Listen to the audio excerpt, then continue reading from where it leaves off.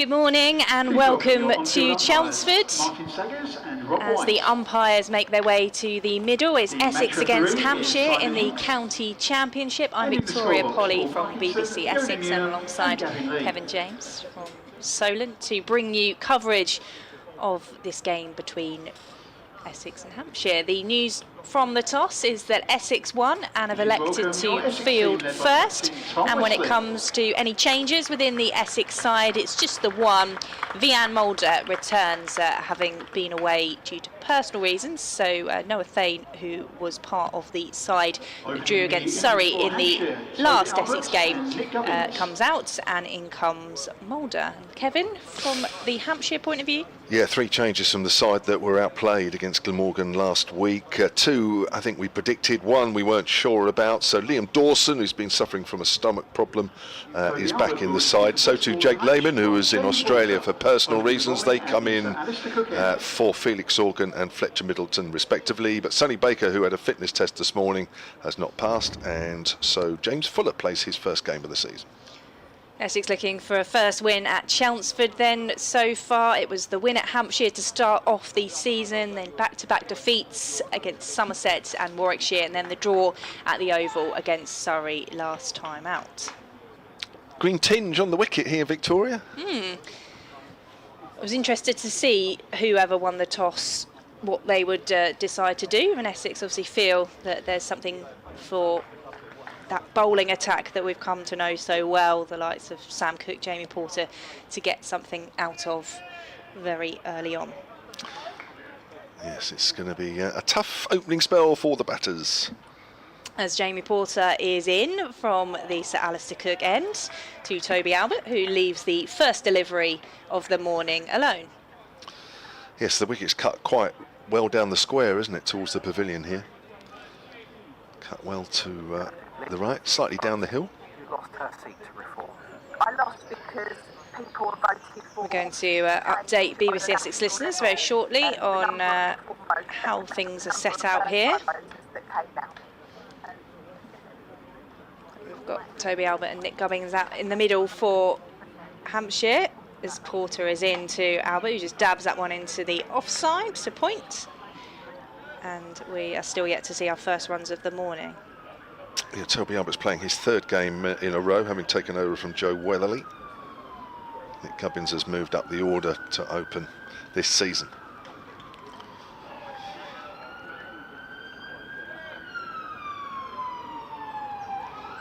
A bit noisy around abouts. It is busy morning in the city of Chelmsford. It's actually nice to see the crowds in as well. Lots of people enjoying the weather and a day's cricket as Porter is in. That one's through to Pepper behind the stumps for no run. Yes, so Toby Albert has hit 121 runs in the 2 games to date, averaging 30. Nick Gubbins, 267, averaging 33. Not many times Hampshire have gone into a game with both openers averaging over 30.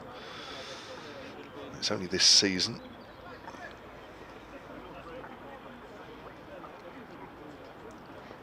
Jamie Porter on his way in past the umpire, and he's wrapped that one high on Albert's pad. Porter's had a good start to the campaign again, isn't he? 13 wickets at 22, supported by Sam Cook, 15 at 21. Yeah, just always so reliable.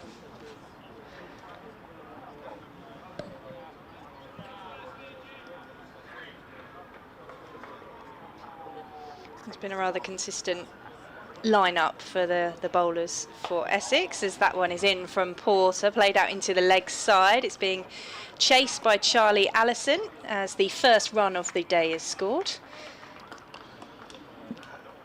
There's polite applause, a slight ripple. It's not a bad little crowd, is it? I know, it's good. Bit of sunshine around as well. Yes, Hampshire coming into this game bottom of Division 1, Essex in 8th. Hampshire 1-1, lost 3. Essex 1-1, drawn 1, lost 2.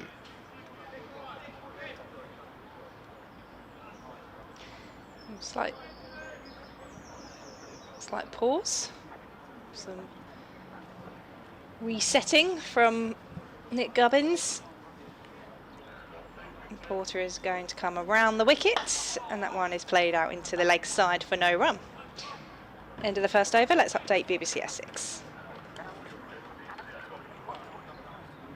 And we're watching in beautiful sunshine. We just had the first over of the day, one from it, Essex bowling, because they won the toss and elected to field first. Looking for a first win of the season here at Chelmsford, just that one win away from home to today's opposition at Hampshire, who's currently sit bottom of the Division 1 table. But one run on the board so far this morning for Hampshire. From the Graham Gooch end, Sam Cook.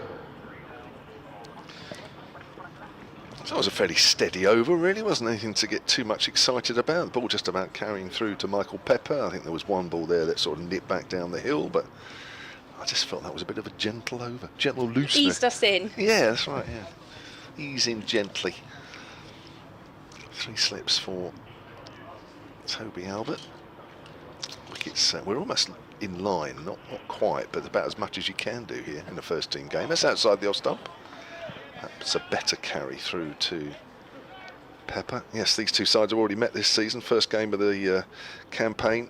A comprehensive win for Essex by an innings and 137 runs down at the Utilita.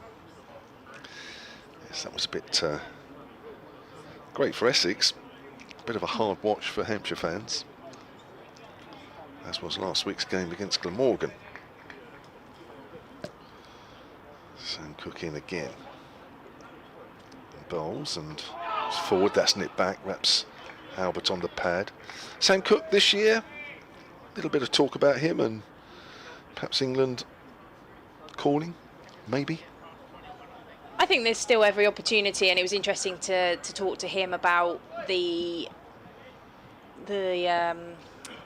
angle that maybe England need to look more at the county circuit and take county performances into their thinking a bit more when it comes to selection. Cook runs away to us and bowls again past the umpire. Lovely drive there from Toby Albert through extra cover. That'll run away, and that will be 4 runs. Nice use of the feet there from Toby Albert. Got himself into a good position. First boundary of the morning. It just zipped off the surface, didn't it, as it went away across the outfield.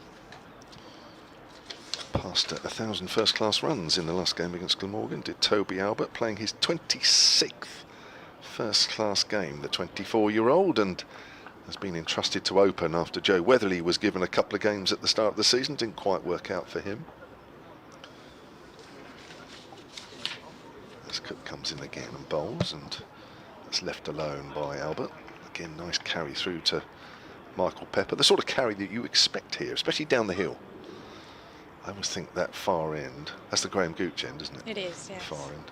It's just covered up by where we've got the sight screen today. You can say ooch end. Ooch end. It's the ooch end. Graham, if you're listening, that's, yeah, that's... Can't quite see the full name. So as to Cook end, this end, isn't it? It is. Yes. Cook again. Forward is Albert, going to take a quick single out into the covers. And Hampshire move on to 6 without loss. We may well be the ook end. I'm not quite sure where the sign is in relation to the sight screen at this end. The ooch and the ook end. Yeah. A little different.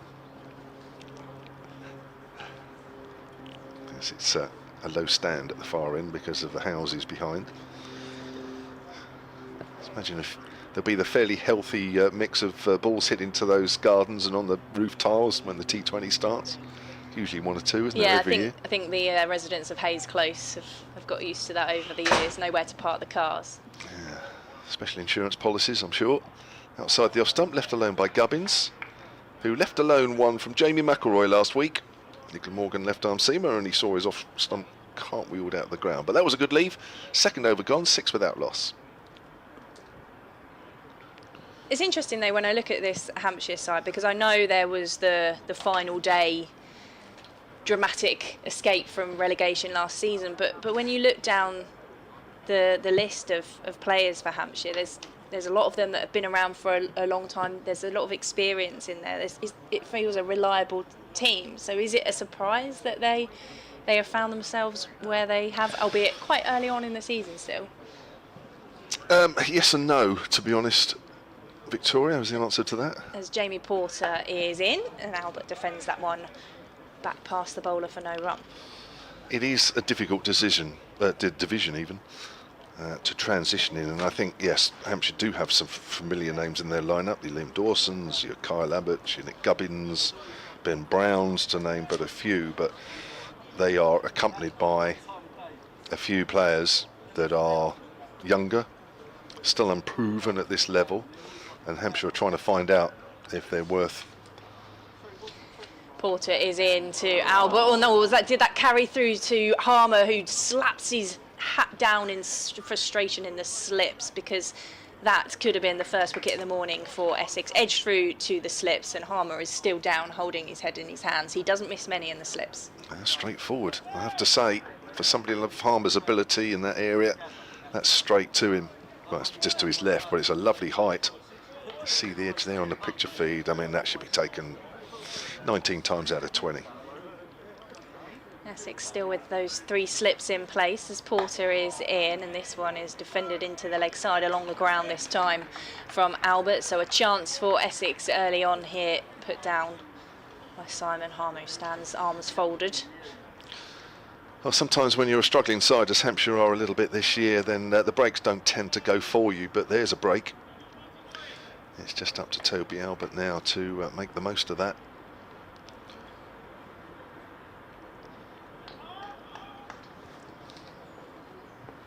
Three-dot ball so far in this Jamie Porter over, as he is in to Albert, who's driving square of the wicket, straight to the fielder for no run.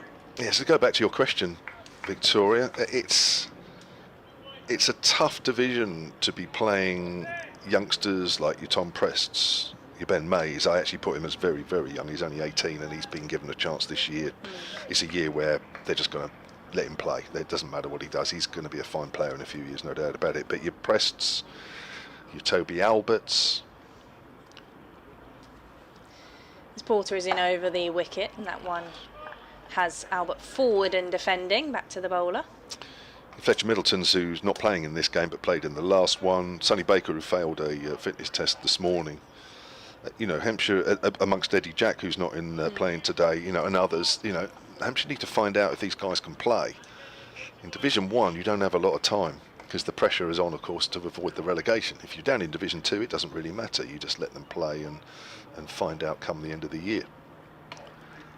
Porter is in, and that one again is defended by Albert. End of the over. No addition to the score. Still 6 without loss, with 3 gone this morning. So it's not easy. You know, if you give these guys 3, 4, 5 games and it doesn't quite work out, then you're halfway through the season and you're struggling. And Hampshire sort of are in that area. So you're doing 2 things: giving these guys a chance, finding out if they can play, but you're also trying to avoid relegation at the same time. Not an easy mix. Whereas in Division 2, of course, you know, as long as you don't finish bottom, nobody wants to finish bottom. But if you finish between 3rd and 7th, you know, who cares really? But you can find out about some players. Here's Sam Cook around the wicket to Gubbins. Oh, he's wrapped on the pad. That looks close. He's forward. Sam Cook's on his knees, literally by the side of Nick Gubbins, pleading. Interesting to see that one again on the picture feed. There's been a bit of bounce from Sam Cook's end. He's still looking, still asking the umpire why, oh why. Yeah, that's for Sam Cook to be that animated. I don't know that I've seen him down on his knees begging quite in that way. Is it going down a fraction?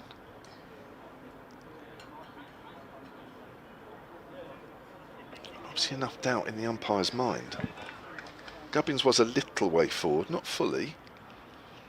As Cook is in again and bowls, and Gubbins gets wrapped on the pad. Certainly worth a shout, absolutely no doubt about that. I think it's one of those from a bowler's point of view that it probably looks from his angle, probably a little bit more out than from the umpire's angle, I don't know. So what about Essex? So you guys started off well against Hampshire, and then it didn't go quite so well after that, did it? Yeah, I think that result almost gave quite a lot of optimism, and maybe a little bit too much optimism. Good bowls. Gubbins is forward comfortably enough. Say it felt close in the game here against Somerset, particularly on that first day. Wickets were falling, but I think from that first innings, Essex would have felt that they could match whatever Somerset's bowlers had managed to do, but Craig Overton was the difference for Somerset, and they went on to win that very comfortably. And you go from having a very comfortable, easy win to start the season to a very heavy defeat within a week. It felt a bit inconsistent. Quick bowls. Gubbins pushes forward into the gap in the covers, and they run through for a quick single, 7 without loss. And then again, the game at Warwickshire, I think if they'd have,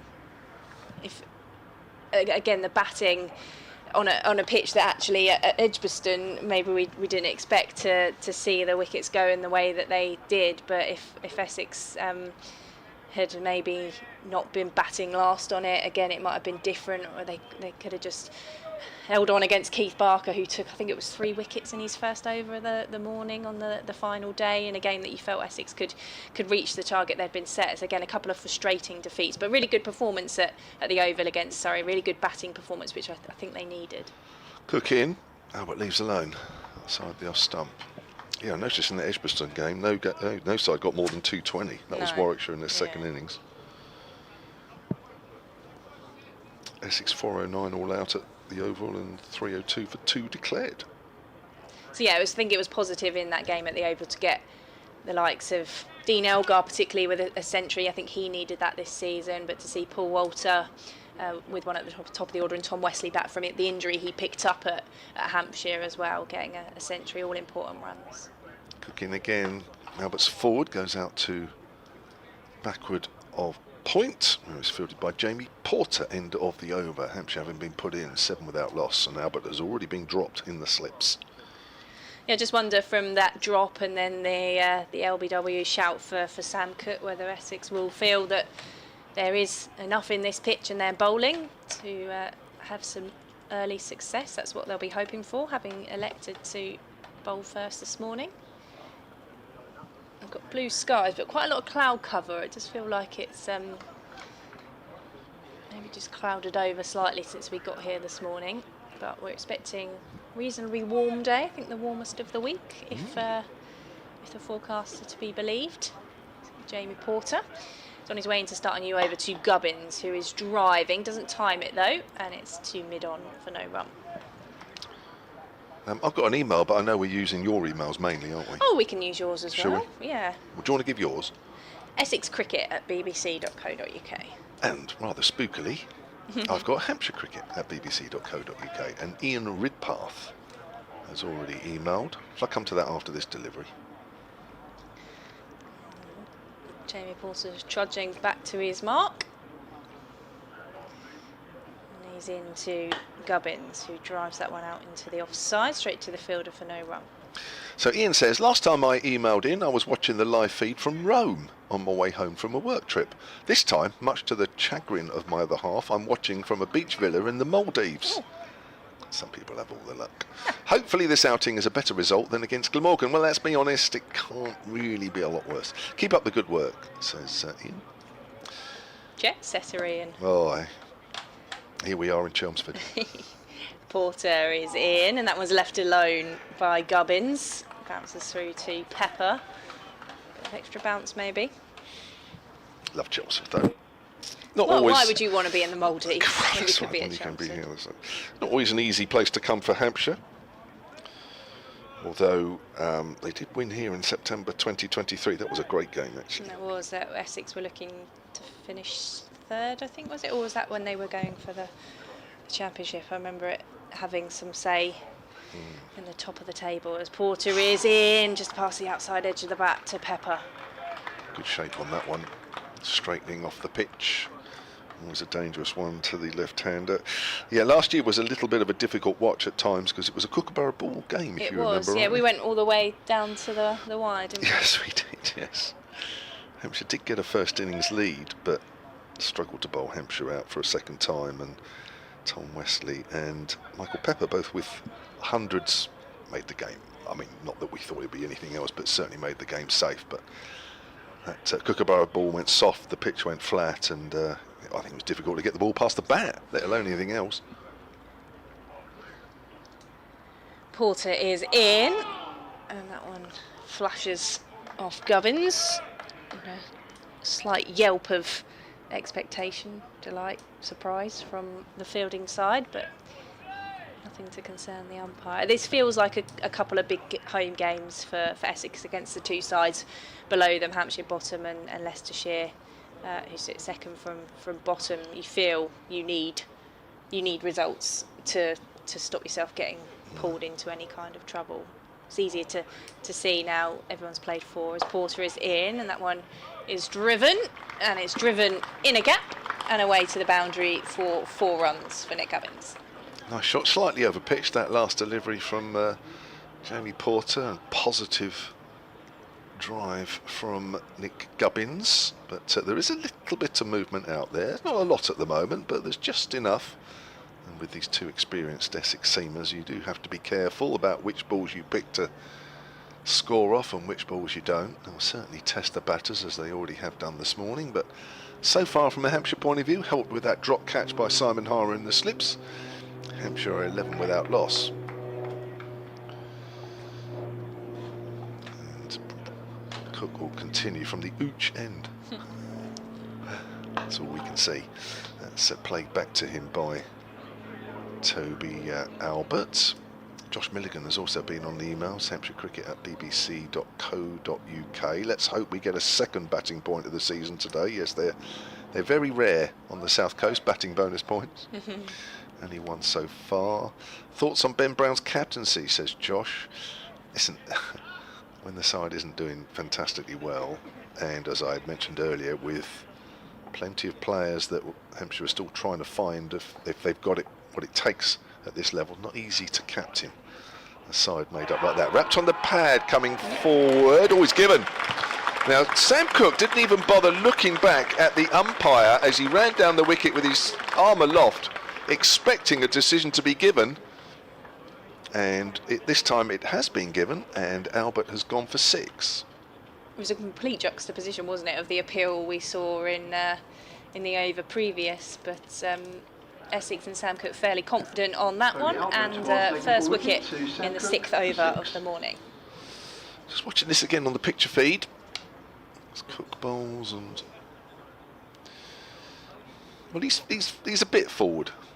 Let's put it this way. Whether it warranted not even bother looking back at the umpire, I'm not sure, but even so. Well, it's interesting with the LBWs here at the moment, because Hampshire The new batter for Hampshire, fell to Tom 6 Prest. LBWs in their first innings against Glamorgan, and I think it may have been just 2, might have been 3 in the second innings. I'd have to double check that, but there was a fair percentage of LBWs against them last week. Just watching this again, Cook bowls, and well, I suppose he's in line, just about in line with off stump, isn't he? Don't think that's going over the top, Victoria, do you? No, yeah, it looked, whether he was just relying on the cheer of the crowd or the celebration from behind the stumps, but yeah, I think didn't have too many complaints about that one. So dropped on 6 and out on 6, Toby Albert, and that brings Tom Prest to the crease, number 3, who's been given the opportunity, batting in this position. Another one of the young brigade, 23 years old, averaging 32 this year, but last year, along with several of the batters, didn't have a particularly good year, averaged 26. So, but he started a little bit more encouragingly this time round. Again, a testing time for him here, as he's off the back foot and off the mark straight away. Just nudges that pass backward a point. That's going to be 4 runs. Yeah, nice confident shot to start off with there from Tom Prest. Start off how he means to go on. So wicket number 16 for Sam Cook this season. Went on his way to picking up another hatful. He didn't play a lot last year, did he? I think he was injured, was he? Yeah, so at the start of the season we had the situation where England had asked for him to be rested, and then he was away with England. He played in that one-off test against Zimbabwe and had involvement elsewhere as well. And then, yeah, a couple of niggly injuries. Just felt like a really frustrating one where he couldn't quite get going. And again to Prest, nips back on him. Hits him high on the pad, just to prove there is a bit of seam movement out there. As we mentioned, there's a bit of a green tinge on this wicket.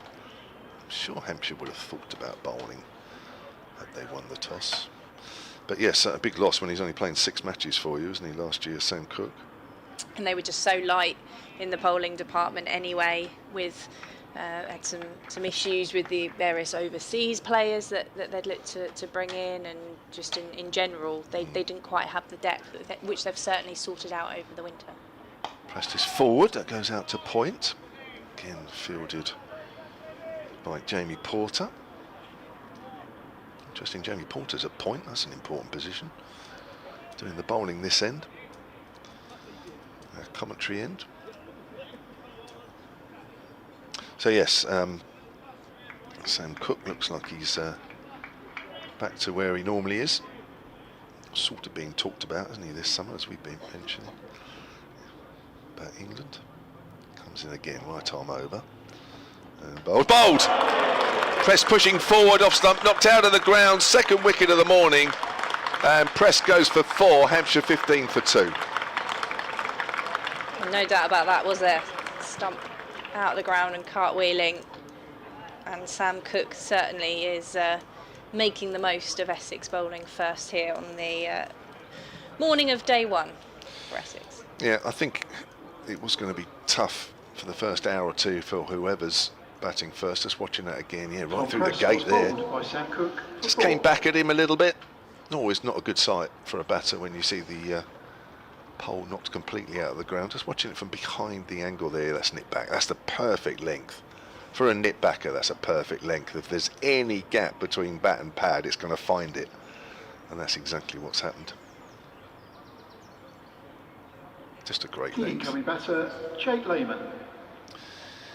Well, Jake Lehman, who's been in Australia for personal reasons, missed the last game. Hampshire missed him. My word, they missed him. He's their top run scorer this season, 337 runs at 56. Certainly strengthened the Hampshire middle order, and it needed strengthening. And let's just hope that the flight down under and the flight back hasn't affected him too much. Now, are you saying Lehman or Lehman? I'm going Lehman. I've already said Lehman. Yes. You said it to me off air. You said Lehman, and then you've been saying Lehman on. So now I thought I'd better clarify. No, you're right. I started off the season saying Lehman, and everybody said no, it's not. It's Lehman. I haven't actually asked him, but everybody said no, it's Lehman. And I find myself dropping in and out. He's at the non-strikers end at the moment as Porter is in. That one's dug out by Gubbins into the offside for no run. He's watched 2 wickets fall. That of Toby Albert and Tom Prest. Lehman. Right. Then you'll go and ask him and he'll say something completely. He will. I probably will.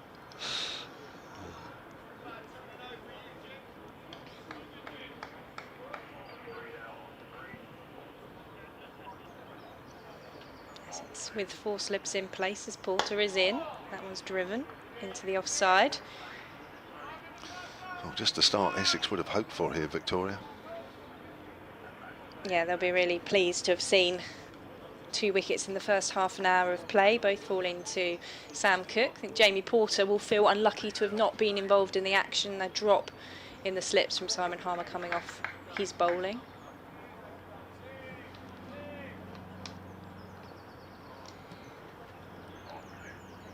Porter is in. Gubbins leaves that one alone, through to Pepper for no run. The big talk around this round of county championships match was about Durham and Ben Stokes. He's already taken a wicket this morning, back involved for Durham in their game. Oh. Did he open the bowling? I don't know if he opened the bowling. Oh, he must have done. Yeah. Must have been a quick change if he didn't. Yeah, yeah. Worcestershire 15 for 1, looks like it. Around the wicket comes Jamie Porter. Gubbins turns that one round the corner into the leg side. They take a single. Actually, they're 2 down now, Worcestershire. But he didn't get the second. Ben Rain got the other. Hampshire 16 for 2.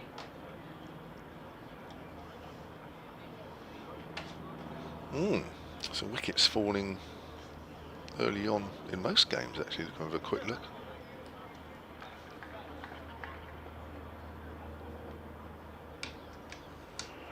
Only Leicestershire haven't lost a wicket against Sussex in the first 25 minutes. Oh, and Gloucestershire, tell a lie. And Derbyshire, but apart from them. Otherwise. Otherwise. We've got the two left-handers at the crease at the moment. Porter into Lehman, who's facing his first ball. And plays that one back down the pitch past the bowler. It's picked up by the Essex captain, Tom Wesley. Still with that strapping on his hand from the injury that he picked up in the first game of the season, becoming that first injury substitute. First of many. Yes, yeah, little did we know at that point.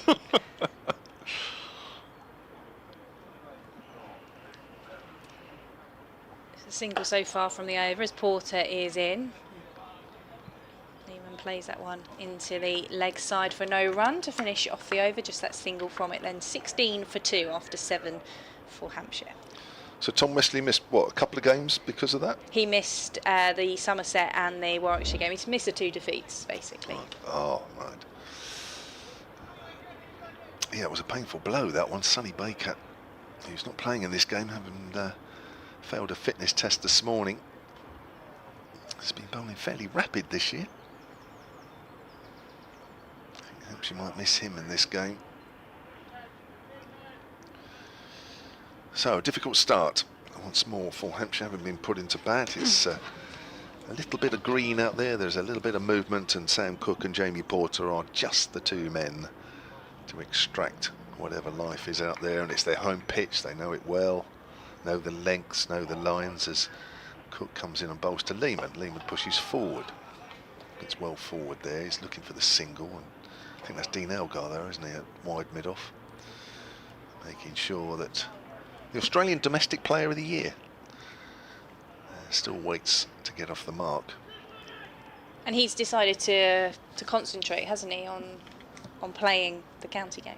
Yeah, he's signed a 2-year deal as effectively a homegrown player. I mean, he's 33 years old now, and he says, look, you know, I've given it a go in Oz, and he's got the opportunity to play some county cricket regularly, which he wants to do. He wants to experience it on a regular basis. Well forward there, nice forward defensive. Played a bit up at Yorkshire before, and another county which I wrote down earlier, and I can't remember which one, but he's played literally a handful of games over here, and just wants to experience a little bit more of the county scene. So yeah, it allows Hampshire to still play 2 overseas players, which is ideal in you know, Hampshire's predicament at the moment. Left-hander. That's fairly open-chested. He just clips that away. That's the line you don't really be bowling at Lehman, because he is quite open and plays very well on the leg side. Got to get the ball around sort of off stump, just fractionally outside to Lehman, and keep it there. So he moves.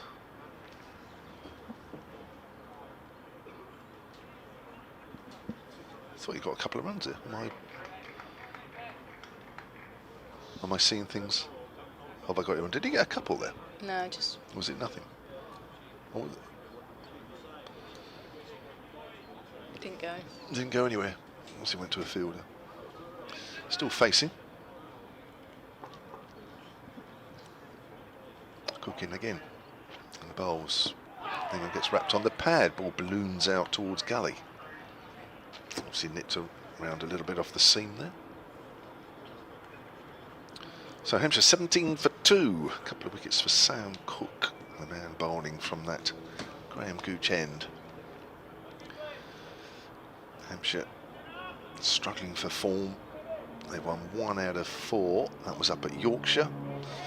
The game against Somerset could have gone either way. They lost by 2 wickets. The game was riding down through till the afternoon of the 4th day, which is just ended up on the wrong side there, as that's pushed out to Elgar at short extra cover. It's a very tense end to that game. It wouldn't have looked so bad actually, Hampshire with 2 wins out of 4, but they have played 3 games at home and lost all 3, which is not ideal. I know you're looking for your first win, but you've only played 1 here so far. A lot of travelling for you guys early season. Yeah, starting the season and ending the season away from home this season, which feels slightly odd. This Cook comes in again and bowls down the leg side, just off the pad. They'll run a single. There was a few shouts of ooh. What's the umpire going to signal? I think that's a leg bye. It is. Good stop from Michael Pepper, though. Certainly say 4 leg byes. We've just got the perfect view, haven't we, to see that movement that Sam Cook's getting and the way in which it's nipping around out there for him. I bet the first team don't play much further down the square than this, do they? It depends what time of the season it is, really. But this feels like it's not often we're not too far away or in line with it. I'm trying to think. We'll see that one game that we've had already, I think would have been around here. Okay. Actually, yeah, thinking about it, there might be another couple of pitches to the right, which and certainly sometimes it's a bit further away to the left, where we have our spectators in front of us here sitting in the stand in front of us. As Shane Snater is going to bowl for the first time today. Actually, you're right. There's nobody in front of us today. What's going on? No, because we are the sight screen, aren't we? Oh, of course.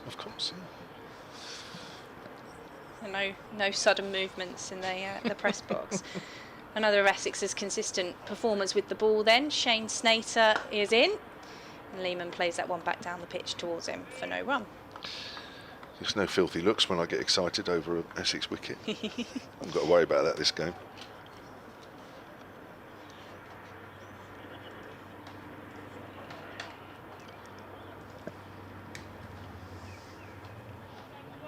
So our stand in front of us is vacant, but away to our right-hand side, the Tom Prest upper stands, looking rather full actually. Lots of people watching on from up there, as that one is slightly down the leg side from Snater, and it's just helped on its way by Lehman. A couple more to the score. Was that just the single in the end, as Hampshire move on to 19 for 2. So I presume that, having come off already, Jamie Porter will bowl the far end when Sam Cook finishes his first spell. Does that usually happen? Yeah, they occasionally swap rounds, trying to see where he's gone in the field. As Snater is in, that one is edged, hadn't quite carried to slip, it just bounced in front of Simon Harmer, who was diving down to it, despite Matt Critchley getting a bit excited away to his left-hand side. That was a worrying moment initially. It kept a little low, that one, actually. Yeah. That's why it didn't carry.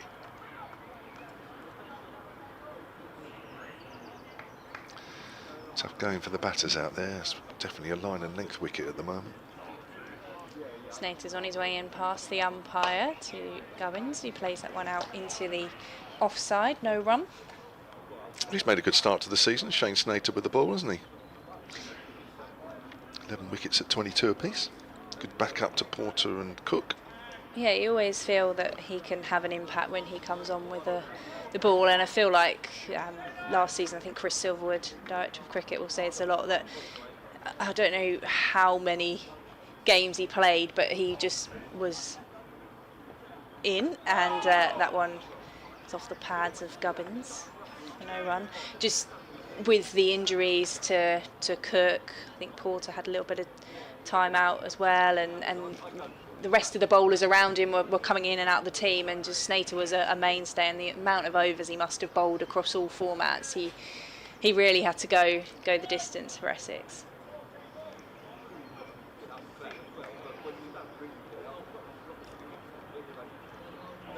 So a single so far from this over as Snater is in. That one's defended into the leg side by Gubbins. It's the end of the over. The 9th over so far today here at Chelmsford, and Hampshire 19 for 2. Yeah, 27 wickets at 35 last season for Snater. I mentioned 11 wickets at 22, so a really good start for him. And he takes his wickets career-wise at 25. Which is not bad at all.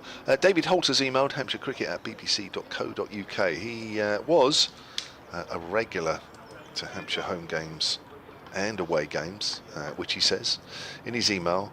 For the last 15 years, my claim was that I did not miss a Hampshire game home and away. Sadly, I can no longer get to either the Utilita or away games as Sam Cook comes in and bowls to Lehmann. Lehmann's off the back foot, well stopped by Dean Elgar at wide mid-off. So I'm dependent on the streaming and your commentary.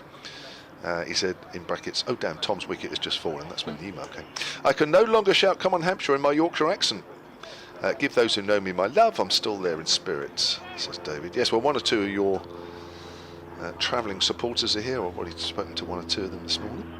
I was going to ask if you had spotted them in the crowd, if there's a contingent of them in a particular place. Yeah, I'm not sure how many of them are. I only saw one of them, but he won't be here on his own, that's for sure. Let's Cook bowls. Lovely drive, Jake Lehmann, past the bowler, and that's going for 4. All along the ground. Lovely straight flow of the bat.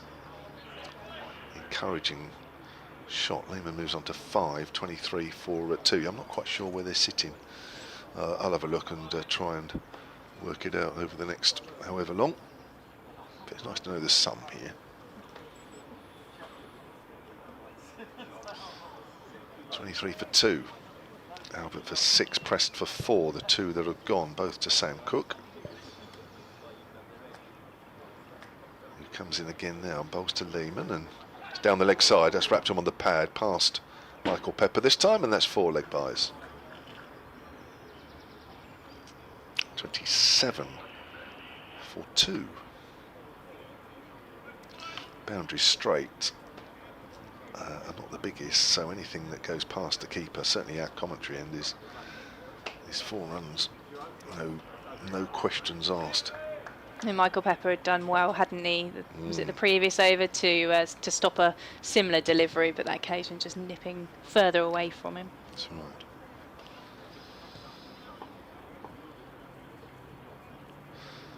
Here's Cook again to Lehmann. Lehmann edges into the gap between third slip and gully. Not sure it would have carried had there been a man plugging that gap, because he didn't go at it with his hands too hard, but nevertheless it's induced a minor false shot, but Lehmann will get another boundary. Yeah, again, just felt like it kept quite low.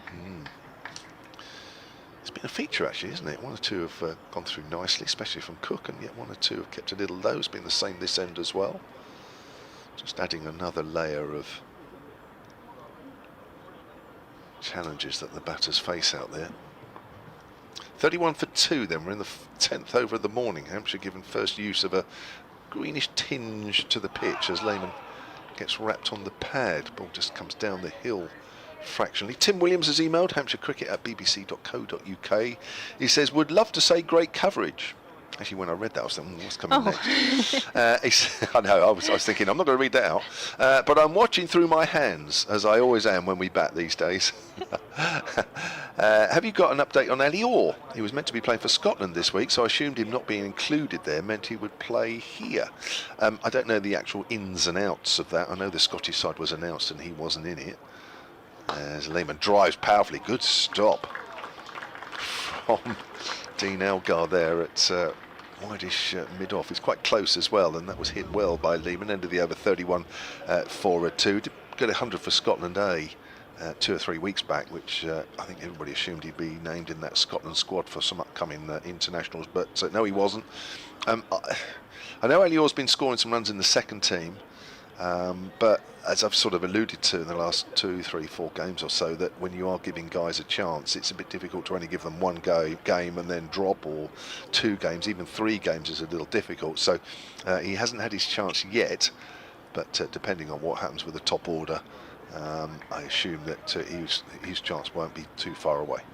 Yeah, I think saw a bit of him in the One Day Cup last season, particularly when Essex came to Hampshire. Saw him opening, and it's hard, isn't it? Because when a team isn't doing well and isn't winning games, players who are out of the side, their stock always rises as well, doesn't it? As Snater is in past the outside edge through to Pepper, that looked a good delivery from Shane Snater to start the 11th over.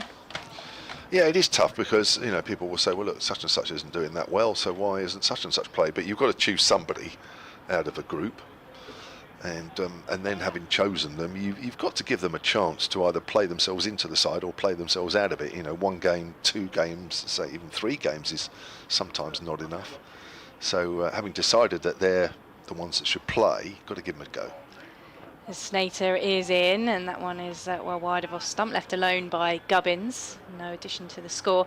I think that was the case for Essex last season. Charlie Allison given his first opportunity in first-class cricket, and originally that was opening the batting at the top of the order while Dean Elgar was absent, and it didn't go that well for him. And the turning point really was I think it was about the 4th game in at the Oval. He dropped back to a more natural position at number 4, but they could have easily dropped him at that point. As Snater is in, and Gubbins dabs and runs, comes through for a quick single. There's a shot at the stumps from that man I was just mentioning, Allison. So Gubbins moves on to 8, Hampshire for 32 for 2. And so I think before that Surrey game, it was, well, now Elgar's back, does Allison drop out entirely? They bring a bit more experience into the middle order, or do they drop him down to a more natural position? He dropped down to number 4 and got his first 100, and from there was such an impressive player for Essex across the rest of the season. And you need to give young players like that a bit of time, don't you? And give them a chance. A Snater is in. That one's worked into the leg side by Lehman. Well, he's been terrific for you, isn't he? I mean, 21 years old, and he's already got a superb record. I mean, everybody would love to find a youngster like that. Just a couple of times this season, he probably would feel that he could have gone on to make a half century. He's been out in the 40s a couple of times, and so if he could have gone on to got more runs, you might look at results and scores in innings and feel whether, had he managed to stay around, it could have been different for Essex. The Snater is in, and he wraps Gubbins on the pad. Yes, he's a terrific find, isn't he? You guys must be very excited as to what he might achieve over the next few seasons. Averages 41 this year, 38 last year, 39 in his career, and he's only played 16 first-class matches. Terrific start. It's quite the character as well, is he? Charlie Allison. Bubbly? Yes, unpredictable as well, in my experience. The Snater is coming around the wicket to Gubbins. That's edge to slip and gone, kept low again. And this time Nick Gubbins will have to go for 8. Hampshire lose a 3rd wicket in the 11th over of the morning, 33 for 3. Well, that's a good ball, and I don't think Gubbins has done anything wrong there. He's actually tried to play it with soft hands. He's kept the face of the bat pointing down towards the wicket, and that is a super catch in the slips, because that was low all the way. Just watching this again, Gubbins, and what a catch that is. Matt Critchley. Diving forward, low, just got the fingers and the hand Gubbins underneath. was caught by Matt Critchley off If you the just ball, watch there, and Gubbins has to Snater play it. And it's just one of those that you just have to accept. Well, that's a great catch. I've played forward, I've kept the bat and pad close together, I haven't pushed at it. And Snater just found a modicum of movement off the seam as it just straightened on Gubbins. Wow. Well, when things aren't going well for you, they don't go well for you, and Hampshire would have perhaps hoped not to have batted first on a wicket that's giving a little bit of help to the bowlers. But again, it's finding the right length. And I think Snater's pace for this wicket, certainly this morning, certainly in this first hour, maybe a bit longer, is exactly the right length to be bowling. Now Ben Mays, talking of young players, is one of those, isn't he? Well, he is 18 years of age, and I've mentioned this several times, but many will know that follow the game that his innings of, it was about 190 odd for England under 19 during the winter, in the World Cup game against Scotland, is the highest ever by an England youth player. Now, you don't score and don't create that piece of history unless you can play. When you think of all the England youth players there's been over the years, he is a very exciting talent. Yes, he perhaps, is playing ahead of others that perhaps you think, well, they might have deserved their chance. Ali Orr, we've just been mentioning. But I think with Ben Mays, I think because he shows so much promise, you just chuck him in and you say, have the season, don't care what you do. his Cook bowls. Forward is Lehman, goes out towards Elgar, and he got a lovely half-century last week, and that's otherwise not a great performance all round from Hampshire, which shows promise. And yeah, we just let him play. I say we, I've got nothing to do with it,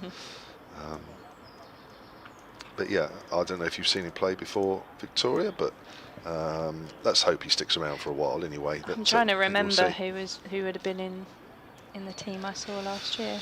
He played the 50 over games last year and impressed in those. That was his first taste of first team cricket, and then got put straight into the quarter-final of the T20 for his first game in T20. That's played out on the onside by Lehman. So yes, we're all excited about him, but as I say, it's just don't expect too much from him this season. It's not an easy game at the best of times. As an 18-year-old, then can be a bit overpowering, but he certainly didn't look it last week. You've got to find space, haven't you, and opportunities for young players, otherwise they're never going to be able to make that step up to first team cricket. Exactly. Nicely played by Lehman out into the covers. Will pick up a single. He moves on to 11. Hampshire on to 34 for 3. Albert for 6. Prest for 4. Gubbins for 8. The 3 men that have been and gone. But yeah, you're right. But as I was saying, you know, when you think, you know, he was ahead of Toby Albert at the start of the season, and Ali Orr and such like. But yeah, he just, out of everybody, he shows the most promise, even though he's a few years younger than the ones I've just mentioned. So here's Sam Cook then to Ben Mays. Pushes forward off the outside half of the bat as it goes out to backward a point. Jamie Porter, the fielder. So this is going to be a test for him. I don't think it would be a total surprise if he gets an unplayable ball. We've seen 1 or 2 of those this morning. Close to unplayable anyway. Still a bit of movement out there, and this ball is still new and hard, only into the 12th over, and no better exponents of a new ball than Cook and Porter and Snater, not too far behind. He's Cook again, playing and missing outside the off stump. As I say, this won't be a surprise.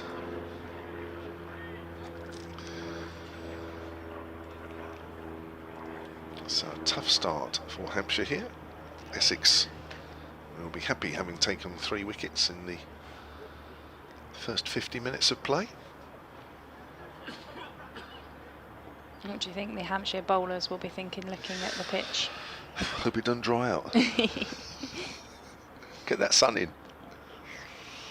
Here's Cook. Bowls. Mays is forward. Ball goes up towards mid-off, and that's the end of the over. 2 for 20 for Sam Cook from his 6 overs. Yes, I think that's that's the thing, isn't it, as well, when you've seen, well, I mean, obviously we've still got half the innings at least, probably more to come. And the whole idea really is to try and bat as long as you can, so that when the sun does shine, and it's sort of hazy cloud above us a little bit, so it's not at its strongest, but there is a bit there. You just hope that the pitch doesn't dry out too much, because then when you come at the bowl, it doesn't do half as much. Yeah, I just feel like there is a slight breeze around. We've got the 2 flags away to our right hand side, either side of the pavilion, and they are moving slightly. You can also, if we look directly opposite us at the Graham Gooch end, where the trees are around Hayes Close, not too much movement around as Shane Snater runs away from us and is into Lehman, who plays that one just backward of square, jogs through for a single. 35 for 3, he's moved on to 12. He was just starting to build something with Gubbins before his wicket fell to this man, Shane Snater for Essex. 2 other wickets coming for Sam Cook.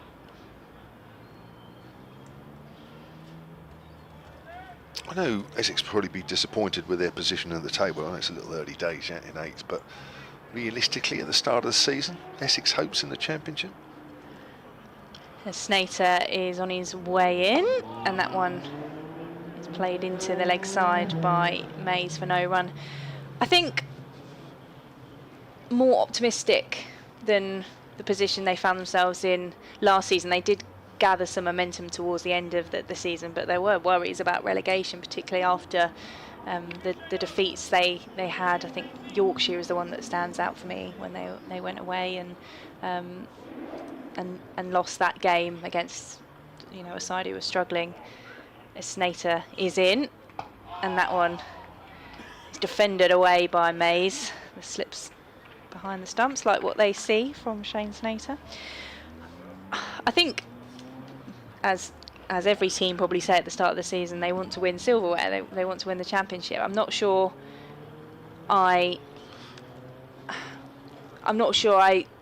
necessarily saw that, and I don't see that from what we've seen so far.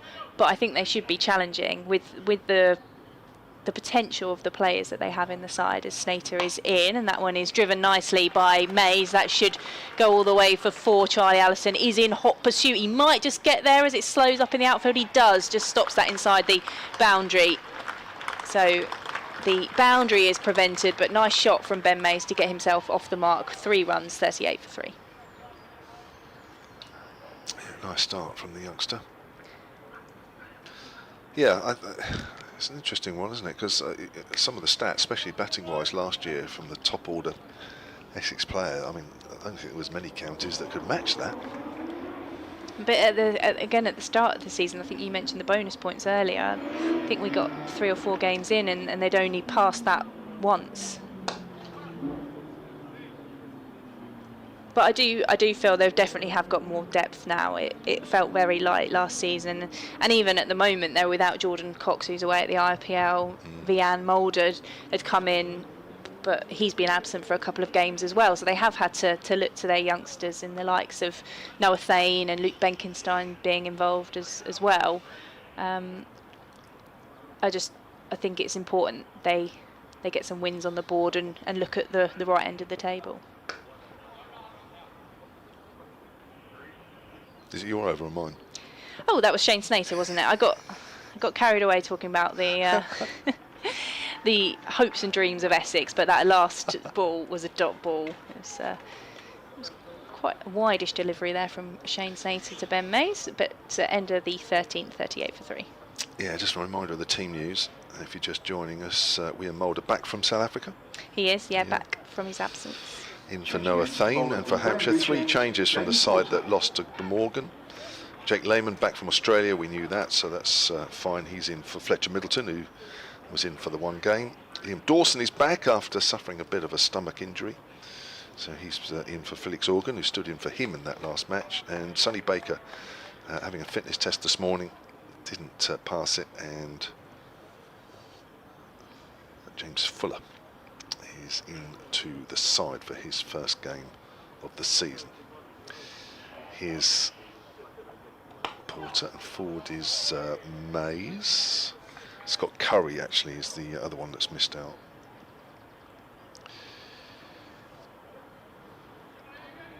Scott Curry would have played. So James Fuller was always playing, but Scott Curry was sort of muted. But so he's out of the last game as well. Here's Jamie Porter, switched ends to the Graham Gooch end now. Right arm over and bowls, and Mays, beautiful shot wide and mid on. Over pitch from Porter. Mays just leant onto that one, struck that nicely, and he moves on to 7. Certainly some confident shots so far. Well, isn't it? Lovely. It's the secret, isn't it, really? If the ball is slightly off line or length, then to make the most of it, because there's a bit of movement out there for the seam bowlers at the moment, and they put plenty of balls in the right place, hence why Hampshire have lost 3 wickets, and Toby Abbott had already been dropped.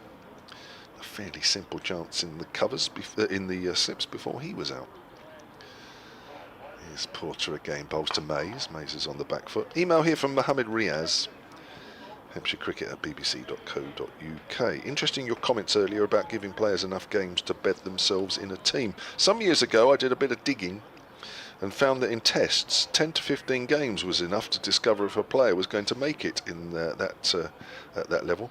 The best examples being Hashim Amla, Jacques Callis and Steve Waugh, who all struggled in their early tests. Just imagine if they'd been dropped after 5 or 6. Very true. I think Mike Gatting was one that was given an awful lot of games. There's a lovely drive through the vacant mid-off area. 4 more runs to Ben Mays. Well, he's already played a couple of glorious shots, Ben Mays. He's played 3 actually, one didn't go to the boundary. And he moves on to 11. 46 for 3. Just gives the bowlers a little bit to think about, because if they overpitch a little too much, Ben Mays has already put Jamie Porter away twice in this over. Yeah, he's not phased by the task ahead of him and Hampshire, is he? Doesn't look like 18 years old out there, does he, Victoria? I hope I haven't spoken too soon.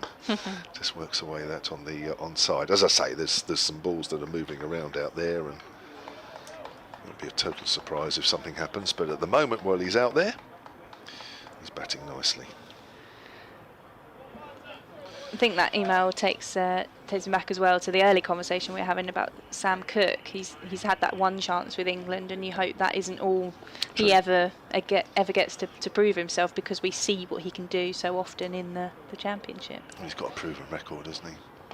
Oh, there's an inside edge onto the pad. Ball balloons out square on the leg side. I know Jamie Porter got close, didn't he, a little while ago, and you know, I mean, nearly 600 wickets at 23, Jamie Porter. Sam Cook, nearly 350 wickets at 20. I mean, you can understand that they would be there or thereabouts. I know a lot of people feel that it would be a shame for Cook to only have played that one game against Zimbabwe.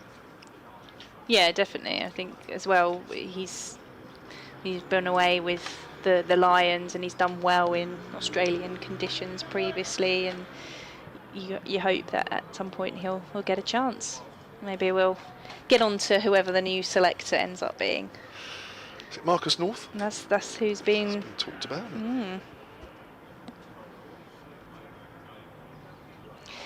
Shane Snater to begin a new over from the Alistair Cook end, and that one is just through to Pepper. Can't have been too far away from Jake Lehman. Good delivery, isn't it? Just pitched and straightened. And it's a great length because it brings the batters forward.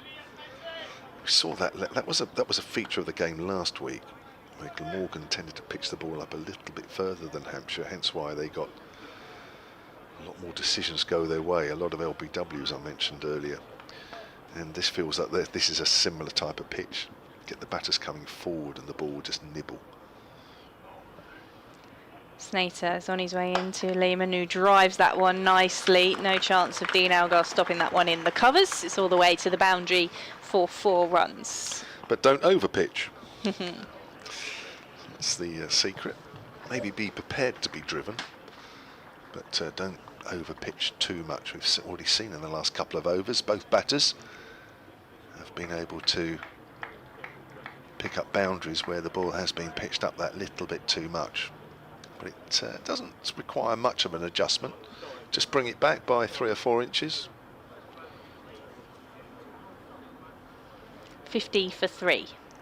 Snater is in, and that is over the top of slips, and that will bounce away to the boundary for another 4. Not in as much control and not as aesthetically pleasing on that occasion from Jake Lehman, but gets to the boundary either way. 54 for 3. He moves on to 20. You know what, Victoria? I'm not so sure that's a drop. There were some hands up in the air. I haven't seen it again. Yeah, I'd like to see that again. I think that's catchable.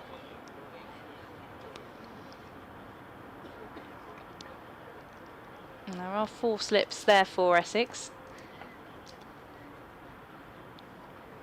Snater is coming into Lehman. He edges that one out into the offside. It bounces along to the point where Jamie Porter collects for no run. It can be a little difficult when the ball's high, because slips are always thinking of making sure they stay low, so that when the ball comes to them and it's around the foot area and it's going to bounce in front of them, a bit like we saw Matt Critchley take Nick Gubbins diving forward, took a really good catch.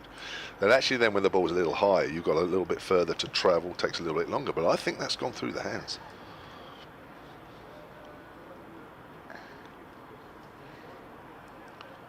Snater is around the wicket.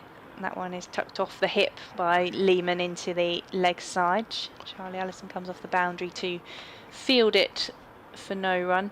I think as well, third slip is, I think it's Vian Mulder, isn't it? Who's the shortest of of them in the slips, and I'm guessing, without having seen it again, it would have been in the vicinity of him.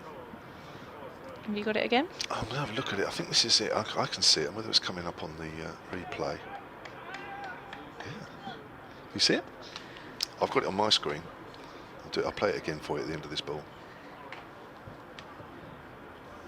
Snater's coming into the right-handed maze, who's up on the toes and defending, pushes towards mid-on for no run. End of the over. A couple of boundaries off it for Jake Lehman. 55 for 3. We're going to see this again. Victoria's going to get a value of this. Where are we? That one. Oh, here's the replay. It's coming up on the screen now if you're watching. Yeah. Oh, just over the hands. That is Vianne Mulder, isn't it? Third slip. Yeah. Well, not too far away. No.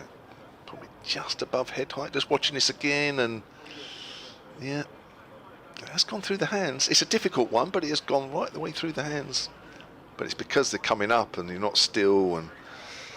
But I think we've seen those taken. Probably the most difficult of the ones that have gone to the slips today. Nevertheless, it's a chance. It's Porter again round the wicket to Lehman. Lehman pushes that to mid-wicket, and there is no run. So 55 for 3. Plenty happening this morning. It hasn't been a quiet morning by any stretch of the imagination. No. I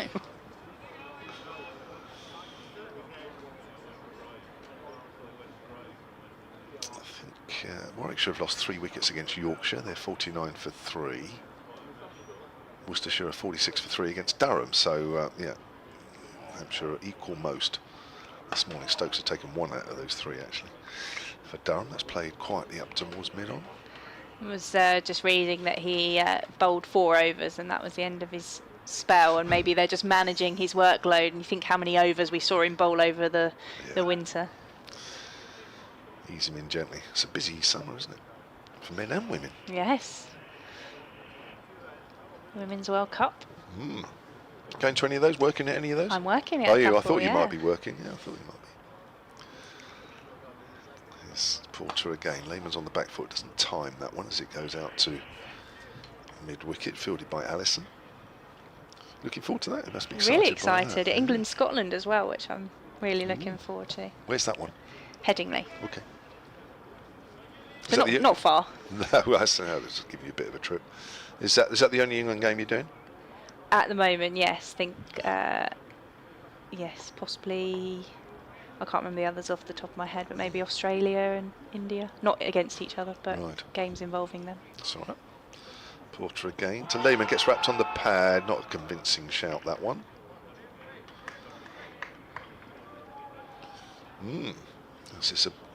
So the first women's internationals are this weekend, aren't they? This Sunday against New Zealand. Be interesting, because there's been a lot of talk about how much cricket they've been playing. I know a few of them have been back and been playing the 50 overs, but the first couple of rounds they were absent, weren't they? Yeah, they were, yeah. Then they went on that boot camp, army camp, or whatever it was. That's played to mid-wicket by Lehman. And then some of them played last weekend. Some of them played during the week, and some of them didn't. And now New Zealand to look forward to. I think Durham's the first one on Sunday. And then not far behind. Been a good couple of weeks for the Essex women. They've won 3 in a row now. Yeah, you guys have come back strongly. Yeah, it's been really good to see. Yeah. Porter again to Lehman. Lehman plays forward to a good length ball, and that's the end of the over. Porter is 6 overs, none for 14. Hampshire 55 for 3. Yes, good comeback from you guys. So where are you sitting in the table now? Ooh. Sorry, ups. Must be pushing up. Yeah, we're second from bottom, I think, before that win. I'll get it up on the screen so I don't do anyone a disservice and say the wrong position. 6th. So yeah, really moving up. Who's below you? Lancashire, who Essex beat here at Chelmsford on Wednesday, Warwickshire and Durham. I'm surprised at Warwickshire. had them down for being one of the better sides, men and women actually. Yeah, Warwickshire and Durham, both teams that have beaten Essex so far this season. Snater for Essex is coming in to Mays, who defends that one. Just dribbles into the leg side for no run. So who's in the runs for Essex women? Scrivens? Yeah, Grucock? Grucock. Yeah. Jodie Grucock's looked really impressive with the bat, and she's got a call up to be part of the England ODI squad, which is really exciting. And sort of the philosophy of this Essex side is bringing on that young talent and harnessing that. So it's good to see from that point of view, as Snater is in shorter delivery, which just squirts out into the offside for no run. I always thought Flo Miller was a good batter for you guys. Yes, and I think that actually when you look at the depth in the batting lineup for Essex women this season, considering you've got Flo Miller and Amara Carr batting quite low down, you definitely feel that there's depth in there. As Snater turns on his mark. 2 dot balls so far. He's into Mays, who's up on the toes and plays it back to the bowler for no run. See, was it Maya Boucher scored 140 in the run chase against Somerset. Batted beautifully. Well, we all know how she bats, but she did it for rather longer this time, which is something that's not always happened with her, really. And yeah, I spoke to her after the game on Wednesday, and obviously delighted with getting a big one, her biggest ever score in professional cricket. Snater into Mays, up on the toes, driving through the offside, chased by Allison. They'll come back for 2, as that one's stopped in the outfield. But yeah, obviously part of that Ashes side a couple of winters ago that just didn't really perform, and she averaged 6, I think, in that series, and she lost her place, and I think she only played about 2 internationals since then. But just the way she played, and I think, you know, the one slight doubt about her was that when she makes everything look so easy, which is ridiculously easy, and there are not many players around that do that. Snater into Mays, who's defending. But I think the one slight negative you could say about her play, and there's not many, is that really she should score a lot more runs than she does, and she should have a hatful of hundreds under her belt. She's got 2 international hundreds, and that's her first domestic one. But when a player plays as well as she does, she should be getting a lot more big scores, and I think she kind of realises that now, speaking to her after the game. Snater coming into Mays. That one's played out into the leg side, diving mid-wicket, stops it, and that's the end of the over. 2 runs from it, 57 for 3 from the 17 overs that we've had so far on day 1 between Essex and Hampshire. So yes, a real positive, and of course she's been called up as cover for that New Zealand series, so no guarantee that she'll play at all. She's not in the World Cup squad, and asked her about that, and obviously she's disappointed. But yeah, I think she realises that you know, big scores like that really are going to make it difficult for her not to be selected in, you know, games a little further down the line. So yeah, great news, and yeah, good news from an Essex point of view as well. One or two in the crowd are starting to voice their opinions already. Yeah. Or is it out in the middle? I can't quite work out yet. So 57 for 3, Hampshire putting the bat. 17 overs gone here at Chelmsford. As Porter comes in from the far end, Lehman gets one that bounces a bit, plays it into the ground. The ball bounces away on the offside. Mays has 13, Lehman 21. I wonder if we might see Vianne Mulder with the ball at some point. Just going through a couple of warm-up exercises from his position and slips. Backup bowler, isn't it? When you've got a second change bowler of the standard of Vianne Mulder, keeps the pressure up. Which is exactly what Essex want here. Just keep bowlers to run in and just hit that length. Porter again bowls. Lehman on the back foot, steers that out towards mid-wicket. Just feel like Lehman and Mays are just dealing with this pressure well from the Essex bowlers at the moment, and I think just maybe getting a bit more comfortable in the middle. Essex need to find a way to not allow them to build that partnership. Yes, I don't know, at the moment it feels as though things have calmed down a fraction, but I don't know, you just feel like there's a ball not far away here as Lehman pushes forward to Jamie Porter, who's wicketless so far in his 6 and a bit overs, although he did have Toby Albert dropped in the slips in the 3rd over of the morning. 4 slips for Porter. All quite close together there. You can see 3 of them in the picture if you're watching us via that medium.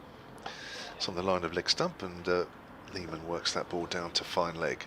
58 for 3, Lehman on to 22, again showing the value of his experience and just coming in at 4, just trying to settle things down a little bit from a Hampshire point of view, because there would have been a few people biting their nails again with those 3 wickets that fell in the first 46 minutes or so.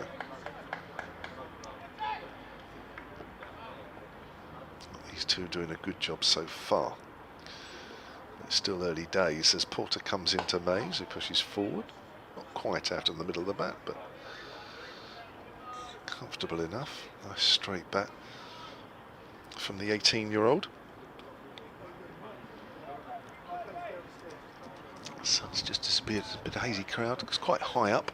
I don't think all 4. I think all 4 days we're fine, aren't we? Yeah, it looked to be. Yeah, I think we're right. It's changed quite a lot. For the start of the week, it looked like we might have some rain tomorrow, and maybe a little bit Sunday, but it looks to have improved. That's good news. Porter's in. That's nicely played to mid-wicket, but finds the fielder. That's the end of Porter's over. He just stands there with both hands on his hips, probably disappointed he hasn't picked up a wicket as yet. Steve Clark has emailed hampshirecricket@bbc.co.uk. He says it's just stopped raining. He's around the Fareham area, which is between Portsmouth and Southampton, if you're not quite sure where that is. It looks like it didn't dampen anywhere else from the radar. No chance of it appearing in Chelmsford. That's right, we've just been saying. I'm on the live picture feed, but there seems to be a lot more ads. Oh well. He said he missed the action just as Nick Gubbins' wicket was being replayed. Great to see Lehman back, and Ben Mays is looking like an experienced test batter. Don't speak too early, Steve. He says, I'm leaving my wife Cherry to watch the pictures while I go to Bishop's Waltham. Hope my phone will pick up the commentary in the countryside. Well, it's a bit out in the sticks, Bishop's Waltham. I'm sure it'll be fine. VM Mulder coming into the attack then for Essex, back after a couple of games away. He's bowling from the Sir Alistair Cook end.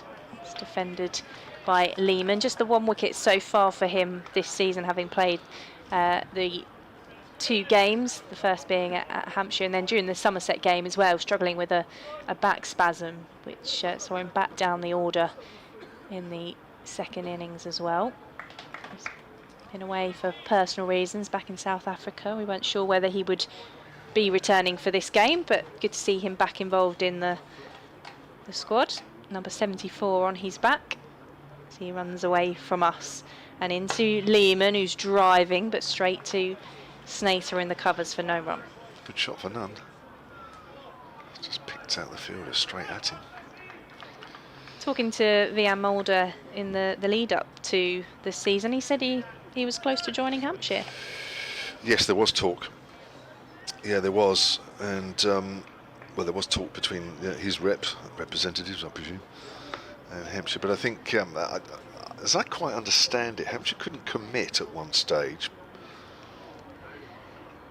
Mulder is on his way in, and that one is down the leg side, tumbling to make sure it's stopped. Is Michael Pepper behind the stumps? Because initially they had Michael Nisa, and then of course Kyle Abbott is the other overseas, but then there wasn't, they weren't sure about Nisa in the end, and Nisa was stopped from coming. But I think in the meantime, as I understand it, Simon Harmer had a word with him. Yes, I think the South African contingent within the Essex side probably do have some sway. There's a few of them around, isn't there? There's quite a lot of South African links, actually. As Mulder is in. Shorter delivery off the pad. It's stopped in the slips anyway, but wasn't too much of an appeal from the field.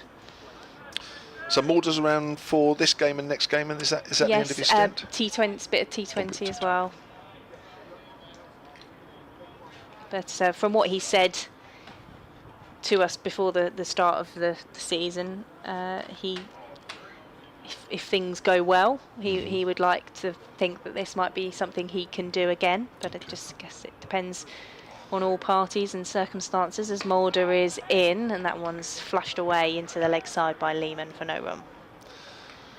Yeah, that's the thing, isn't it, really? You know, situations and pictures change over a period of time. There's so much cricket played now that what looks like to be a certain situation at the end of the season, say October, suddenly just changes by Christmas, and again changes in the couple of months after that. So it's very difficult to plan too far in advance, isn't it, both for player and club? Yes, yeah, and I think he was an eye-catching signing, but I think we just good sign. Yet to see the best of him as he is in, and that's use of the feet from Lehman out into the leg side. Charlie Allison backward a square doing the fielding, just a single to finish the over, the only one to come from it, 59 for 3. And I think probably that's maybe unfair to say when we've only seen him for 2 games. It's been a bit of a disrupted time for him with Essex, but certainly if he can produce the kind of performances that have led to him being talked about in the way that he is, and the performances that he had when he came over as part of the County Championship before, even though that was Division 2, it definitely has potential.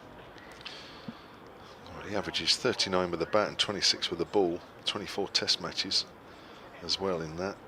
And of course he got that huge, didn't he, 360 when he declared on himself, didn't he, in that test match last summer against Zimbabwe. Yes. Yeah, I mean, I must admit that you're right about eye-catching. I think a lot of people saw that and thought, oh, Mulder's going to Essex, that's a good sign.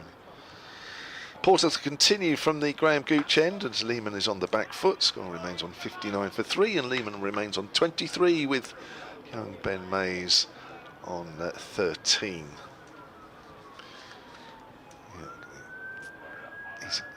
But Mulder, I mean, absolutely ideal, isn't he, for county cricket? Mulder can bat, can bowl, just gives you absolutely everything, really.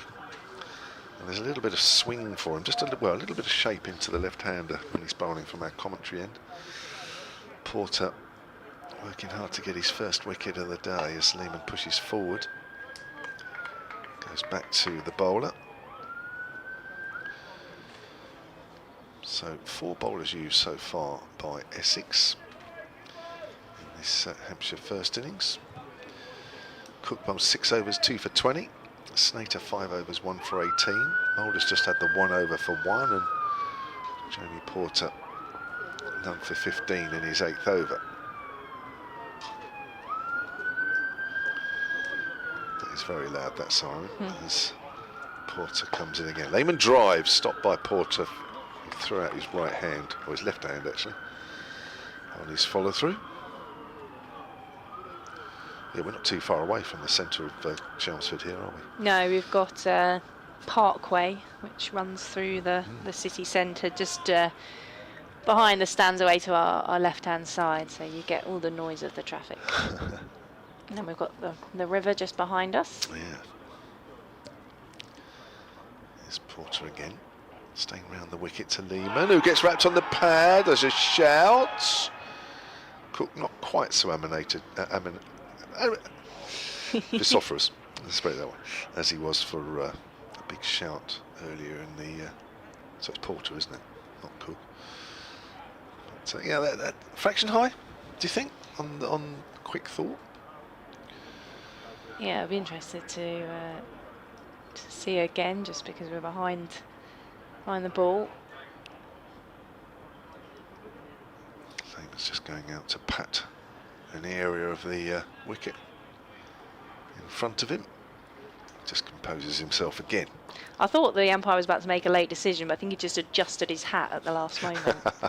Yeah, you don't want to see the umpire flinch at all, do you, when No. you're batting? You don't want to see him make a move. Lehman's on the back foot there of the probing delivery from Porter. That's certainly close. Shout the ball before. The closest we've seen in a while for Essex, and particularly for Jamie Porter, who, like you said, has bowled well and just hasn't had the reward of a wicket so far. That's right. So far being the operative phrase, because he is a prolific wicket taker. 32 years of age now, Jamie Porter, as he comes in again and bowls, and Lehman plays that out towards mid-wicket, and that's the end of the over. Another good over from Porter. That's a maiden.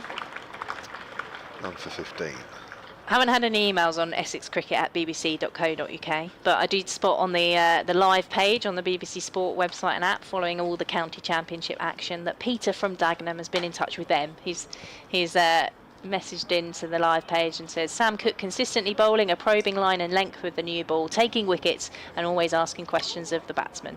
All that means he must be overlooked again for England consideration.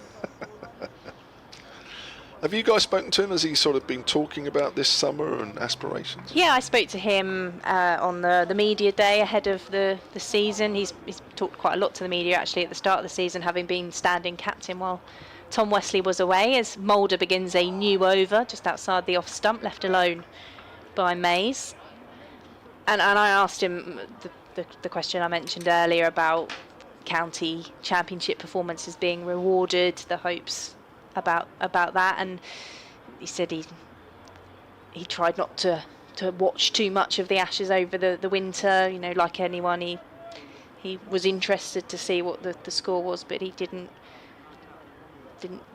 get too overly involved in staying up and watching it. But I think just to have a more consistent season and be available for Essex, as Mulder is in, and that's defended by Mays for no run, back to the bowler, and to keep performing for Essex, and that's all he can do really, is take wickets and do his best for his county, and then he knows he's done everything he can to get that opportunity again. But I know Chris Silverwood was speaking to Kevin Howes at the Oval a couple of weeks ago in that last game before the break for Essex, and he said that there's been selectors watching, so for all the players just to know that the performances are being watched in these early stages of the season, as Mulder is in, wide of off stump, left alone by Mays. I think that must help, mustn't it, to know that. I don't know how much that is compared to what has been there previously, but it feels like there's more emphasis on that this season. Whether it comes to anything, we'll see, but if they feel that they know there is that route in, then that has to be something. 3 dot balls so far, as Mulder is an over, the wicket to Mays. One is played out into the offside, fielded at point by Charlie Allison for no run. I suppose you could argue that in the recent past that players like Sam Cook, where it's appeared as though county cricket just is meaningless in terms of selections for an England side, you could probably say that Sam Cook is probably one of those that's affected. But yeah, you read a lot during the winter and you sort of hear a bit and you think, well, just maybe they might take a bit more notice of the domestic game. I think that's the hope, isn't it? As Mulder is in and up on his toes. Mays plays that one out into the offside. It must be disheartening in a way, isn't it, to see one or two players who were plucked out of the game having hardly played it, suddenly in the England setup, and one or two players are saying, well, hang on a minute, I've been playing for a few years and my record is X and Y, and you know, it warrants at least a look. Yeah, and you get it. Some players will do really well at county level, but they can't make that step up to international. It's the way of the game, as Mulder is in, and that one's defended by Mays. Maiden from Vian Mulder. 21 overs gone, and Hampshire 59 for 3. But players like that, where you see them perform consistently, you see what they're doing, there must be an opportunity there. I know sort of one or two conversations probably you've had and I've already had on commentary and that you know, Dominic Sibley's name's hardly mentioned, and yet he is probably one of the most consistent performers over the last year or two in county cricket. Probably, you know, when you're talking about openers, it's probably as solid as they come. But I know, you know, when he played, he probably had one or two little technical problems, but you can't hide away from the fact that the guy's record over the last season or two is awesome. And yet others are talked about more than he is. How much or how well has Sonny Baker been dealing with the talk around him? Well, yeah, there's another one, isn't there, really? I mean, I think last year, he you know, it really was, he was picked on what he might do in the future. I think last year, is it Shane Snater taking over at the far end? This year, he's a 30% better bowler. He's added control to his speed, and really has come on, no doubt about it. Keeper standing up, Michael Pepper to the medium pacer Snater as Lehman pushes that up towards mid-on. So, yeah, I think if Sonny Baker was to be selected at any point this year, then I think you'll see a marked improvement in him, and he's still just as quick, if not probably consistently a little bit more, but what he has added is control. And you feel now that when he's bowling a spell, that there's a plan there, there's something behind it, whereas I think last year it was just, I'll bowl quick and see what happens sort of thing. As that's pushed out square on the leg side. As I say, massive potential last year, and that's probably why he was in the, when he played, but this year I think he's more mature with his bowling, definitely. Yep, and that's not just over one game, that's over 4, missing his first championship game this game, having not passed a fitness test this morning. Never played 3 championship games in a row before. Played 4 in 5 weeks. Gets wrapped on the pad there, Lehman. Does tend to come across the stumps a fraction. May just have been a fraction of an inside edge onto the pad there. You could see almost the leg stump there when Lehman was playing that one. So yes, all very exciting. I think, is it the first England sides selected soon? England men's sides? It must be. Is it next week? Or not something? far away, are we? Can't keep up with it all at the moment. Reading about Marcus North and one or two other things. Here's Snater bowls and Lehman drives, finds extra covers. That Dean Elgar again on the floor. He's again. been lively in the field, hasn't he? He has, hasn't he? Looks like he's enjoying it. He's clapping his hands there enthusiastically. Good to see. 38 years of age, playing the amount of cricket that he's played. Looks like a young whippersnapper out there at the moment. Looks like he's particularly enjoying himself this morning. Also having a chat with one of his fielders there as Snater's running in. Bowls and Lehman off the back foot, works that to wideish mid-on, but there's no pace on that shot. It's Tom Wesley is chatting with, so whether he's got some thoughts Some to share with the advice. captain. Yeah.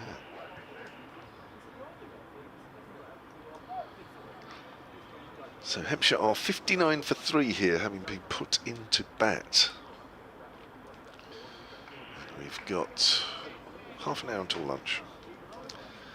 We haven't had a wicket since just after 11:45. Lehman's on the back foot, works that up towards mid-off. Leading over for Shane Snater. Well, Essex doing the right thing at the moment. There's just a quiet period going on at the moment, compared to the first 45 minutes when 3 wickets fell and there was a drop catch at the slips, and there was another one actually just after that. But other than that, I think the 2 batters are doing a good job in just quietening the game down a fraction, but equally so, the Essex bowlers are not letting Hampshire get it all their own way. They're keeping it nice and tight. Oh, they'll certainly be looking for 1, maybe 2 wickets more to go in with at lunch, as Mulder is in and Mays is defending. Just drops into the pitch and Shane Snater comes across to pick it up.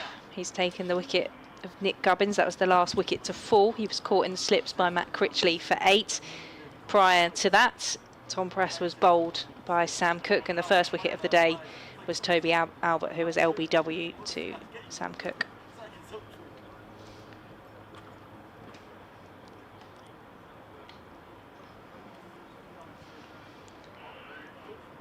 In comes Mulder to Mays, who's driving. That one will be chased by Snater. Uses his foot just to stop the pace of the ball, and it's just the one run for Ben Mays.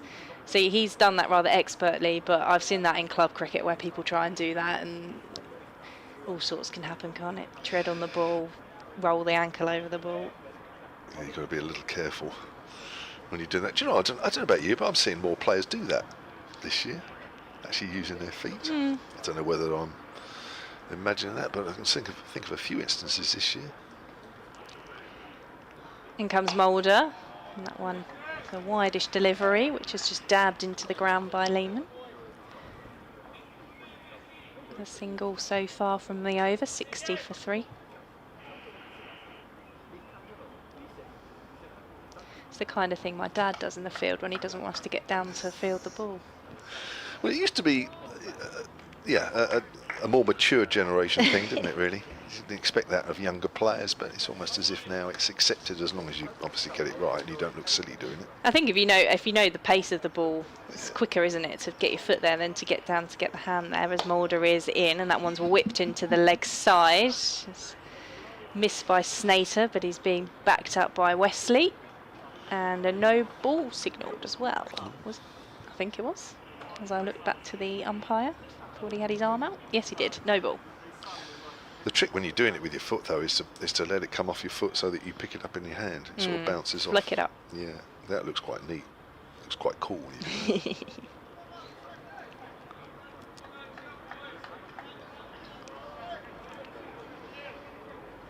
63 for 3. Mulder is into Mays, who leaves that one alone at the last minute. I think that's a good leave. Mulder has generally looked to straighten the ball a little bit. I think that's a good leave, really. I think it might just have come back a fraction, but it was wide enough of off stump. I don't think that's a problem there. Maybe there's just a little bit of pressure on the youngster, making believe that something was there when probably wasn't quite. Certainly not as extravagant as perhaps they were making out. Mays is on 14 from the 30 deliveries that he's faced. As Mulder is in over the wicket to him, and he just dabs that through a vacant third, and that will run away to the boundary for 4 runs. He saw the gap, he played the shot, and Hampshire move on to 67 for 3. He's on to 18. Yeah, played it nice and late and with soft hands. Wasn't a bad delivery at all from Mulder. It's just one of those where the batter can just let the ball come onto the bat and just ease it away behind square. Just watching this again on the picture feed. Yeah, it's just nicely over the top of that one. The sun's getting a bit stronger.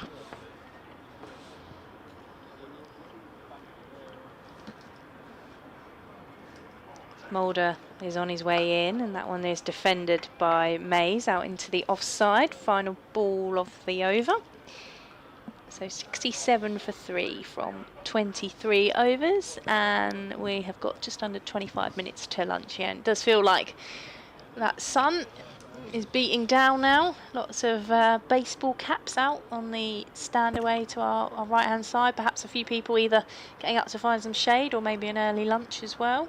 A few people milling around, certainly outside the pavilion as well. The benches, the members looking full. It's a decent crowd, isn't it? Especially when you look to the right. It's all right. Often on a Friday it feels like a good day to come and watch cricket at Chelmsford. You do, yeah. I think Friday is not a bad day to start a game in full stop. I think Lehman works Shane Snater to mid-wicket.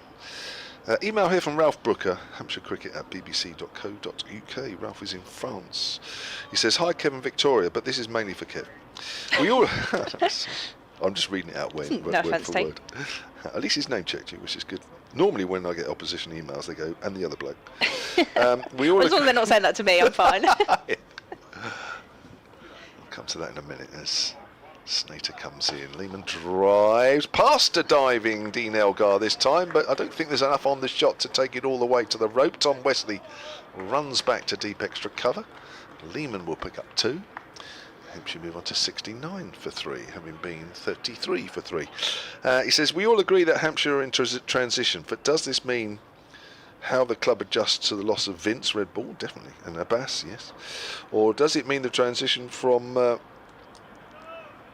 ECB, I'm trying to work out, to GMR? Well, certainly to GMR. My worries are that we'll lose key young players such as Ben Mays. I don't think that's going to happen.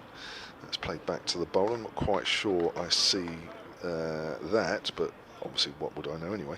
In the meantime, nice to see James Fuller back. I agree with that as well. I think many people thought when they saw James Fuller's name in the squad that he would be playing in this game. Yes, GMR, who officially will become the new full owners of Hampshire come the end of the season. Changes afoot off the field as that's played back to the bowler by Lehman. So yeah, changes on the field in terms of players and personnel and those playing for places, and changes off it for Hampshire. Lots going on. James Fuller been quite a miss at the start of the season. Yeah, I think so. I think he had his best season with the ball last year. Never taken 35 wickets in a season, whether he was at Gloucestershire, whether he was at Middlesex, or certainly his first few years at Hampshire. So a miss from that front. It's played by Lehman out into the covers. Experienced player, of course, 36 now, but yeah, injured. Had an operation during the winter, and he just started to play second team cricket and got 100 last week, I think, or the week before, certainly recently. Bowled a few overs as well, so yeah, it's just a little bit more experience in the Hampshire side. Of course, you need that balance when the youngsters that I've been talking about, you need a few older heads around them as well as Lehman pushes forward. And I think the fact that Lehman is out there with Ben Mays is good, not just from the fact that these two are batting nicely, but the fact that Lehman, in what was a very difficult situation when these two came together, just it's nice to have a wiser head to have a chat between overs. Yeah, good balance out there between the two. 69 for 3. Essex searching for a 4th wicket after a good start to the first day here for Essex, but Lehman and Mays just steadying things for Hampshire with the bat. Wickets continuing to tumble at Edgbaston. Warwickshire 71 for 5 now. Oof.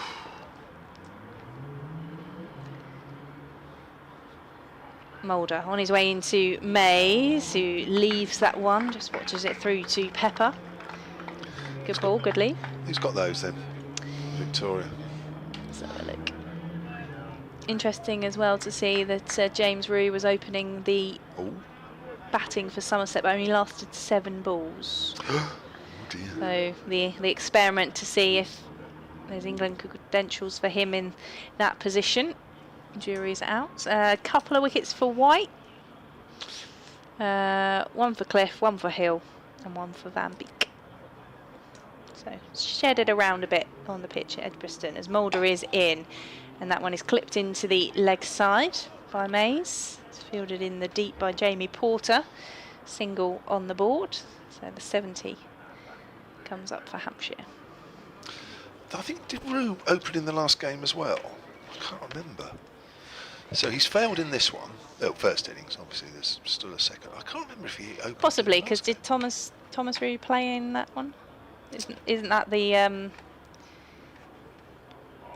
that's the debate, isn't it? If he comes in and keeps wicket, then Rue can open. Yeah.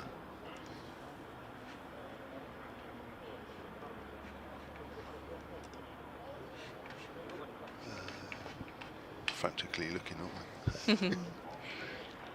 Mulder is into Lehman, who doesn't time that one. It just balloons into the air and drops safely into the offside.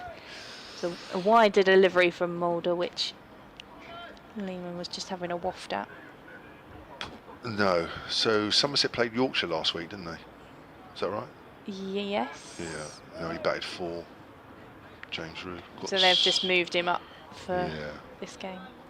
So he must be batting instead of Archie Vaughan, is he? Because Thomas is Josh Thomas got there. a big 100, he's getting runs at the moment. Yeah, he batted 4 both innings, didn't get any runs. Mulder is in, and that one is turned round the corner by Lehman. It's in a gap, and it will run away for 4. Just turn that one towards fine leg.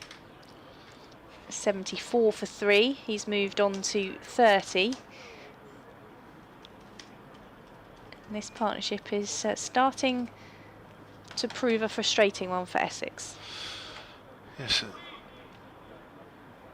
That's quite interesting, because it wasn't so long ago that the head coach at Somerset, Jason Kerr, actually said that he refuses to ask Roux to open the batting for the county. Mould it into Lehman, who's driving that one towards mid-on. Picked up by Tom Wesley for no run on that occasion. Interesting. No. Yeah, I wonder what's changed. Something's changed since then.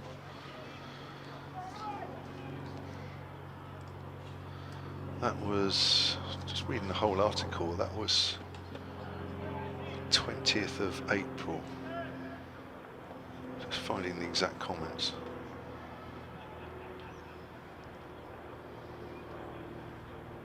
Final ball of the over. It just looked like it kept lower as Lehman plays it into the leg side, takes a single. 6 from the 25th over. And Hampshire are 75 for 3. Lehman is on 31 and Mays is on 19. Can't find the exact quote. I think it was an England suggestion, wasn't it? And yeah. From what I remember, Anthony Gibson saying when he was here with us on BBC Radio Somerset a couple of weeks ago was that once Thomas Roux had finished his A-levels, that was when he would start to play more. He could have the gloves, and they may look to try Roux in that opening position. That's true. Actually, yeah, there's another comment here. Somerset coach Jason Kerr has said that Roux absolutely could open for England. And those close to Roux speak of a player with the qualities to thrive at the top of the order in international cricket. He didn't actually say that, but he said absolutely could open. But those other quotes, just trying to work out. Essex are turning to Sam Cook to see if he can break this partnership. Yeah, second spell of the morning. 2 for 20 in his first spell, as that's turned away on the onside by Lehman. Anyway, he's opening now. Well, it goes back to our early conversation about how long do you give someone to get into the role? Well, by this reckon, he's only got 2 weeks. Because the first round of games finish next week, don't they? Indeed.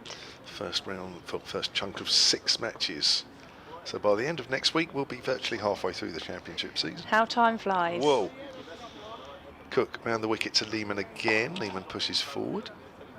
Good line, good length, probing line and length. Again, you can just see Lehman, who comes across the stumps a little bit, has to get the bat on that because he's playing right in front of the stumps, which is why Cook is getting not excited, but you can just see he knows that if the ball can just do something, just a little bit, might get through past that bat and has a chance. Down to 3 slips now.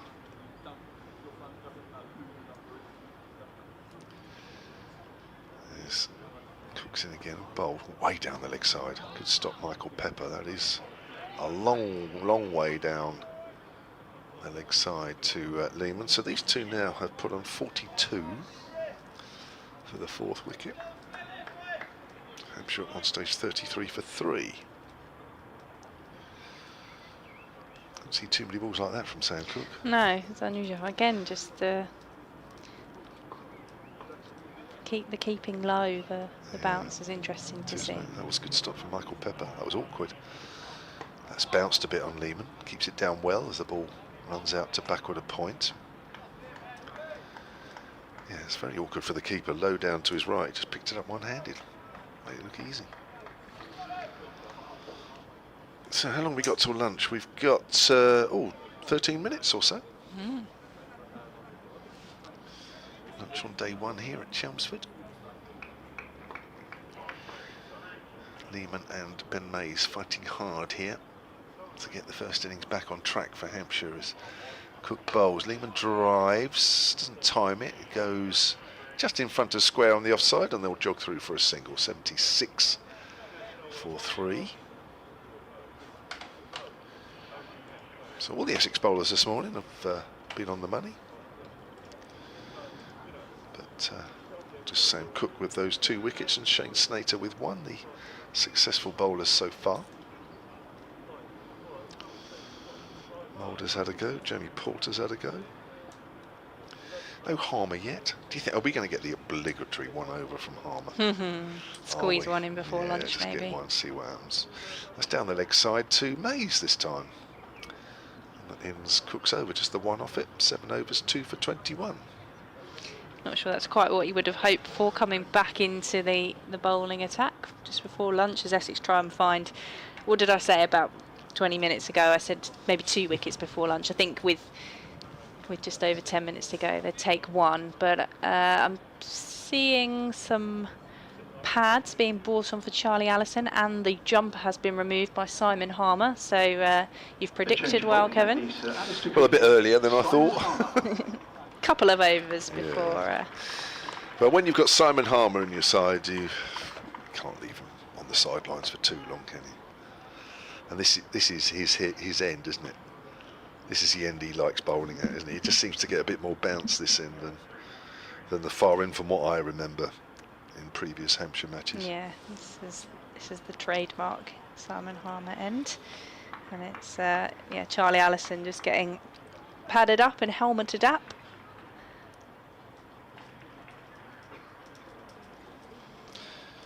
So Harmer's 9 wickets across 32 so far this year. I suppose he's easing himself into the season, I think you could say. He comes off the back of a good winter. He's had a good season so far with the bat as well. Certainly provided some lower order runs for Essex when they've needed it. So the first time we see Simon Harmer today is into Lehman. Oh, the turn on that. That just pops up at the last minute. Where's that turned from? There's a green tinge out there. Oh dear. I say that from a Hampshire point of view. Suddenly there's a sharp intake of breath from the Hampshire camp, as this time it's a wider delivery, which is well stopped at backward point. Jamie Porter getting down to that one. I think initially they thought that might have carried, but it had bounced on its way through. Yeah, it did bounce a bit, didn't it? There's a couple of promising deliveries then from Simon Harmer as Essex look to break this partnership. Harmer is in, on the back foot is Lehman. Oh, no wonder Essex have given him a couple of overs before lunch. Probably come on half an hour earlier. Oh dear, yeah, it feels changing already. Yes, that backward of point area is going to be quite an important area, hence why they've changed personnel. So poor old Jamie Porter's been taken out of there. He hasn't done anything wrong. It was a good stop, but he's come to mid-on. Harmer's around the wicket, and that one is prodded down to third. It's being chased. It won't go all the way to the boundary. It'll be picked up in the deep by Elgar, I think it is, doing the fielding, and they'll come through for 2. The first runs to come from this Simon Harmer over. 78 for 3. Lehman moves on to 34. Yeah, I think the backward of point's going to have a lot of work to do when Harmer's on, so I think it's quite understandable. Jamie Porter's got a bowl. Don't want him running after the ball down to third man every other time. In comes Harmer, sunglasses on the back foot again, and off the pads of Lehman. Feels like everyone in the crowd who saw Essex take 3 early wickets, but we haven't seen that for just over an hour and almost a 50-run partnership, just sitting up a bit straighter in their seats as Harmer is in, and forward and defending on that occasion is Lehman, who's fended off Simon Harmer. He's put 2 runs on the board as well. Applause from the Chelmsford crowd, who like the turn that they see from the South African spinner. 78 for 3 from 27. Yeah, one definitely turned in that over and one bounced a bit, which is, yeah, I think after what we've seen for a little while, it definitely has got everybody here a little bit more excited that a wicket might come before the break. Good start from Harmer. So Lehman has 34, Mays has 19.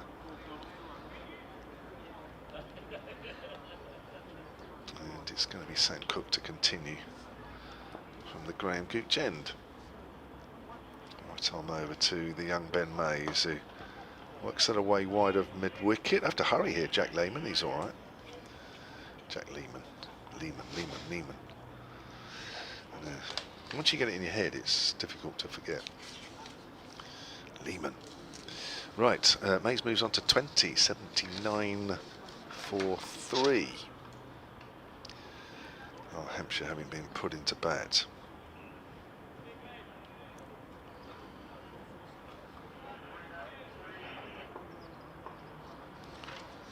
Cook again to Lehman.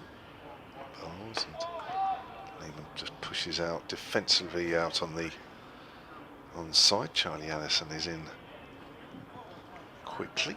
That's square leg.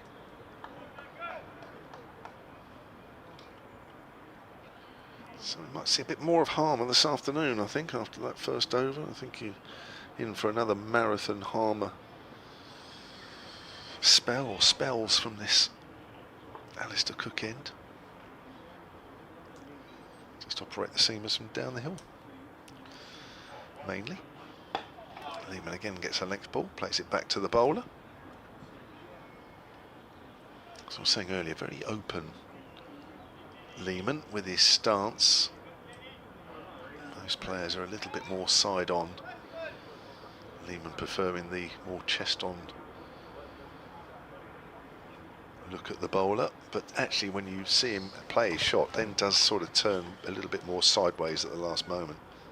Interesting to look at that one on the picture feed as he's off the back foot, plays that out to point, and there's no run, just turns just at the last moment. A little bit more conventional with the front shoulder pointing more down the wicket. Definitely not like that as the bowler runs in. Had a good Sheffield Shield season, did Jake Lehman for South Australia, averaged 35. Mentioned earlier, Australian Domestic Player of the Year. Got a couple of hundreds before Christmas. He was on set for a lot more runs. Wasn't quite as prolific after the break for the Big Bash. As Cook bowls again, Lehman on the back foot, works that to extra cover.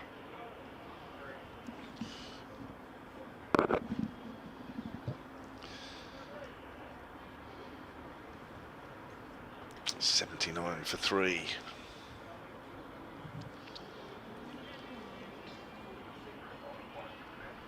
Cook just taking his time. Board taking his time getting back to the bowler.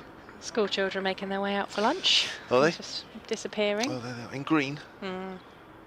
Short and pulled away by Lehman. That's gone out towards the deep square leg boundary for 4 runs. First short ball we've had of the day. And Lehman played that nicely, got over the top of the bounce, kept it down, timed it nicely. And he moves on to 38.83 for 3. 50 partnership, isn't it?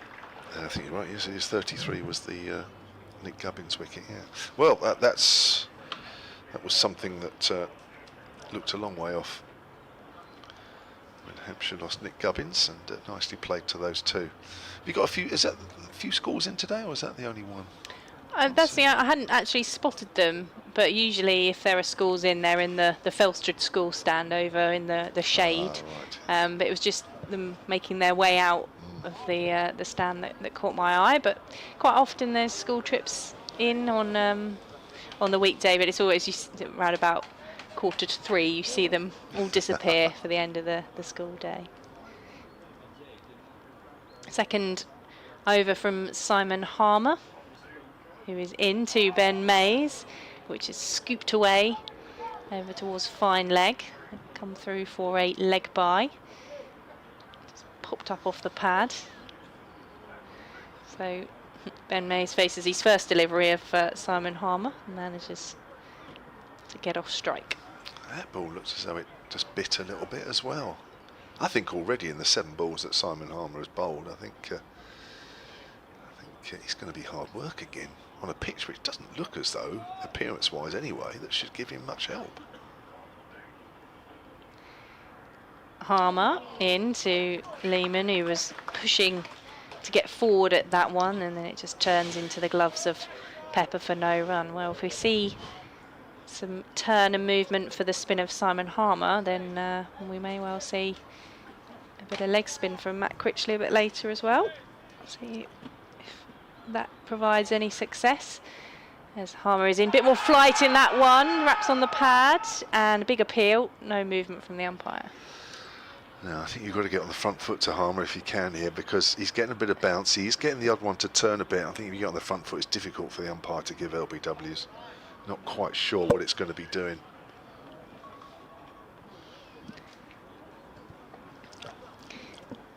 I'll do the end of the over if that's all right, Victoria. Is it you? Actually, you, It's isn't me, it? yeah. Harmer is in, and that one is played through the offside. Snater chases it to the boundary and gets there as they come back for 2 runs. So Lehman manages to get some bat on that one and get the runs in. 86 for 3. Kevin's going to go off and update Solent listeners. We'll do the same with BBC Essex when we get to the lunch break and then the 1 o'clock news bulletin. So we've got 2 balls of this Simon Harmer over left. He is into Lehman, who's forward and defending that one. We've seen over the past couple of seasons that batters have tried to take Simon Harmer on and be a bit more aggressive to him, attacking the best form of defence and all that, as this time he's using his feet as Lehman to whip this one through the leg side. They'll come back for 2. They'll need to hurry as the ball is in. And it's a couple of runs to add to the total from the final ball of the over. 88 for 3, 29 overs, and we'll get 1 more over in before we reach the end of the first session on day 1 between Essex and Hampshire. Sam Cook will bowl it. Can Essex find a 4th wicket of the first session before they go in for lunch? We've had early wickets for Essex, but a 50 partnership now between Lehman and Mays has just made things a little bit difficult for Essex. We've done nothing wrong with the ball, bowled well. Everyone's kept a tight line. They just haven't been able to break this building partnership as Cook is in from the Graham Gooch end to Mays, who's edged and gone. There's the wicket that Essex wanted. Ben Mays just trying to let that one glide off the bat, and he's guided it towards the slips. Hampshire lose a 4th wicket in the final over before lunch, and they are 88 for 4.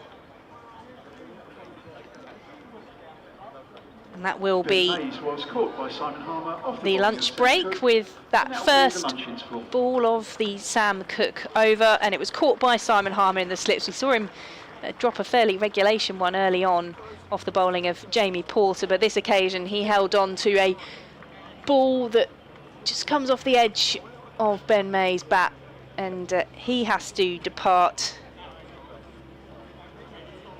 And the partnership between him and Lehman is over. 20 was the score that Ben Mays made, and there's applause for the Essex players and for Ben Mays, who played a good knock for Hampshire as they make their way off for lunch. So we will be back in around about 40 minutes time to bring you the start of the second session between Essex and Hampshire on day 1. So just a reminder of how the wickets have fallen for Essex so far this morning. The first to fall was Toby Albert, excuse me, who was LBW to Sam Cook for 6. Then Tom Prest came in, played a nice couple of shots, but left a ball from Sam Cook, and he sent the stumps cartwheeling. Prest was gone for 4. Then Nick Gubbins was caught in the slips by Matt Critchley. Good catch down low, getting forward to it off the bowling of Shane Snater for 8. Jake Lehman and Ben Mays rebuilding for Hampshire following those 3 early wickets, but in the final ball that we have seen before the lunch break, Ben Mays was caught in the slips by Simon Harmer off the bowling of Sam Cook for his 3rd wicket, and Ben Mays departing for 20. So at the lunch break, Hampshire 88 for 4. We'll be back with you around about 40 minutes time, as I said, here from BBC Essex and BBC Radio Solent. We're just going to update the BBC Essex listeners on radio, and we'll rejoin you on the web and the stream after the lunch interval.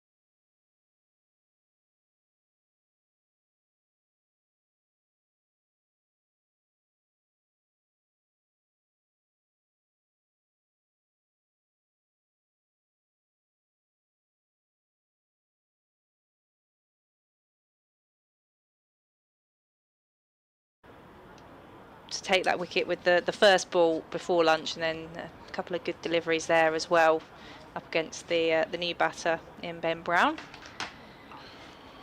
With the 3 wickets, you'd say he's been the pick of the Essex bowlers, but all of them really have bowled well. Shane Snater with that 1 wicket. Jamie Porter hasn't got a wicket, but has bowled well in the morning session. Leanne Moulder kept things tight, and Simon Harmer, we saw those 2 overs before lunch. He's gone for 6 runs, but he was getting a bit of turn from the pitch.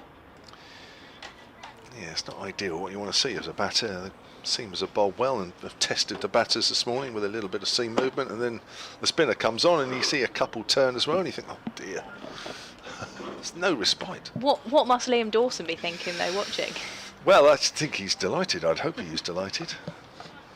Now here is Simon Harmer. It's clouded over, still got the shades on though. He is in to Lehman, who's forward and defending. He must have faced at least 10 of the balls that Harmer's bowled so far. Yeah. Well, 1 turned on him. I think, well, maybe 2. I can't remember if 1 turned on Mays, but yeah. Harmer is in, and that one is driven full, but straight to mid-off for no run. I mean, Harmer's just an absolute master, especially on this wicket. He's a master anyway. Knows he's going to get the odd one to bounce, knows he's going to get the odd one to turn. It's going to be hard work. And he comes again, a bit more flight in that one, and it's driven. This time into the covers where Paul Walter does the fielding for no run. Does he ever bowl badly? Simon Harmer? Yeah. I was saying just before the lunch break that it feels like over the past couple of seasons, as Harmer is into Lehman, who plays that softly into the offside for no run, it feels like batters have just decided to take him on and be a bit more aggressive to him. So you will often see he goes for more runs, and the figures, as this time on the back foot defending, Lehman plays it out into the offside for no run. So I think sometimes he can look like he goes for a lot more runs, but that's because if batters don't take him on, then you get out to him. But even then, he still picks up key wickets at key times. So it just stumbles over his run up on that occasion. Dead ball. He'll turn back on his mark. Not far behind the umpire, and he comes. And this time, Lehman gives himself a bit of width to play that one through the offside. It will race away to the boundary for 4 runs. That's nicely played. Lehman quickly onto that one, getting right back on the back foot, hitting that away into the gap. Nicely played. Yeah, just emphasise what you were saying there, Victoria. A couple of seasons ago, September 2023, which Hampshire won that game by 3 wickets, which was the first time Hampshire had won here in absolutely ages. Harmer's figures in Hampshire's first innings of 334 all out, 6 for 149. So that gives you an example of that. I remember the Hampshire players were trying to take him on, but he's too good a bowler not to take wickets, even when that's happening as well. So here's Cook from the far end. Graham Gooch in, bowling to Brown, who works that away on the leg side. Times that nicely through square leg. It's running up the hill. It won't quite go all the way to the boundary. They will settle for 2, and Brown is off the mark. Well, we've been saying that Hampshire haven't exactly been setting the world alight with the bat this year, just the 1 batting bonus points. But Ben Brown again is steadfast in his resistance, averaging 42 with the bat this year. Just under 300 runs. In fact, he's 2 short of 300 runs this season. And 42 again is a more than decent average, especially when you're a keeper, as that's played up towards mid-on. He averaged 42 last year, averages 39 in his career. Been very, very consistent with the bat has Ben Brown, and once more Hampshire have needed his runs, but mostly they've come in the second innings of matches. This year he's not really made an impression in the first innings, but the second innings he got 100 in the game up at Yorkshire, which Hampshire won. That was in the second innings. 66 in the close defeat against Somerset at the Utilita. That was in the second innings, and 96 in the second innings last week against Glamorgan. Edges past a diving third slip, and that is going for 4 runs. Just a bit of bounce there from Sam Cook. So if Ben Brown can get in this first innings, and he did say to me at the end of the last game that it's all very well scoring runs, but he said, I'm not influencing games. getting runs in the second innings. He wants to influence games by getting runs in the first innings. Got a chance here. Albeit in difficult conditions, 98 for 4. Not sure a 4 slip would have. Not sure it carried Victoria. I don't know about you. It seemed to go down more than carry. Here's Cook again to Brown, and that has been kept down. And again, it's running down towards third man. This will be stopped by Snater before it goes to the rope. Brown picks up 2. And moves on to 8, and that's the 100 up for Hampshire. Polite applause around the ground. There are 1 or 2 Hampshire fans here. I've spoken to 2 separate Hampshire fans, well, the regular ones anyway. I'm not sure how many more are here, but there's at least 2. But they're not together. They will be actually. Yes, sorry, yes, they will be. But they were. I spoke to them at different points of the day. So Brown's on 8, Lehman's on 46 as Brown gets a length ball, which he pushes up to middle. Into the 32nd over of this Hampshire innings. They were put into bat. One would assume that Hampshire probably would have bowled first had they won the toss.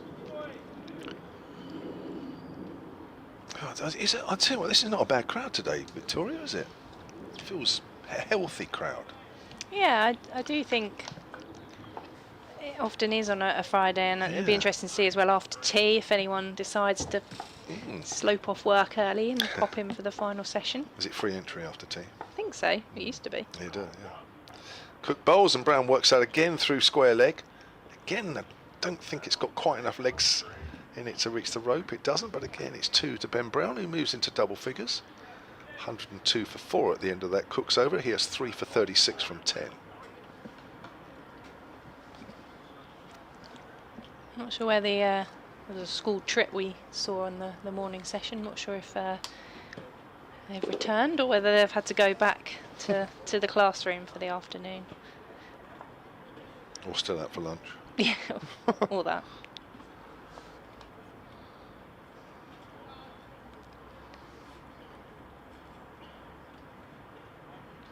Simon Harmer is bowling from the Sir Alistair Cook end, formerly the River end here at Chelmsford. And again, he's got Jake Lehman to bowl at, who gets forward to that one and defends it into the offside.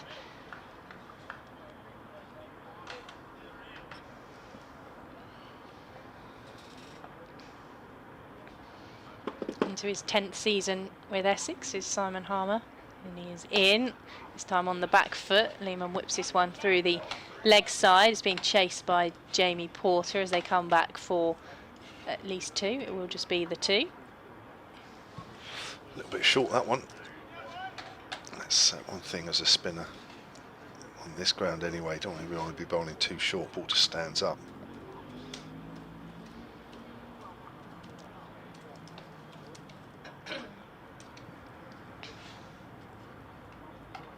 Porter back from his chase, and Paul Walters just being moved in the covers. If this time Lehman's using his feet, but just hits that one towards point for no run.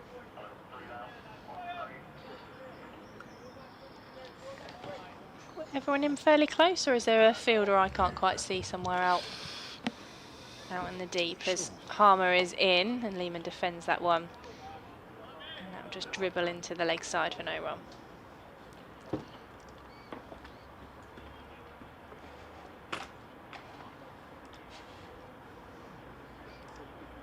Sunshine above us at Chelmsford as off the back foot is punched into the offside, but straight to Snater in the field for no run.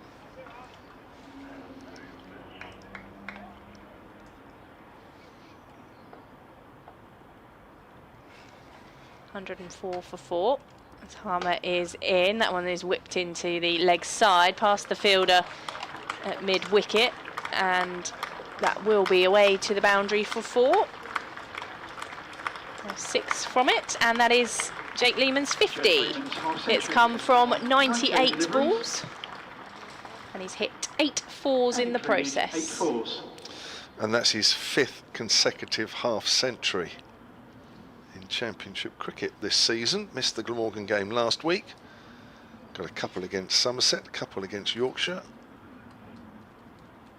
But a top score of 92. That was in the second innings at Yorkshire. So very, very consistent indeed.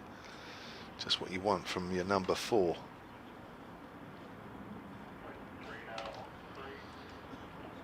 And Hampshire certainly need that They do. at the moment, and support around him as well.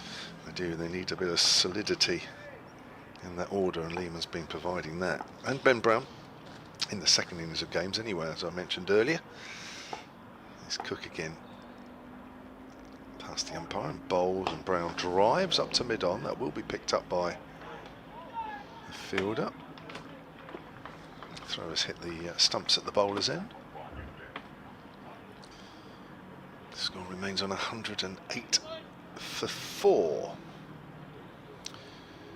Yes, the couple of Hampshire fans that are here, I've had a chat with, one before the play and one during the lunch break, and yeah, they will still support. They go to games regularly. They won't. Well, they do mind that Hampshire are not performing great, but still enjoy going to the cricket as Brown just plays that one away on the onside from Cook.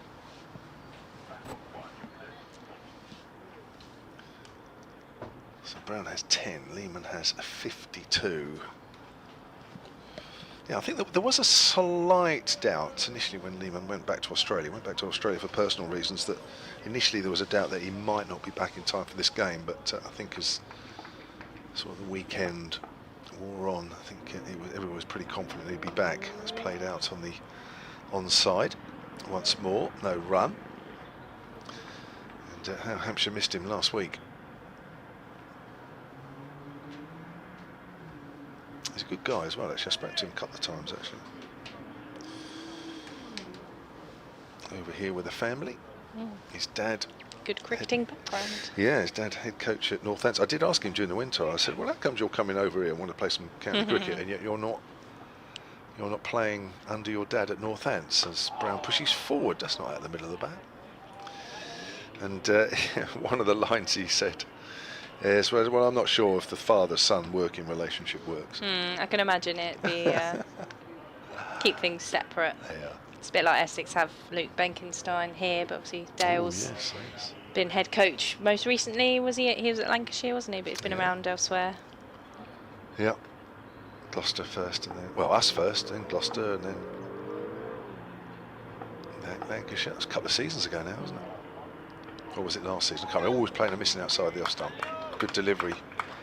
Sam Cook just asking questions there, and Brown just having a little fiddle outside the off stump. That one so easy, caught the edge. Yeah, I think Dale was sort of at one stage was managing Gloucestershire, and then he was coming to see Luke here and back again, and then from Lancashire he was doing the same, a few miles on top of the normal day job. Here's Cook again. Brown pushes that up to mid-on. That's the end of the over. Maiden over there for Sam Cook. 11 overs, 3 for 36, and Hampshire are 108 for 4, having been put in.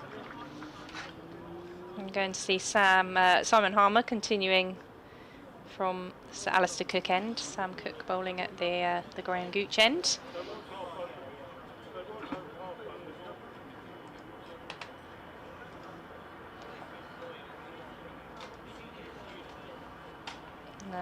He's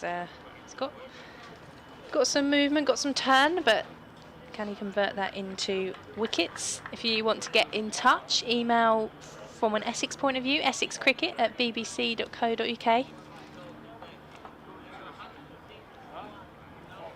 Harmer is into Lehman, who has a waft at that one. In the end, hasn't timed it, and it's straight to extra cover where Paul Walter fields it for no run.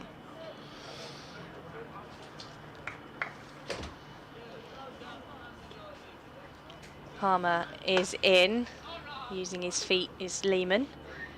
He plays that one to mid-off for no run. Jeff had been in touch on the email, wanted to know why you get to cover Hampshire home and away, and why we have a squad who covers Essex, which I like the use of the word squad as Harmer is in, and that one is driven just past short leg, as if there's a selector that picks, like the team gets picked for the game, picks the commentator for the game. I don't know why we have a squad for Essex, but it's quite nice. A team on the pitch and a team off the pitch.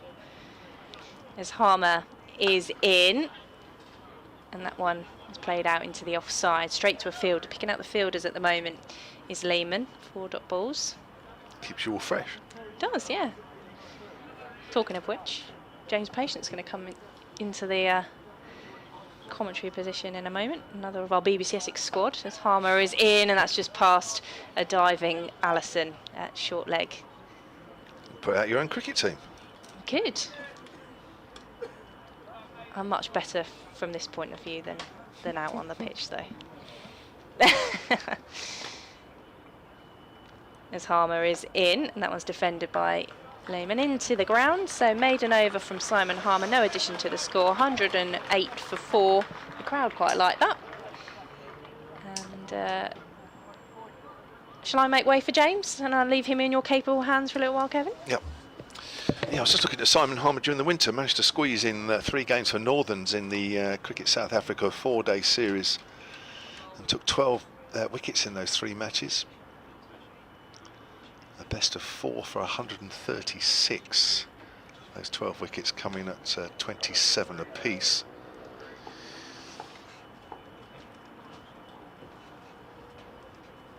And Sam Cook will continue from that far end. Forward is Ben Brown. Ball again makes its way out onto the leg side. Score remains on 108 for 4. Remember, Hampshire were at one stage 33 for 3 after just over 3/4 of an hour play. Then a 55-run partnership between Ben Mays and Jake Lehman. Mays caught behind off Cook on the stroke of lunch for 20. Welcome, James. Hello, Kevin. How are you? Are we better when you switch yourself on? There we go. There we are. That's better.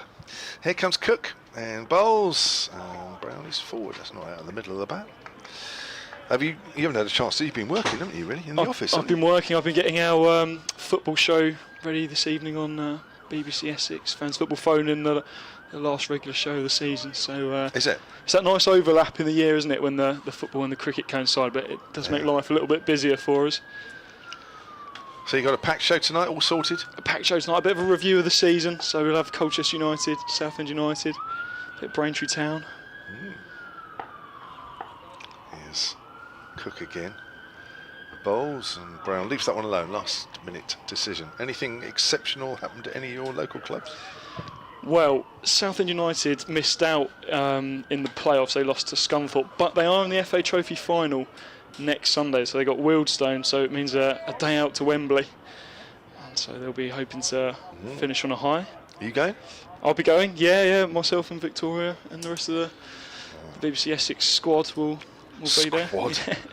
It's the first time I've heard a local radio team called a squad, but it seems to fit nicely with you guys. No, I quite like it. Yeah. Cook in again, bowls, and Brown is forward. Another good length ball from the 28-year-old. Umpire's just having a look at something. What's he looking at? Front foot. Just making sure. I made the decision to captain Sam Cook this morning in my county championship fantasy team. Kevin, I'm not sure if you play, but it's no, I don't know. It's definitely paid off. You get double points for your captain. So Cook's doing me a lot of favours at the moment. So those 3 wickets are worth 6 wickets, effectively. Is that how it works? Essentially, yeah. Oh, well, good on you. Here's Cook again, and Brown again gets a good length ball, which he plays out square on the offside. So who else is in your fantasy side then? There's a few BBC local characters, and Victoria's doing very well at the moment, so I need to make up some ground on her this week before she's out of sight. So Sam's done well for me this morning, but Hampshire's showing a bit of resistance at the moment. Yeah. Well, they needed to, and they're losing those 3 wickets inside the first 3/4 of an hour. But there's still a little bit out there for the bowlers. Just feels as though there's not quite as much as there was. As Cook comes in again and bowls, and that's a thickish outside edge as it squirts out to backward a point. Snater fields, Not before they come through for a single. 109 for 4. I mean, who else is in your fantasy league team that's done well for you this year?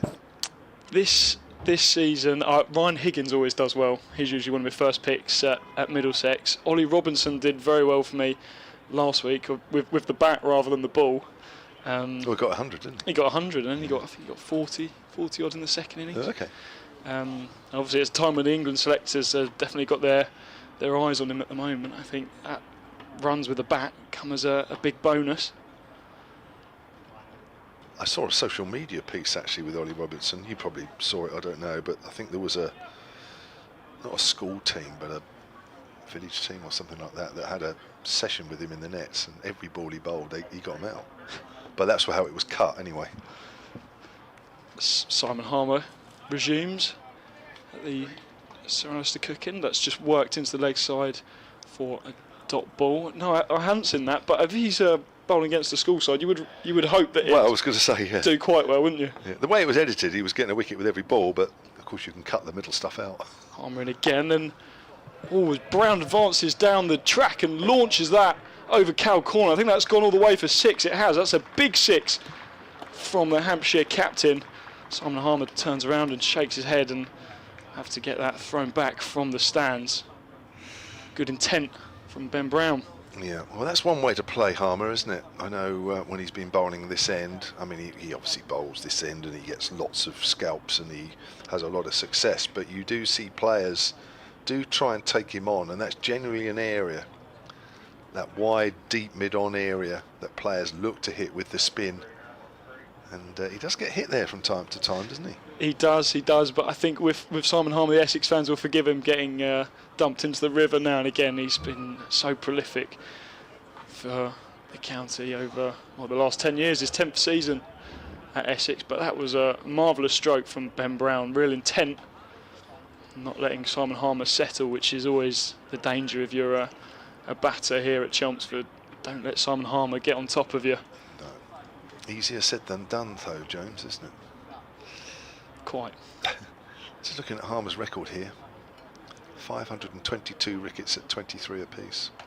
He took his 1000th first-class wicket when he was playing for South Africa over the winter against India. He did really well for his national team. I think there was a time, wasn't there, where England thought they might be able to have him, and I bet there's a few people wishing that they'd got that over the line. Well, it's brought a change of ball. It might have been a good hit, it might have been a long hit, but we now wait to see the characteristics of this ball change. Well, does that suggest that it did actually make it into the river? Well, it must have gone further. It's difficult, we Central can't really Park. see, can we? No. We've got a view hidden by the trees, but I think it's fairly safe to say it's, well, either somebody's not in the crowd's not bringing it back. Can't believe it's lost. You're right, it must be either in the river or has gone over the river, but it's difficult to tell from where we are. got themselves a little souvenir. Did you throw it back? Pocket it, 100%. Take it home. Here's Harmer again, and Brown comes down the track again, and inside edge onto his pads, and Charlie Allison at short leg thought he might be in the game for a moment, but just squirts to the man on the 45 on the leg side, who is Dean Elgar. No run. Another one of those. I just imagine he'll get a leg slip in. Harmer again, it's worked into the leg side again, finds Dean Elgar on the 45. No run. Hampshire on 115 for 4 in the 37th over. Sam Cook with 3 wickets, Shane Snater with the other. You can really feel the sun bearing down on us here at the county ground. Harmer again forces Brown onto the back foot, and he just plays that into the hands of Charlie Allison at short leg. No run. Hampshire going at just over 3 and over, looking to steady the boat after an early loss of wickets. Here's Simon Harmer, just fires that one in, and Brown comes forward and defends that nicely. So at the end of the 37th over, Hampshire 115 for 4, and just that one big hit from Ben Brown into the river, we think, for 6 from that over. Looks like Sam Cook is going to continue from the Graham Gooch end. Email here from Dave Watson, Hampshire Cricket at bbc.co.uk. Says, just wondered if there was any word yet of a replacement overseas player for Cody Youssef, and if so, whether it might be a top order batter. David, if there is, I haven't been, I don't know. I haven't asked that question, if I'm honest. So I should imagine Hampshire are working on it and have been working on it. But I can't help you with that one, I'm afraid. Have you been impressed with Cody Youssef? He's a good bowler. You know, you can see he's a good bowler. He's got a lot of heart, big heart. But I think he's found it a little tough, if I'm honest. I'll come back to that as Cook starts a new over from round the wicket. Lehman drives, gets a big edge. It flies in the gap between third slip and backward. A point is going for 4. Just a little bit of width from Cook, and Lehman's thrown the bat at that one. Yeah, his 6 wickets have come at 61 apiece, which... Tad expensive. It's expensive. It doesn't really tell the whole story, but unfortunately at the end of the day you kind of live and die by your stats. He's a better bowler than that. His wickets actually come at 29 apiece career, so you can see how much it's been a tough few games for him. Liam Dawson's only taken 6 wickets at 50, hasn't Well, there you are. So it happens over a short period of time. That's a flick away, and it's gone for 4 just below us. Actually, it's off the pad. It's actually 4 leg byes. So 2 4s in 2 balls. 119 for 4. So yeah, it's been a tough block of matches for him. He does bowl with a good bit of pace, and he does actually shape the ball away from the right-handers. I think the only sort of slight criticism, and it is only a slight one, he bowls kind of that length that's a little too short in English conditions, especially early season. Probably just needs to have the confidence to pitch it up a little bit further as Lehman gets tucked up a little bit as the ball goes back to the bowler. The thing is, when you're, I mean, he's 20, was he 28 now? You know, when you're used to bowling a certain length and it's part of your psyche, it's part of your DNA, it is very difficult to then just suddenly, you know, drop into a groove where you're bowling a little fuller. But when he has bowled it a little bit fuller, and it hasn't been obviously often enough, as his stat shows, you know, he's a dangerous bowler. You know, just get the ball to slide away, but he just slips into that length that's just been a fraction too short, and it is only a fraction, but it makes all the difference. Lehman drives, doesn't time it, and it's a no ball. Really had a go for that, Lehman, didn't he? Yeah. These two look to be pressing the accelerator a tad. A 5th half century in the row for Jake Lehman. I keep saying Lehman, it's Lehman.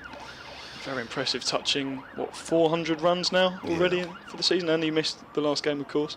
Yeah, been a big plus. Really has sort of held, well, such as it's been, he's held the batting together, and without him, really would be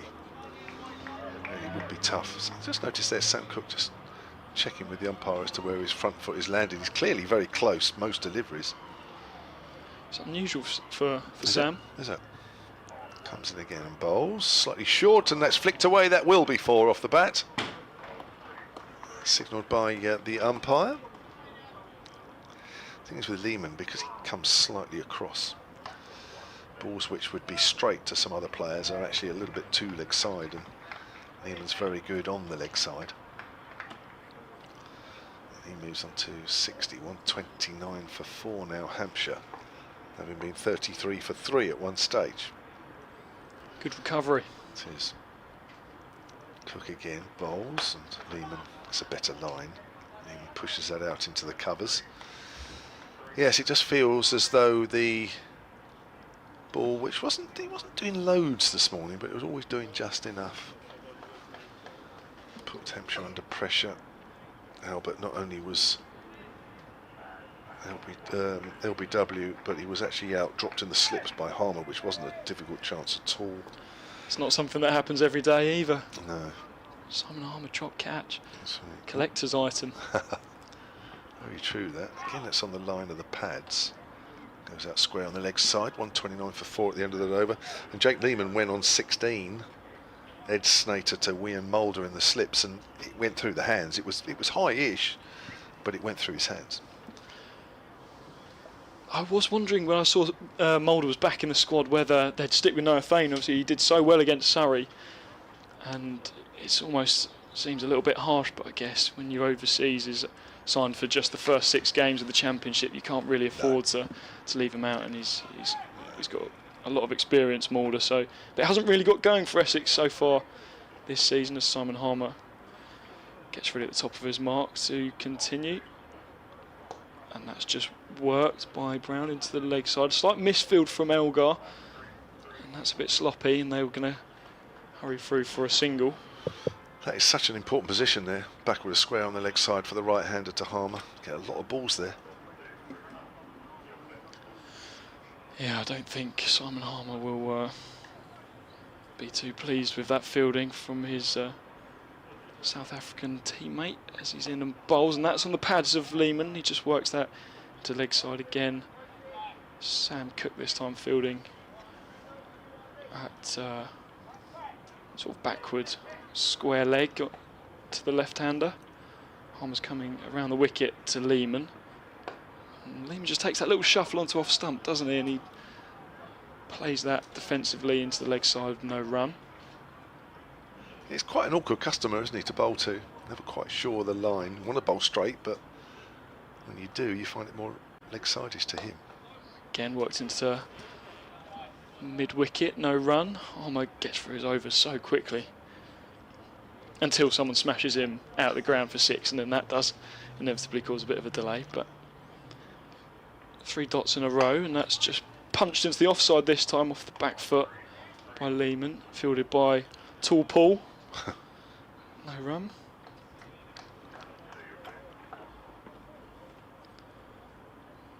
Harmer's last ball.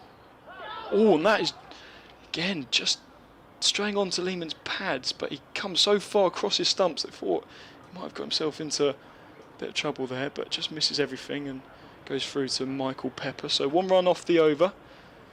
Hampshire up to 130 for 4 after 39. Lots of blue sky around Chelmsford. High, white, fluffy clouds where not too many of those. It's very warm. It's got warmer as the days progressed.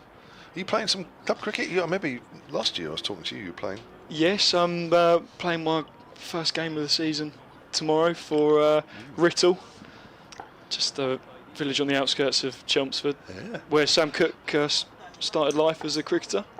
That's right. I remember you saying. That's fairly local. As Cook's in, Brown gets a length ball, plays that comfortably enough. So first game of the season tomorrow. Well, we had one last week at home to Great Baddow, but I was unavailable through injury. We lost comfortably, and tomorrow we're away at Gallywood. So another big game in the mid-Essex Division 2. Don't come much bigger than this. I imagine a few of the people in the crowd here will be nipping off to come and watch Writtle against Gallywood tomorrow. How far is that away from here? Can't be far. We're on New Writtle Street. Can't be that far, is it? Writtle, about 5 minutes. Right. Yeah. If you kept walking through Central Park, yeah, you'd come out in oh, Writtle. Right. So it's basically a Chelmsford-based club. The Chelmsford-based club. Yeah. There's not actually a Chelmsford club, is there? There is. There? Oh, yeah, there is. And so that's who Sam then went to play for. He left Writtle when he was about 16, and then went to Chelmsford, who were in the Essex Premier League. And then, he joined up with Aaron Beard, who also started at Writtle and then moved across. So that's sort of the natural progression. Yeah.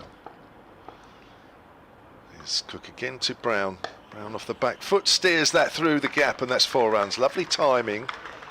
Just opened the face of the bat, which allowed the ball to go a little squarer. And that's a beautiful shot down towards the pavilion. And Hampshire move on to 134 for 4, and Brown on to 22. Looks in good nick, doesn't he? Hampshire skipper.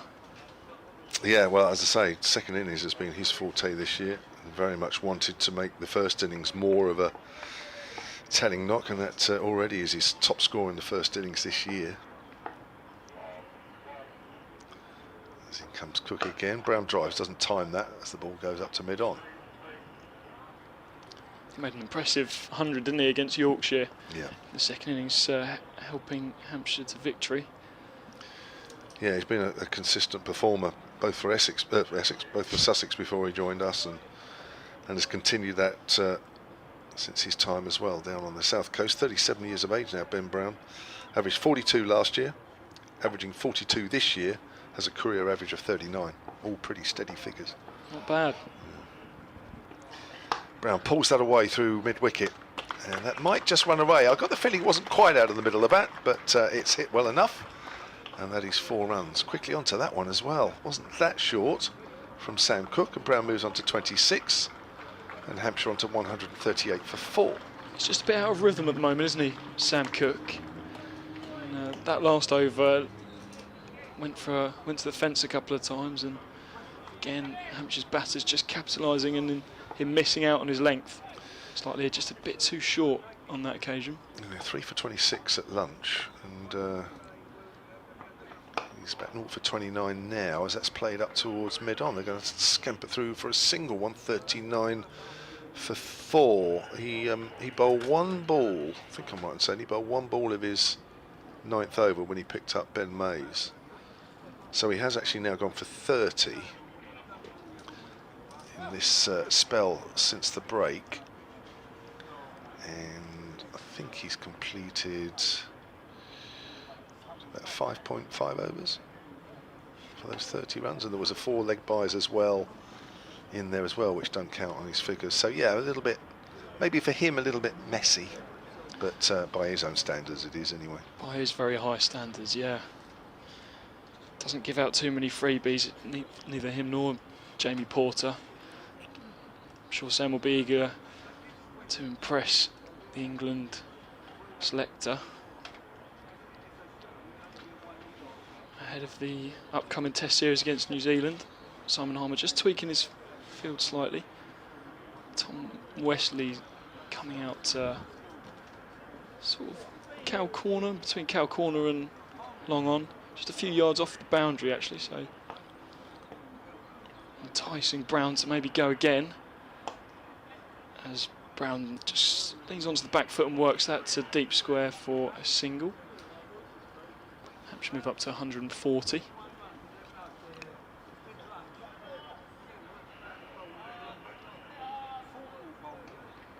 So these two are potting over 50 now. It's a good partnership, isn't it? Good time to bat as well. Blue sky, ball's old. There's Harmer again. Also leaning onto the back foot. He defends that into the leg side, no run. Yeah, it came together when the score was 88. So, key partnership this for the visitors. Essex be eager to break it as soon as possible. Defended again by Lehman. Fielded by Charlie Allison, who's in very close. He's got his left foot basically on the edge of the strip. Brave man. Here's Harmer again. Just pushing that through, not giving it much flight. Charlie Allison fields once more. Yeah, we talk about short leg being not a great position. I think where Allison is not a great position either, is it? Just he's praying Harmer doesn't toss it up outside off stump. He has given it that bit more flight. I think he extracts a bit of turn there, Simon Harmer, but Lehman comes forward and defends that well into the offside, no run. Yeah, full-blooded straight drive, and I think Allison will know about it. Did you ever field there, Kevin? Yeah, not very often, fortunately. Harmer again, and that's just punched again to the offside for no run. Concludes the 41st over. Hampshire 140 for 4. You fielded there? No. No, it's not. It's not fun. You'd do well to find me there. I think any of those short in positions, they're not fun if we're really honest. Like if you're behind the stumps, it's not too bad. Yeah, but I'd be interested. It's usually the junior players that get given the task, don't they? And some players seem to enjoy it. I know Ollie Pope is excellent at short leg. I think he seems to have a good time when he's in there, but rather him than me. Well, I think with all the gear they wear these days and the helmets, I mean, the modern way now is just to sort of put your head down, isn't it, and stand there. But that's actually against your normal human reaction, because when you see something coming at you, or you don't really get a chance to see it, if I'm honest, that your natural action is to flinch, isn't it, and turn away, in which I think, you know, a decade, 2 decades, whatever it is ago, whatever time you want to put on it, players, that's what they used to do. But of course they didn't have the protection. No, that's when the accidents happen, isn't it? But, yeah. Right, it's Wian Mulder who's switching ends. Right arm over, bowls to Ben Brown, who pushes that out on the offside. Mulder's spell before lunch, 4 overs, none for 16, was at this Cook end. Alistair Cook end. Got a little bit of shape on the ball, into the left-hander and a little bit of shape away. Bowled steady rather than looking menacing. Still got a couple of slips in. Walter and Harmer. Just tweaking the field slightly. Shane Snater looks to be coming to backward point. Deep backward point. Mulder in again. See Ben Brown, and Brown whips that away. That short arm pull shot that he plays so well and so often goes out towards deep square leg, and he'll pick up 2 more, and he moves on to 30. Hampshire 142 for 4 now, having been put into bat. At this stage, Kevin, what do you think Hampshire will be looking to target as a score with these two now both pretty well in? Anything. You know, they just haven't batted very well at all this year, and you know, and it puts you under massive pressure every game, game after game, day after day. Brown cuts that away. That was short, hammered away down to deep point in front of the pavilion, and it's a bad ball there from Wian Molden. What they haven't done is just occupy the crease. So the simple answer is occupy the crease. Just occupy it. You know, and if that means tomorrow lunchtime, I mean, you know, Hampshire haven't even come close to looking like doing that. But We'll have a hell of a score by then. well, this is it. But I mean, you know, that's the way you've got to think. And I wouldn't be looking at worrying about targets and what have you. As Brown's on the back foot, plays that out on the offside. It's just about building a total. You know, but especially first innings. You know, we all know in 4-day cricket, good total first innings, doesn't matter what the wicket's doing, not doing. You know, a sizable first innings total puts you in a good position.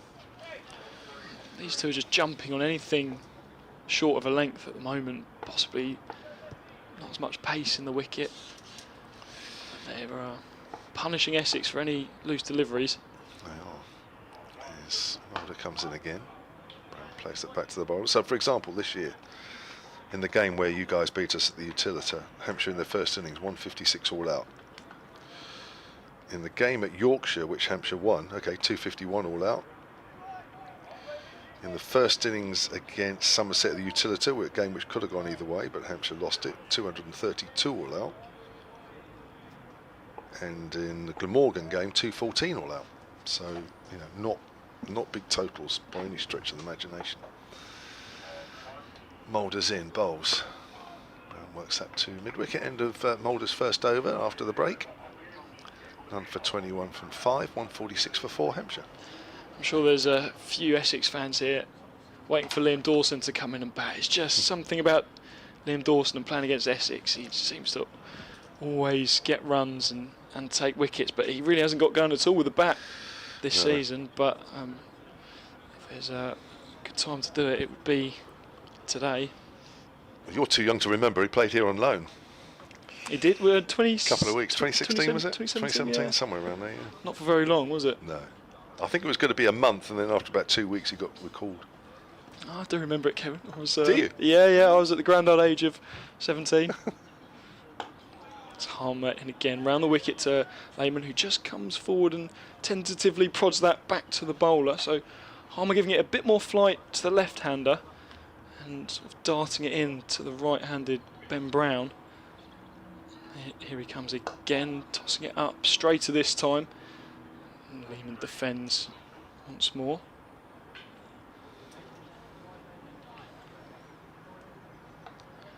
Harmer puts his hands on his head after that ball. Not sure if he thought he was close to taking a wicket, and that's short, and that is smashed through mid-wicket. That's 4 runs. Simon Harmer kicks the turf next to him in frustration. Poor ball, punished by Lehman. Yeah, there's the odd bad ball out there. You just need batters out there that have been in the middle for a while, and you need enough good batters out there to take advantage of them. That's something Hampshire haven't really been able to call upon this season. Probably not much last year either. Essex can't afford to get too frustrated here. They're still overall in a pretty decent position. 150 for 4 are Hampshire, but Harmer coming in and bowling again. Lehman goes on the back foot this time and defends. And yeah, I mean, Essex off to a flyer, weren't they? So they will be disappointed that they've let this partnership build, but a couple of wickets now and they're still very much on top. Here comes Harmer again bowling, and that is short outside off stump this time. Bit of turn again and a bit of bounce actually off the surface, and finds its way to Dean Elgar. No run. I think what Lehman's done particularly well against Harmer is he's been very good at picking up the length. Very quick feet, Lehman, as he goes on the back foot early and defends, and that's no run. The end of the over. Hampshire 150 for 4 from 43. I get the feeling that even though Ben Brown's already hit him for 6 over wide, long on, he'd rather be bowling at Ben Brown. Lehman's getting well forward and well back, picking up the length very quickly and getting into really good positions. It's a player with a lot of confidence. 5 half centuries on the bounce. What a signing he's been. Very good signing. He was at Yorkshire previously, wasn't he? Yes, he was, yeah, and we went up to Yorkshire, second game of the season, and clearly still well liked up there. That was a while ago he played up there. Had a good, had a good few games for them actually. Did well. I was reading about his lucky moustache that he grew in competition originally with Travis Head. Is this correct? Is this something you're I don't aware know. of? No, enlighten me. I was reading that whilst playing for South Australia, he grew his moustache out in the competition with Travis Head to sort of see who could grow the most impressive facial hair, and then he started scoring a lot of runs, and so he sort of kept it as a bit of a superstition. Maybe you'll have to check with him. Yeah, But we'll ask him that at some point. Yeah, that's what the internet told me. Mulder then from the far end as we look, comes in and bowls to Brown, who flicks that away down the leg side. A half shout for an LBW, past the diving Michael Pepper. Now is this 4 leg byes or is it 4 runs? It's 4 leg byes. No, I'll definitely ask him that. Yeah. I wonder if there's anything in that. Maybe we could throw mine out, see if fortunes change. Should move on to 154 for 4 now, and this partnership's now worth 66. 55 for the 4th wicket between Lehman and Mays, and now a more than useful partnership developing here as well. It's another freebie down the leg side, wasn't it? It was a bit. Mulder in, bowls, and Brown is forward. Ball goes up towards mid-off. So we are, what are we into, the 44th over now. It does feel as though the ball is not quite responding on the pitch like it did in the first hour or so, hour and a half, which is the norm really. Just looking at games elsewhere, Warwickshire really struggling at Edgbaston against Yorkshire. They've dropped to 107 for 7 after 39 overs. Wow. Mulder in again, Brown drives, goes up to mid-off. They'll take a quick single there as it's slightly wide of, is that Wesley there at mid-off? Wesley at mid-off, yeah. It's Harry Brooks in the Yorkshire side. Joe Root having a rest after his 2 games. So Johnny Bairstow and Harry Brook in that Yorkshire middle order.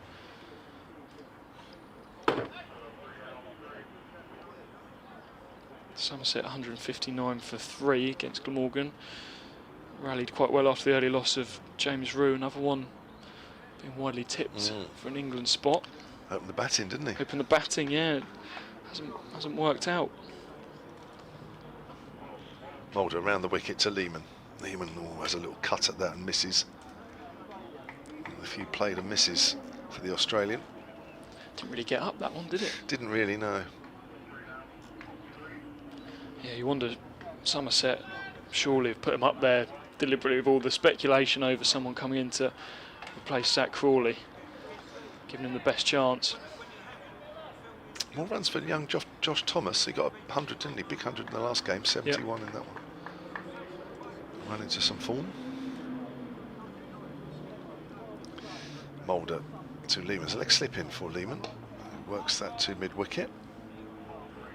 Interesting move that. Matt Critchley's in at leg slip. A couple of balls have gone down in that area. It's good aggression from the home team. Yeah. Like to see that. Remember Stokes did that in the Ashes, didn't he? First ball he bowled out at Alex Carey, or he moved someone in at leg slip and immediately. Always looks good as a captain, doesn't it? Yeah. Mulder, last ball of his 6th over here. Comes in and bowls, and Lehman off the back foot steers that to backward a point. There is no run. That's the end of the over. 155 for 4. We've had 44 overs of the Hampshire innings after they were put into bat. Looks like I'm making a way for Victoria Polly. So, some drinks being brought on for someone, or someone's getting a bit of treatment. Looks like, oh, Charlie Allison is taking the pads off. So we might be about to see a change of bowling here from the Sir Alistair Cook end. Returning to bowl at the Sir Alistair Cook end, Shane Snater. We are. Shane Snater coming back into the attack, picks up 1 wicket so far today. That of opener Nick Gubbins. He's just having a word with his captain Tom Wesley. Tweaking the field. Looks like they're going to keep 2 slips. Got a man out. Sam Cook looks to be coming to deep backward square. 1 man out on the leg side. Everyone else is in. Hampshire 155 for 4. Jake Lehman and Ben Brown have done very well to steady things after the loss of 4 early wickets. Now the sun's beating down on them. An excellent time to bat as we welcome Victoria Polly. Yeah, it's lovely out there now. Is this me or you? This is me, and that's edged by Ben Brown down past second slip, and that's going to be 4 runs. Well bowled from Shane Snater, but it was played down by Ben Brown. A thick outside edge gets him 4 runs. So Essex's luck just out at the moment, and a little bit of frustration from the body language of the players, but 159 for 4, still very much in the game. Yeah, you just feel with Hampshire, was it 88 for 4 at lunch, and Essex probably would have come into this afternoon session with their tails up, having picked up that 4th wicket just before the break. They'll want another. Snater in again, bowling outside off stump once more, and that's pushed to cover, and they take a quick single shot at the stumps. It's well collected by Michael Pepper, really flung in from cover, and that's maybe an overly risky single, but Ben Brown hurries through and makes his ground. He goes up to 40. Jake Lehman on strike now. Hampshire on to 160. It's been a good recovery from Hampshire. Lehman with another half century, and then Ben Brown with the support. He's only 10 away himself as well, and as Kevin was saying earlier, he's done it in the 2nd innings, but Hampshire need him here to help them build 1st innings score. I heard you discussing earlier, but just how impressive Shane Snater's been, and just how much cricket he's played for this Essex side in the last few years, and he's just a workhorse, isn't he? When he heart on his sleeve cricketer with bat and with ball, and his bowling has just come on leaps and bounds, particularly in the last 2 or 3 years, as he comes around the wicket to the left-handed Lehman, who plays defensively into the offside, to Jamie Porter at mid-off for no run. I remember when he signed, and it was sort of just, he started off in the 2nd. There wasn't too much fuss around him coming in, and he's just one of those players that's just really grown into this Essex team and become a really key part of the bowling attack. Here he comes again, Shane Snater bounding in past the umpire. Quite wide of the crease as he delivers that to Lehman, who just knocks it up to Tom Wesley at mid-on. No run. We haven't done an interview with him yet, Shane Snater, have we? No, we were talking earlier, Kevin and I were talking about some of the characters in the Essex team, and I was saying Charlie Allison's quite a character, and we get to know them, don't we, at BBC Essex? Yeah. But no, Shane Snater's probably one we haven't talked too much. He's quite an unassuming character. Yeah, a bit more reserved. Does his talking on the pitch. Here he comes to Lehman, who plays a glorious straight drive between the bowler Shane Snater and Jamie Porter at mid-off, and that's going to race away for 4 runs. An exquisite shot from the Australian. He moves on to 68. And you never like that as a bowler, getting pumped back past you for 4. That's just a good cricket shot. I don't think Snater did too much wrong there, maybe slightly over-pitched. He was punished, and he's going to look for a response of his last ball of the over. Into Lehman again, who looks to punch him down the ground, but this time doesn't time it as well, and Shane Snater does the fielding. It's the end of his 8th over. 9 runs from it. So that boundary, which took the edge of Ben Brown and went down to 3rd man, and then the glorious straight drive from Jake Lehman into Hampshire onto 164 for 4.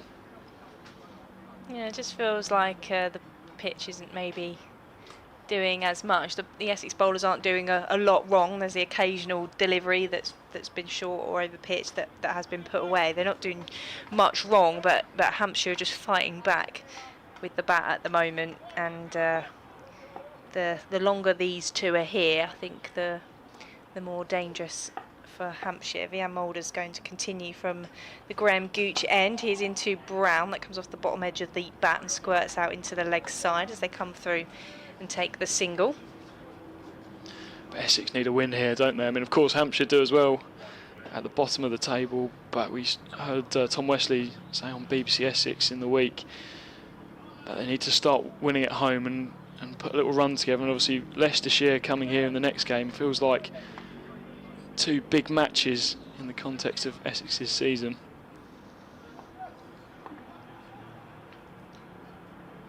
Yeah, two big matches. Hampshire at the moment, Leicestershire next week, as Mulder is in, and that one is driven but not timed into the offside by Lehman for no run.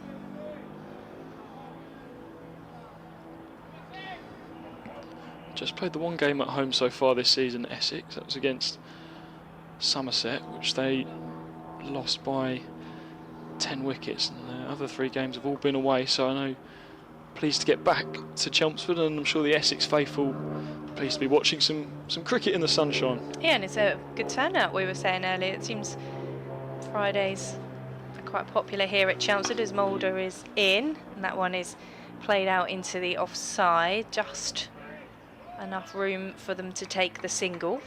166 for 4.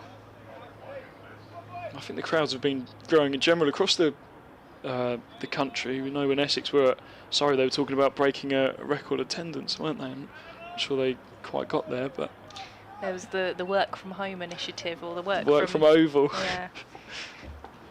I don't think I get too much work done. This is work for us. This is true. As Mulder is in over the wicket to Brown, plays that one out into the offside. Charlie Allison fields in the covers. So when the cameras pan to them on the live stream, they've got their laptops out on a pint. You'd think they're just hoping their boss isn't watching.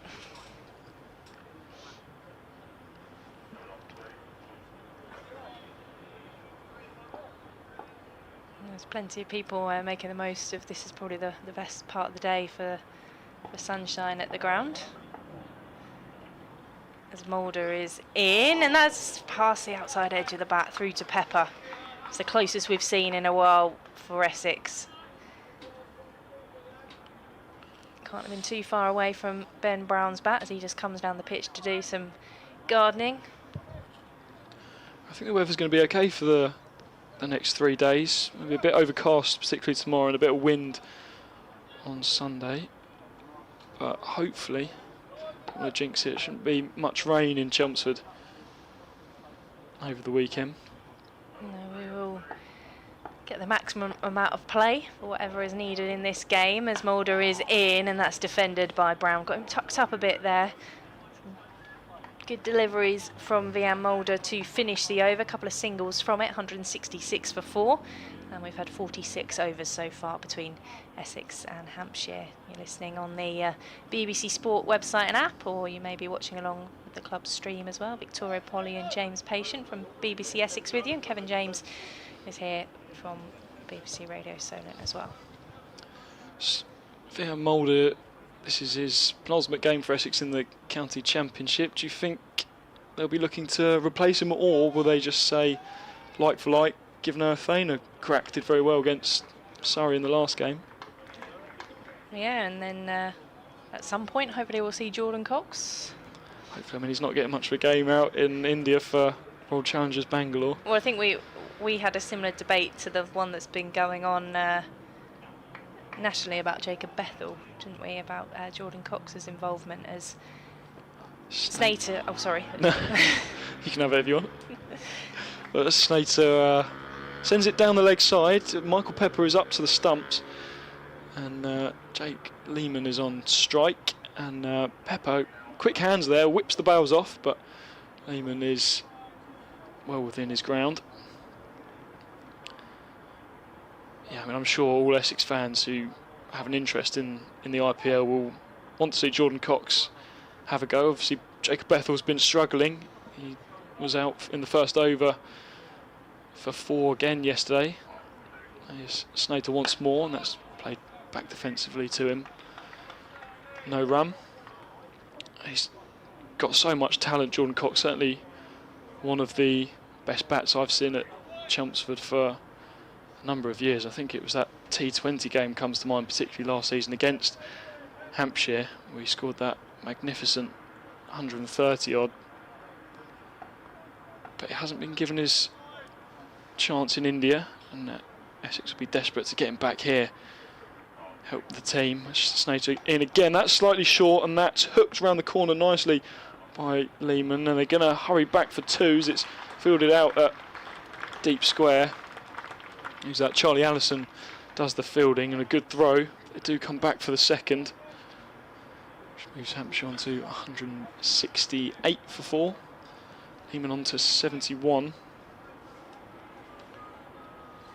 So his last 4 scores before, say, 76, 92, 76, 50. Missed the game against Glamorgan, and now he's 71 not out. Going very nicely as he just plays that defensively back to Shane Snater. No run.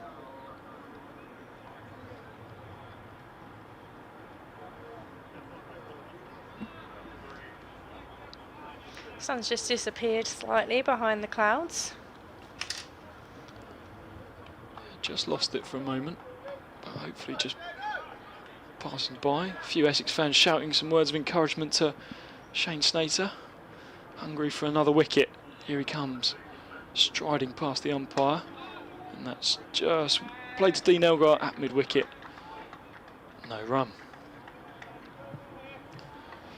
It was interesting in the pre-season, we were at the pre-season media day here at Chelmsford, hearing Mulder say how much of a fan of Noah Thane he is in the brief training sessions they'd had together, and he says they're very similar players, which I think I would agree with. And he said he's going to try and teach Noah as much as he can. Snater bowling his last ball of the over. That's just punched down the ground nicely, and it's got past the diving Jamie Porty to just get a hand to it. That'll stop it racing away for more than just a single. I think it was important there that Jamie Porter did get the hand to it and just take the pace out of it slightly, otherwise that could have been another boundary. I think Tom Wesley was glad that he didn't have to go chasing all the way to the fence there. And that is the end of the over. Hampshire 169 for 4 after 47. Mulder is going to continue from the Graham Gooch end. A couple of the Essex fielders with the retro sweaters, pullovers, is that the right term? With the logo on the front, celebrating the 150th year of the club. And I think next week's championship game against Leicestershire is the sort of official game to mark that, as Mulder is in around the wicket, and that is edged into the leg side, and they've come through for a single. There was Shane Snater out in the deep, just out of our view to field that just wider fine leg. And we'll have a swap around for the left-right combination at the crease for Hampshire at the moment. 170 for 4. Smart, those sweaters, aren't they? Can you get yourself warm? Oh, I don't think I get much use out of it. They did come into fashion, didn't they, away from the cricket pitch a couple of years ago, as Mulder is in and Brown has played that one just past square leg. He'll chop through for another single. You were saying to Kevin in your last commentary stint that you're not much of a player, but having seen you in action, Victoria, I think you've been a bit harsh on yourself. If anyone follows BBC Essex on Instagram, you'll see our weekly videos promoting our Around the Wicket show, where Victoria often gets the skills out. I've been criticised for my technique the last couple of weeks, so I'm thinking of giving it up. See, good players ignore the criticism. Well, they use it to get better. Mulder is on his way into Lehman, who's driving that one, but he'll pick out mid-off rather than the boundary, and no run. Good shot for nothing. Well, firstly, it was with the bat last week. I was trying to drive the ball, and I got criticised for my stance there. And then this week, I said, okay, well, I'll bowl the ball instead. But then I was trying to bowl it to you while you're also filming, and therefore I had to go a little bit wide to make sure you could catch it and keep filming, but it just made it look like I couldn't bowl the ball. It's a noisy motorbike in the background as Mulder is in, and that one's cut away by Lehman, and he's found the gap in the offside.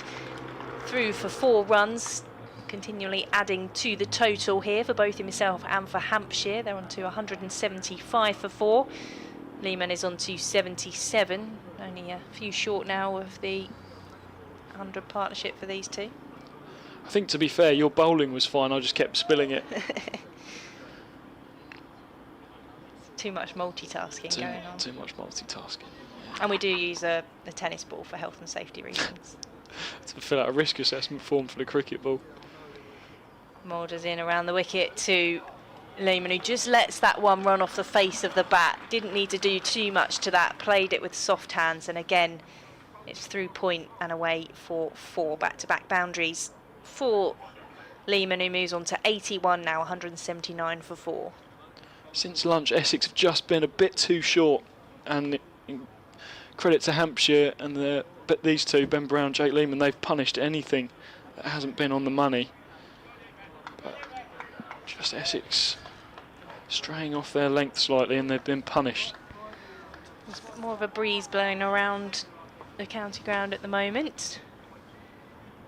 2 slips in, and it's the gaps that Jake Lehman's finding at the moment as Mulder is into him, and he defends that one into the offside.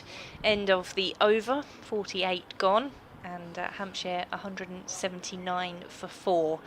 So what do Essex need to do here to try and find that 5th wicket and, importantly, break the partnership that Hampshire have built in the middle order?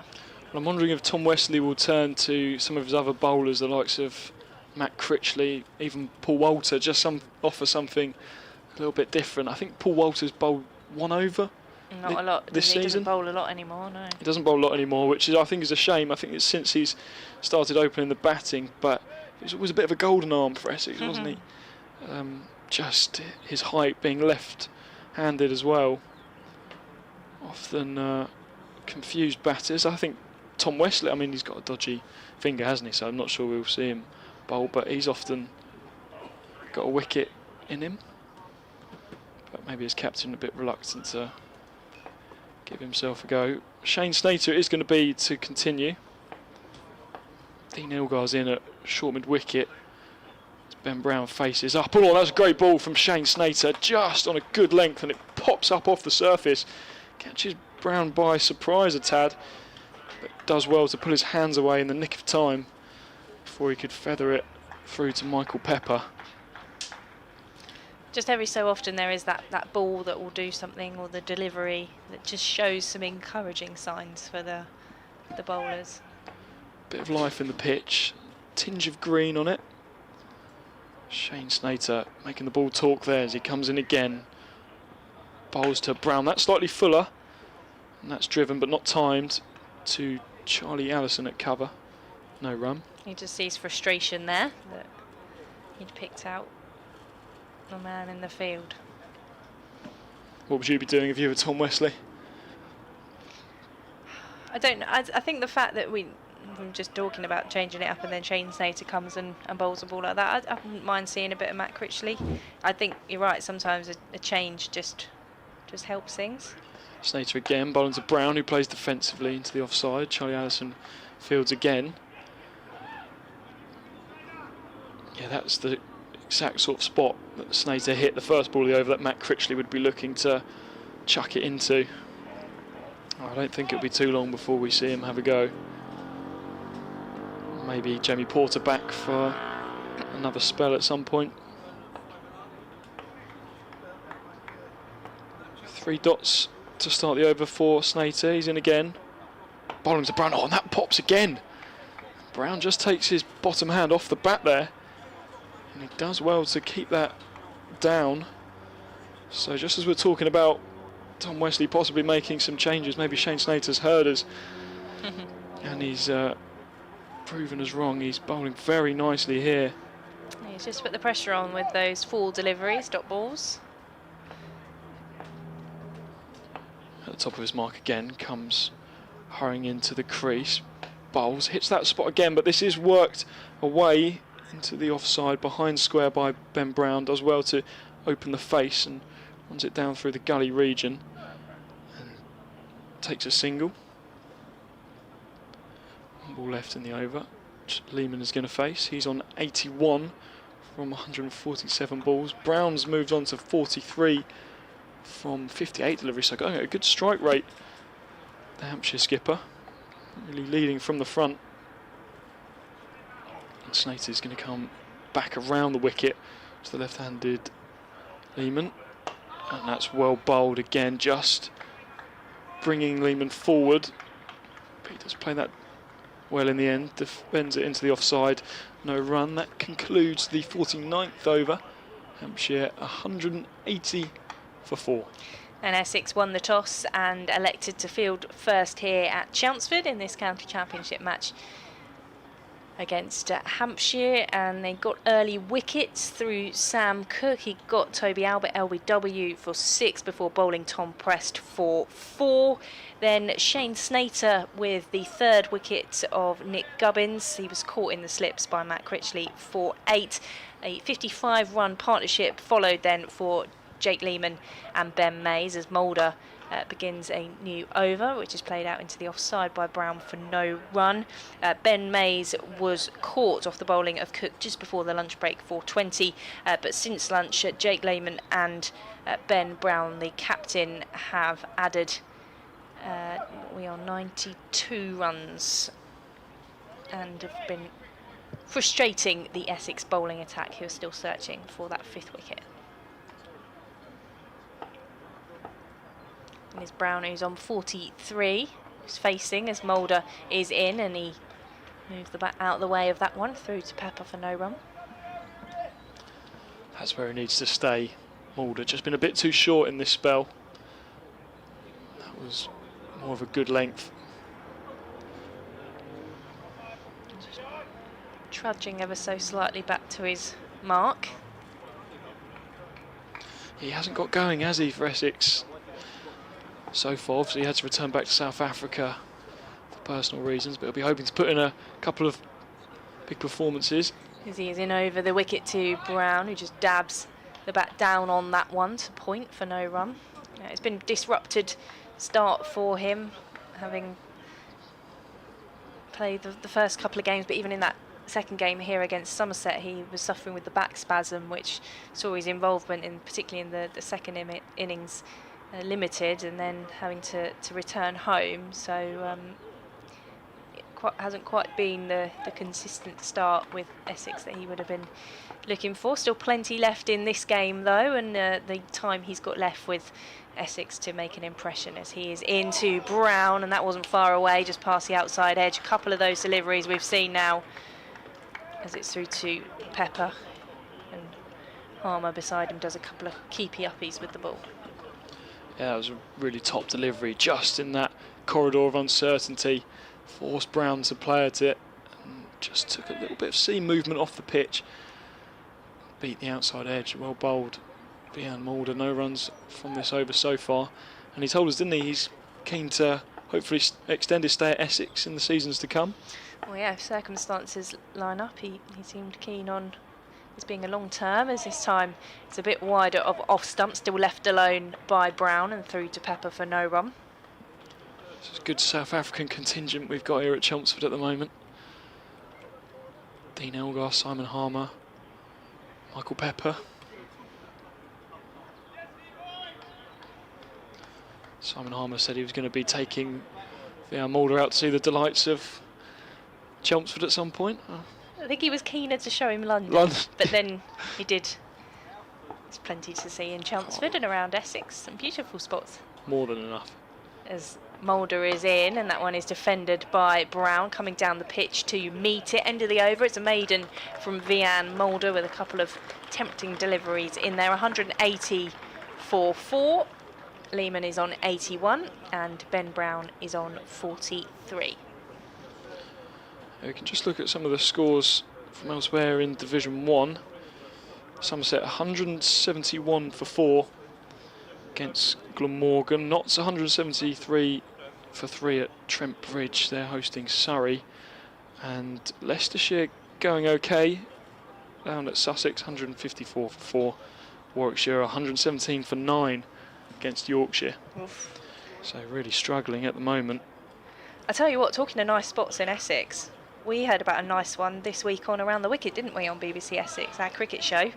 Audley Wendon Cricket Club, beautiful setting, and the picture of Audley End House in the background, the lake, all in the Wisden Almanac this year. Wisden Almanac, who'd have thought? And the funny thing about that is the players at the club didn't even realise that anyone had taken the photo. It's just one of the club members was flicking through the almanac, as you do. I thought, oh, I recognise that. And it was in the selected pictures section. So it really is a stunning place to play cricket, isn't it? Yeah, I have to pop down there at some point. Dot ball to start Shane Snater's 11th over, 1 for 33. Sorry, I was so busy talking about got Audley Wendon, I got distracted. I didn't even commentate on that ball. Here comes Snater around the wicket to the left-handed Lehman again. And that is just short of a length on the hip of the Australian, who plays it firmly to square leg. Charlie Allison does the fielding.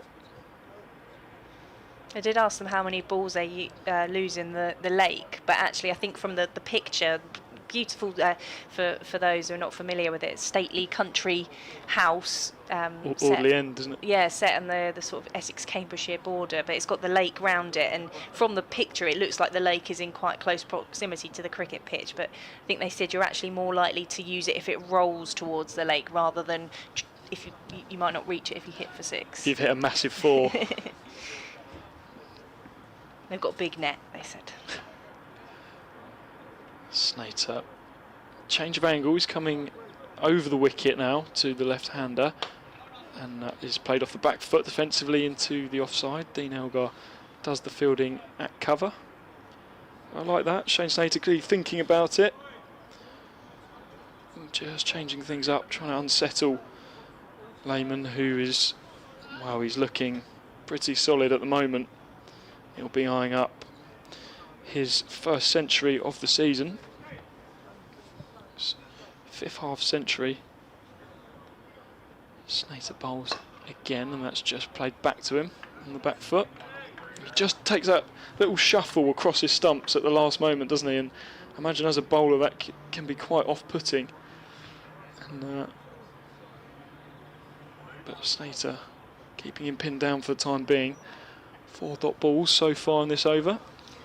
Looks like Jamie Porter's just going through some warm-up, so we might well see him come back in to bowl another spell. Snater once more, and then Lehman cuts this to point. No run. As well stopped by, is that Matt Critchley? Sam no, Cook. Sam Cook. Rolling about in the dirt with one of those nice jumpers on that you mentioned. He's going to have to stick that in the wash. Yeah. For mud stain on that now. Tom Wesley just coming over to Shane Snater.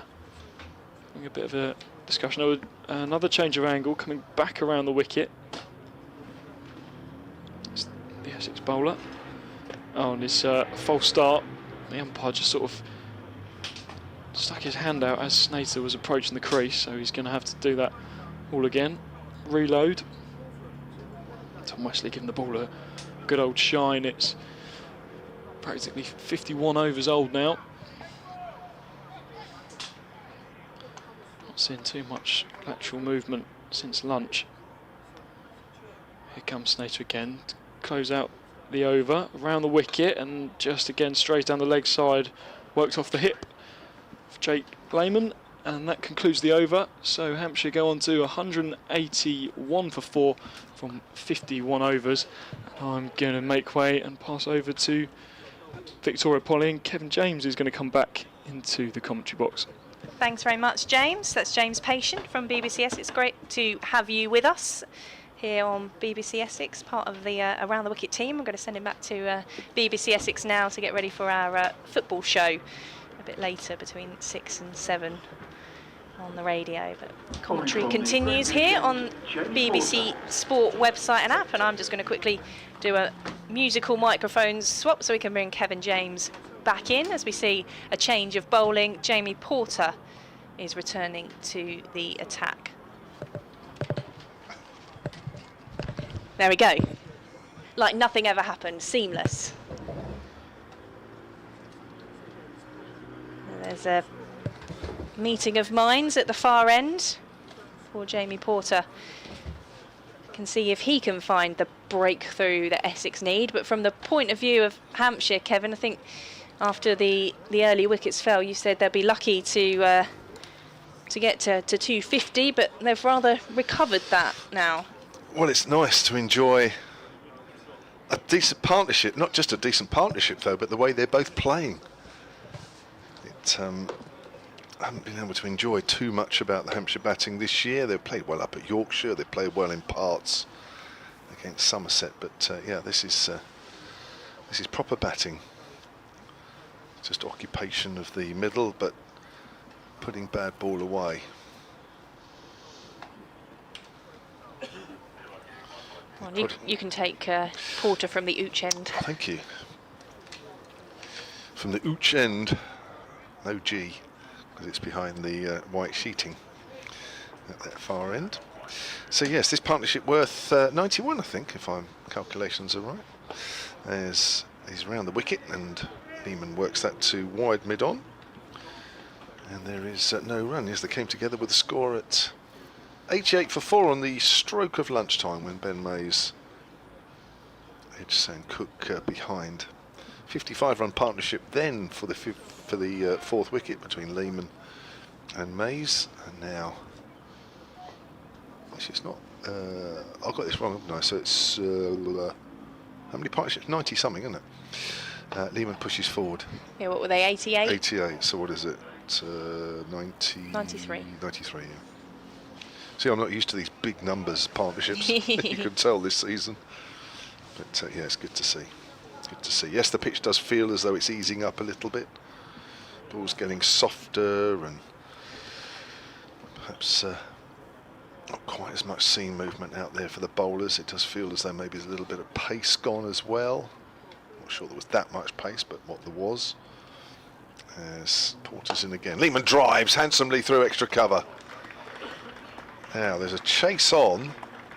Could be a good chase as well. Is the ball winning? Not quite. It's been pushed along the rope. Is that Tom Wesley running back there? And he's pushed it onto the rope in the end. Yes. Yeah, it is. Oh, of course, he's got the bandage still on his finger from the first game of the season. Lovely shot, Jake Lehman. So Brown has 43. Lehman now is on to 86. And Hampshire 185 for 4. Does seem now when the ball's pitched up. I think it's always been the case actually when the ball's been pitched up. It's been very drivable, but now you get the feeling the batters probably just trust it a little bit more because of the lack of seam movement. The odd one, as you mentioned earlier, Victoria, as that's driven up to mid-off, does still bounce a bit. The odd one does still just move off the straight, but they're sort of unusual now. Yeah, it doesn't feel like we've had those chances. There hasn't been too much for Essex to get excited about in terms of appeals or any that have not carried that we've seen catching opportunities from. In comes Porter again. Lehman drives in the air, goes out into the gap in the covers. There is a man out there at deep backward point. And Lehman moves on to 88 with those 2 runs. 159 balls he's been batting now. Jake Lehman, 15 fours in that innings. Ben Brown's hit the 1-6 of the innings when he came down the wicket and hit Harmer high over wide mid-on to our right. Porter in again. And bowls. Let's flick Lehman on the pad. There is a leg slip for that flick away. Almost like a leg gully, really. That's for Lehman's flick when he comes across the stumps. End of the over, 187 for 4. And Jamie Porter wicketless after 9 overs. Half an hour or so to go till the tea break, and Essex still to find a wicket in this afternoon session. So what have you got, 12 overs to do till tea? Bit of Harmer, might get through not far off normal time. I think we might be seeing a bit of Matt Critchley. Matt Critchley. Well, he was devastating in the first game against Hampshire, not just with the bat, but with the ball as well. 5 for 9 in Hampshire's second innings. Absolutely couldn't do anything wrong in that game. 173 in the Essex first innings, played absolutely beautifully. And then followed that up with 5 for 9. I mean, what a game. What a way to start the season. A great all-round performance, and he has got a knack of starting the season really well for Essex, and now it's the case for him to follow it up, and they could do with a 5 for 9 here, couldn't they? Well, forgive me for not agreeing with you, Victoria. From an Essex point of view, I think they would. But I did say to James, just a bit of a change in the bowling attack when you're finding those wickets hard to come by. Definitely. As Critchley is in from the Alistair Cook end, and that one turns through to Pepper. Now, are we going to see some movement for him in the way that we did for Simon Harmer early on in his overs? He wasn't rewarded with a wicket for it. The leg spin of Matt Critchley is coming over the wicket to Brown, who digs that one out into the offside. It's out towards Charlie Allison, and the applause is for the 100 partnership between Jake Lehman and Ben Brown.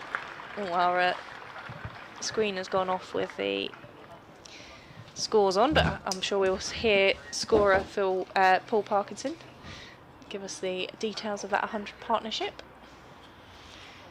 But they've done well to fight back with the bat as Critchley is in, and that one is slapped back to him by Lehman for no run.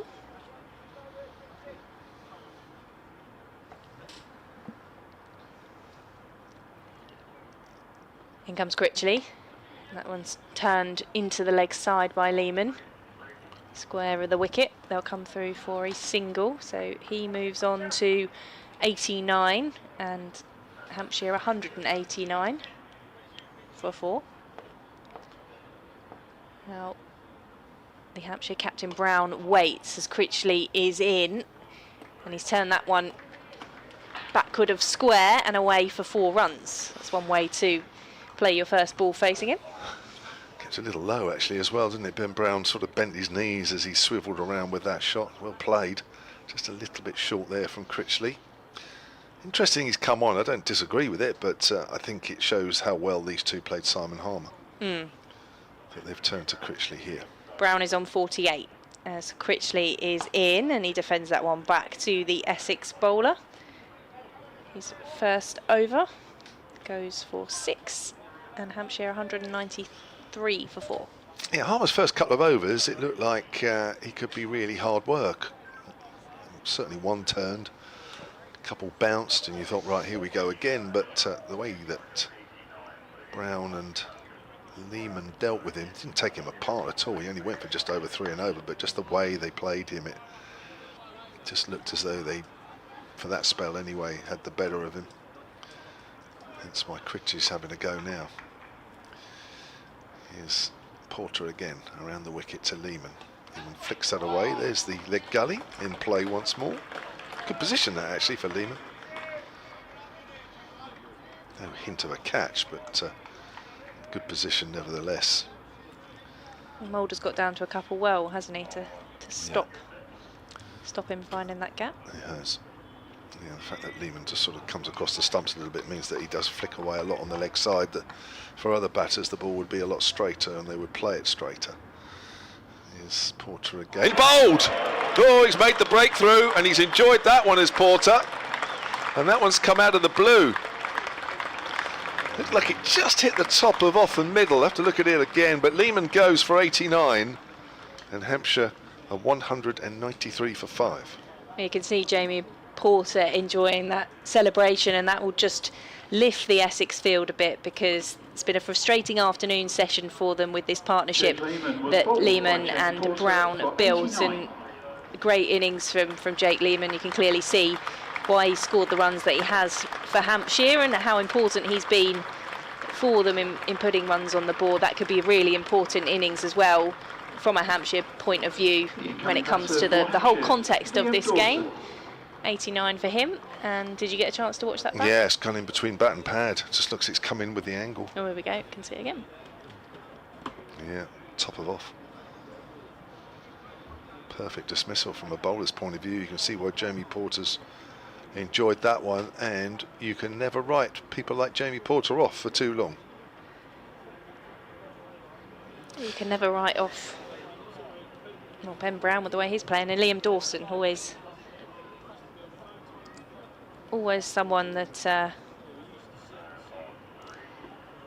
you know, can work well with the ball, but also with the bat as well. You were talking about his spell back with Essex in, what was it, 2015, 2016 time. Very short spell, but even then knew what kind of potential he could have. Afternoon as well to Sports Extra listeners.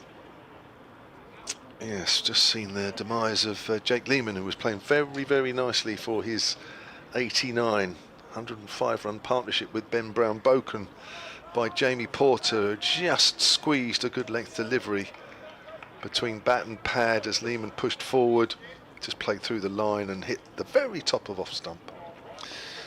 So Liam Dawson it is, back into the side after suffering a stomach injury. He's played out into the covers. He told me that he's been playing through it actually for a couple of games or so, and Hampshire then had a week off, which gave him a little bit of time. He missed the game against Glamorgan last week and he's back in the side here. He's not in the best of form with the bat this year, is Mr. Dawson. He's averaging 6, which is way, way below his career, but he has enjoyed, as I'll come to that in a moment, as he plays off the back foot, has enjoyed his last couple of visits here in the Championship, with the bat especially. In the game that Hampshire won here in September 2023, he hit 119 in the second innings, shared a really important partnership with James Vince that got them over the line for the first time in absolutely donkey's years here. And last year got 139 in the Hampshire first innings, so maybe. Can see why I was nervous about him. I can see why, yes. That's played up to mid-off. Well, we all know he can play, and yeah, as mentioned there, he's had a couple of good visits here, but yeah, this year he hasn't quite looked himself with a bat yet. I think that part makes me even more nervous when someone isn't quite in form, but you know they always do well in a particular place. Is the time when they find some form.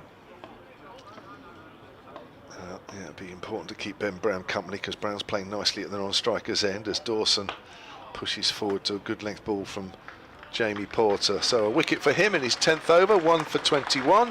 That partnership broken between Lehman and Ben Brown, and that is the first wicket this afternoon after Hampshire lunched at 88 for 4. You're listening to commentary of Essex against Hampshire in the County Championship. Victoria Polly from BBC Essex and Kevin James from BBC Radio Solent. We're on the BBC Sport website and app. We're on the stream and on 5 Sports Extra as well, as the sun has made another appearance and you can feel the warmth of it now shining on the commentary box at the Sir Alistair Cook end, formerly the river end of the ground. And there's plenty of fans who have decided to come and watch some Division 1 cricket on their Friday afternoon. It's very busy in the open air stands as Critchley is in for his second over, and that one's punched into the offside by Brown, who moves on to 49 with a single. And he's had to watch from the non-striker's end as that wicket of Jake Lehman fell in the previous over to Jamie Porter. Hampshire on to 194 for 5. Yeah, Jake Lehman's 5th half-century of the season in consecutive innings, but still without 100.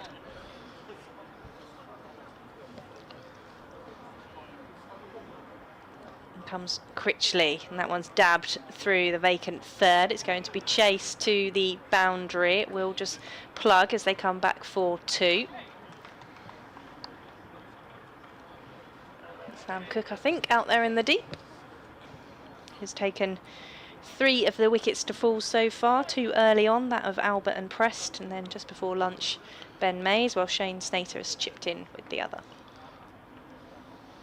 So Critchley is in to Dawson, who's driving back to the bowler for no run.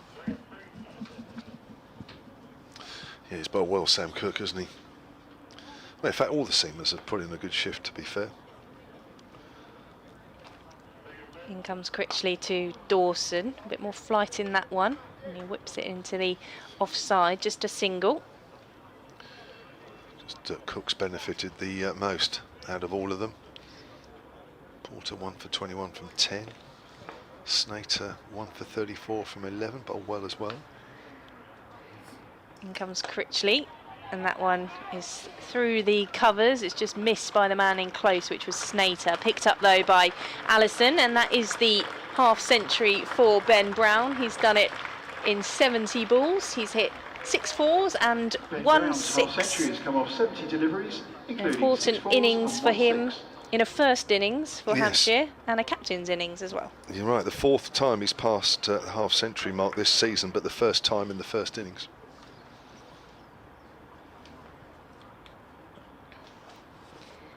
Critchley is in, and that one is played out to point by Dawson for no run. The end of the over. The second over from Matt Critchley's gone for 11. Hampshire 198 for 5. Brown is on 50 and Dawson is on 3. So 55 overs gone. Hampshire put into bat this morning on a green tinged wicket. The sun has been out virtually the whole time. I might have to take my They've been jacket out, off. Yeah, even Victoria's feeling it now as the sun beats in through the window here. Lovely day for playing cricket and a warm day out there in the field, and just get the feeling that batting looks certainly a lot easier than it did this morning. I don't think it looked particularly difficult, but when you've got Jamie Porter and Sam Cook running in at you in those first few overs, the ball was nipping around a little bit, and it was a little hard for the Hampshire openers. Plugged away they did, getting Hampshire to 33 for 3, or reducing Hampshire to 33 for 3, but then we've had a couple of decent stands since then, suggesting the ball is getting a little older and the pace out of this pitch is just beginning to tell, but there is still a little bit there from time to time. There's always that bit of bounce that you see at Chelmsford, certainly from Jamie Porter's end as he runs in again and bowls to Brown, who guides that to backward a point. There's no third man, and that would be 4 runs. Deliberately opened the face of the bat there, Ben Brown. It was a good length, maybe just a little bit of width, but it's a shot that Ben Brown does use. And he moves on to 54, and the Hampshire 200 is up, and that's come at a cost of 5 wickets. Hampshire weren't able to reach 200 in the first game of the season when they lost to Essex by an innings and 137 runs at the Utilita Bowl. Bowled out for 156 and bowled out following on for 168. So a big improvement against Essex so far. As Brown gets a length ball, plays it back to the bowler.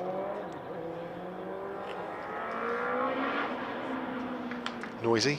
I think that motorbike just might be doing laps. I feel like I've heard it quite a lot in this afternoon session. Just going round and round Yeah. Chelmsford.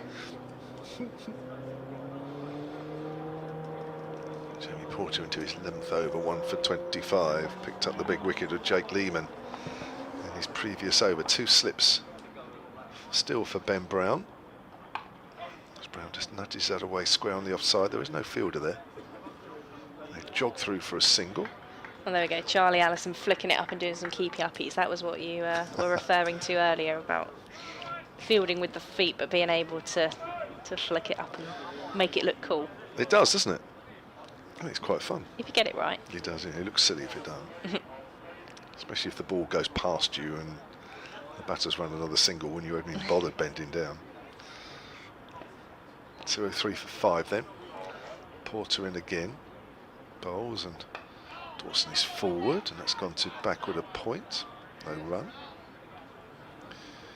He's got 3 slips, being the new batter.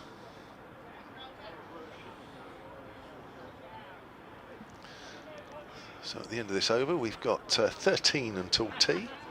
Got Matt Critchley on at the moment at this river end, the Alistair Cook end. So we might get through them reasonably quickly. As Porter's in again. No gully. Dawson leaves that one alone outside the off stump. Just a hint of coming back to Dawson there, but he's almost walking into that.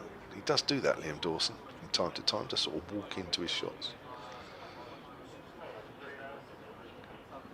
Yeah, I mentioned earlier the win by Hampshire here in September 2023 was the first time they'd won here since 2012. There was one game at Colchester in between all the matches they played in Essex back in 2014, but yeah, they've been on the receiving end of some heavy defeats at times as Dawson pulls that away, or pushes that away towards mid-wicket. Yeah, so the last 2 visits, well, sorry, last visit here was a draw, that Kookaburra game, which was hard work to say the least, wasn't it? September 23, Hampshire won by 3 wickets and a really exciting end to the game. Essex won in 22, they also won in 19, 18, 17, 14 at Colchester, 13, the list goes on. And then 2012, Hampshire win, the closest of games by 2 runs. Now I remember that actually, Victoria. You won't because you're far too young. It was a game where Adam Wheater tried to finish the game with a 6 and was caught right on the boundary at the far end. And Hampshire won by 2 runs. Wheater was on, I think he tried to get his 100 as well, he was on 90 odd. Matt Critchley is beginning a new over from the Sir Alistair Cook end, and that was not timed from Brown, who picks out point for no run.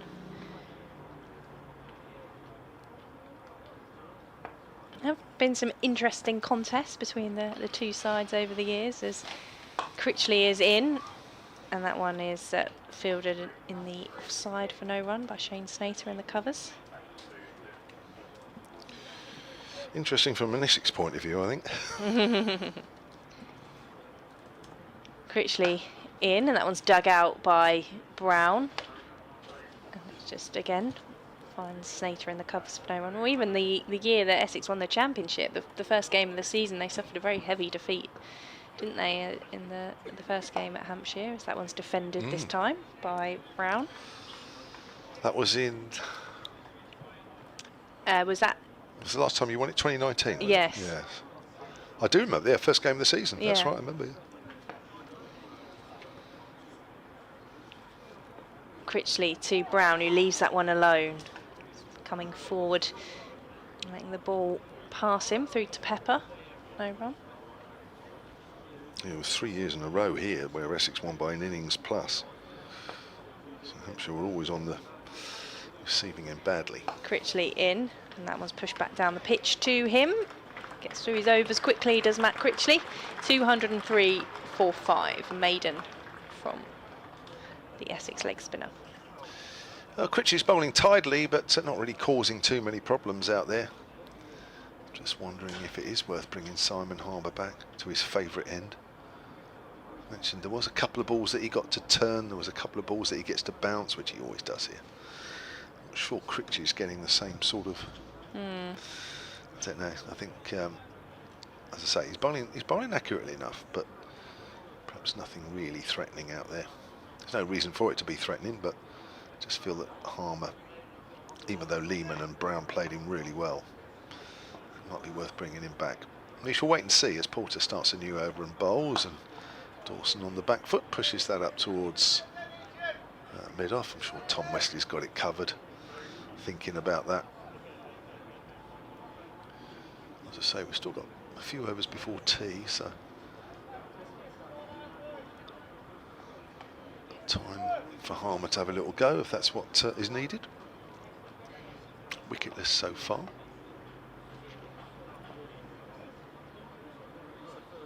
Porter into Dawson. There's one that bounces a little bit, but Dawson's in behind it nicely enough. Just from time to time, isn't it? It's just that one that bounces a little bit more than the others. Not really coming off at any pace. It does allow the batters time to readjust. It's not a huge readjustment, but just from time to time, just that little bit of extra bounce.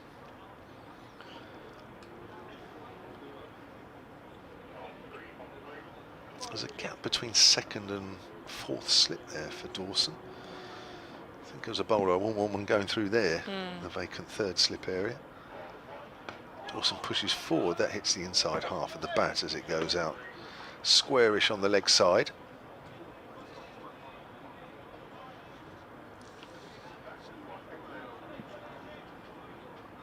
No spectators in front of us for a change, with the pitch cut well to the right towards the pavilion side. Normally the spectators in front of us and I have to watch what I say. Now I feel I can sort of get away with saying, come on Hampshire, without somebody looking back. Here comes Porter again. Dawson drives up to mid-off, Wesley fields. Yeah, it's quite quiet, isn't it, not having the chatter in front of us? Yeah, it's strange, isn't it? Because it looks so busy elsewhere around the ground, and then we've got a stand all to ourselves. We have. Yeah, we can go out and sit. Well, if we weren't on commentary, because obviously it's mainly myself and Victoria today, but if we weren't, yeah, we can go out and sit side and not be bothered at all.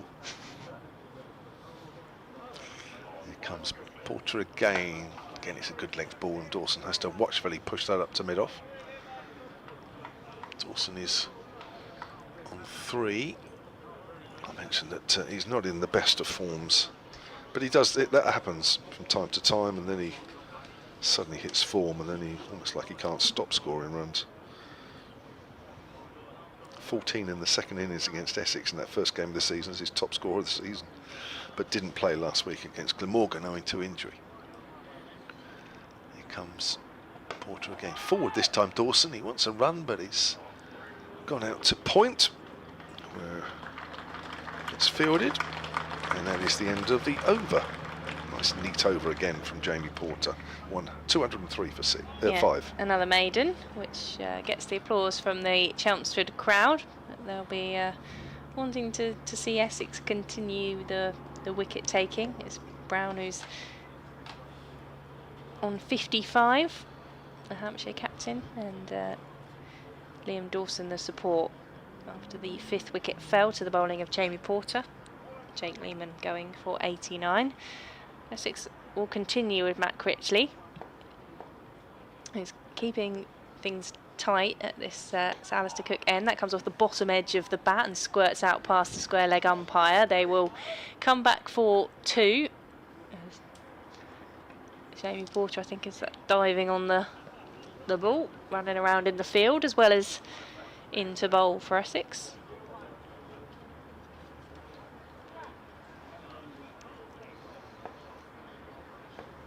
$205 for 5. That's the first runs we've seen scored 2 overs. This time it's punched out into the offside by Brown. Charlie Allison comes in from the deep to field. Well, it's nice to see Matt Critchley look human with the ball. Looked like he was going to take a wicket with every single delivery.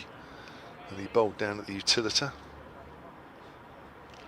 And Dawson just resetting himself. Critchley's in over the wicket, and that was defended by Dawson. Was the stomach injury picked up in game or training? I'm not sure actually, Victoria, if I'm honest. I didn't realise, but he said that he'd been playing with this injury for a little while. So Critchley is in, and that one is played out into the offside. It's just dribbling away along the ground for no run. I guess it's one of those things you don't realise how much you use your stomach muscles until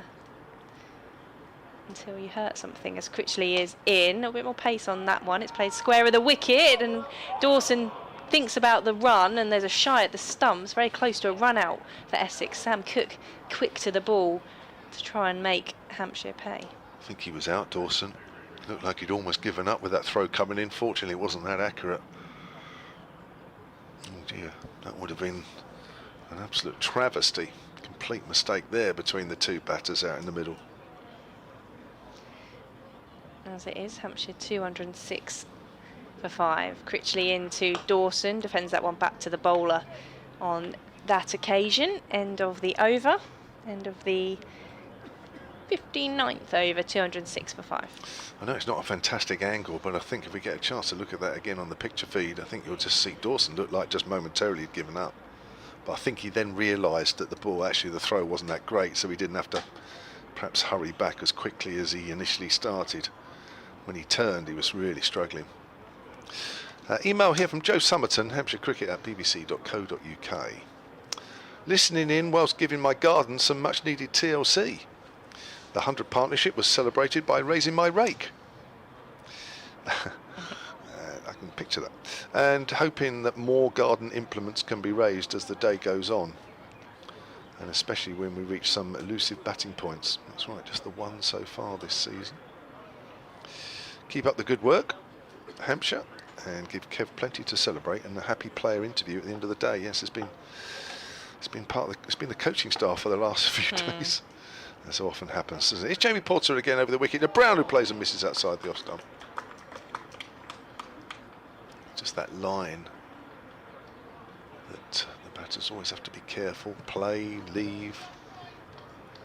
Just the perfect line, that one. Leaving to a batter that's been there for quite a while.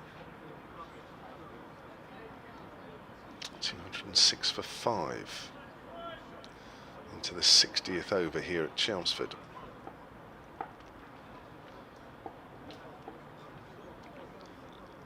Porter in again.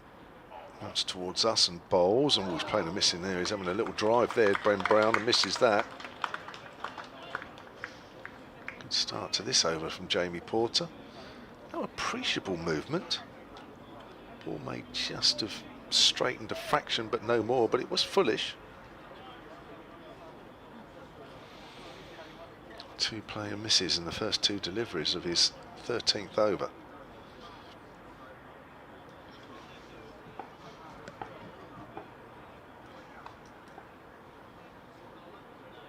It's only 2 slips now for Brown as Porter's in again, and that's a little straighter, a little bit easier for Ben Brown to play that one away on the leg side.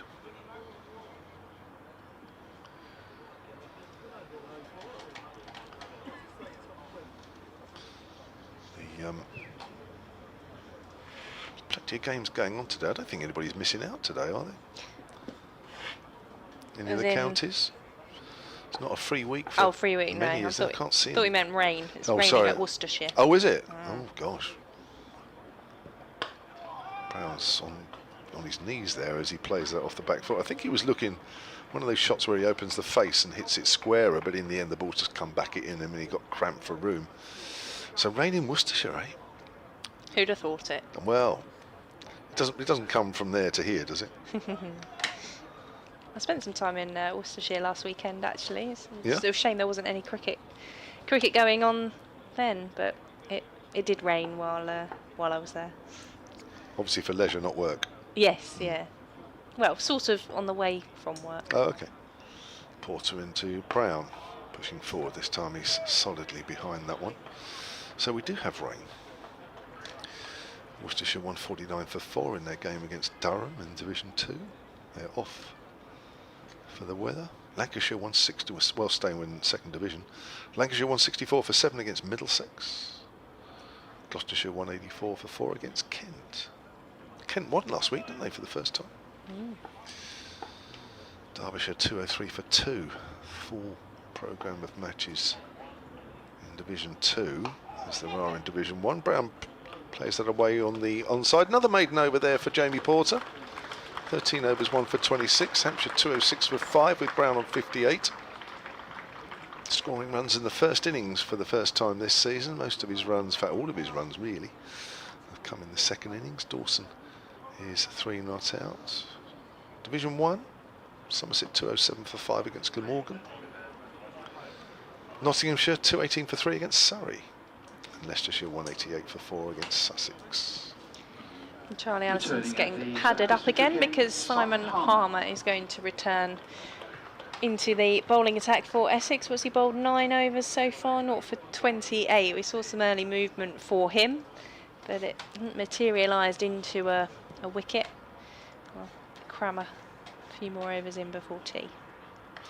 Yeah, that's a good move from Tom Wesley. New batter as well out there in Liam Dawson.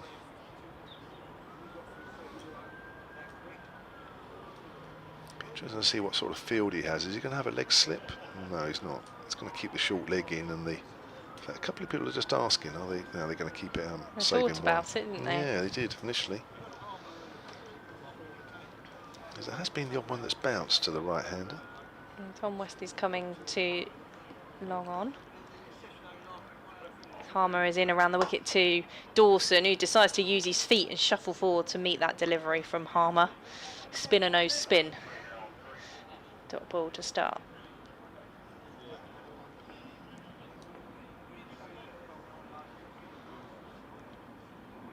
Harmer is in, and Dawson looking to sweep through to Pepper. Missed that one. He's going to try and take Harmer on here, isn't he, Liam Dawson? Yeah, I must admit there was a little bit of I thought in the back of my mind he might try and sweep. That's from way outside off stump, long way outside.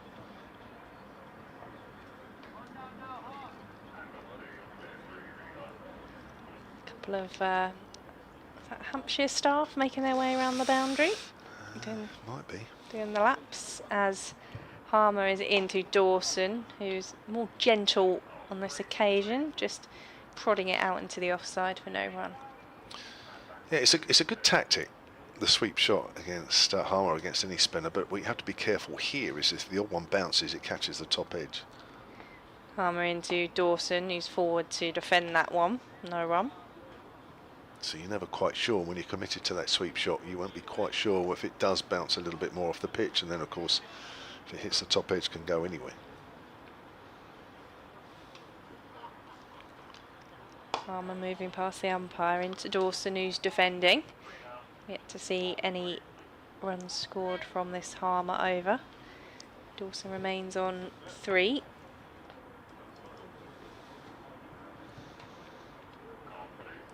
In comes Harmer. Oh, was that a chance?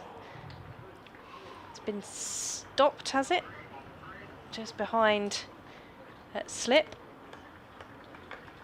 I'm not sure if it had carried though to the man who sat on his haunches and being helped up. Walter, no, Mulder it is, who's down on the ground. Possible chance for Essex off the bowling of Harmer. He did manage to stop the ball. I was waiting to see whether it had squirted through and away to the boundary, but maybe turned a bit on the pitch as Harmer's first over back into the attack is a maiden.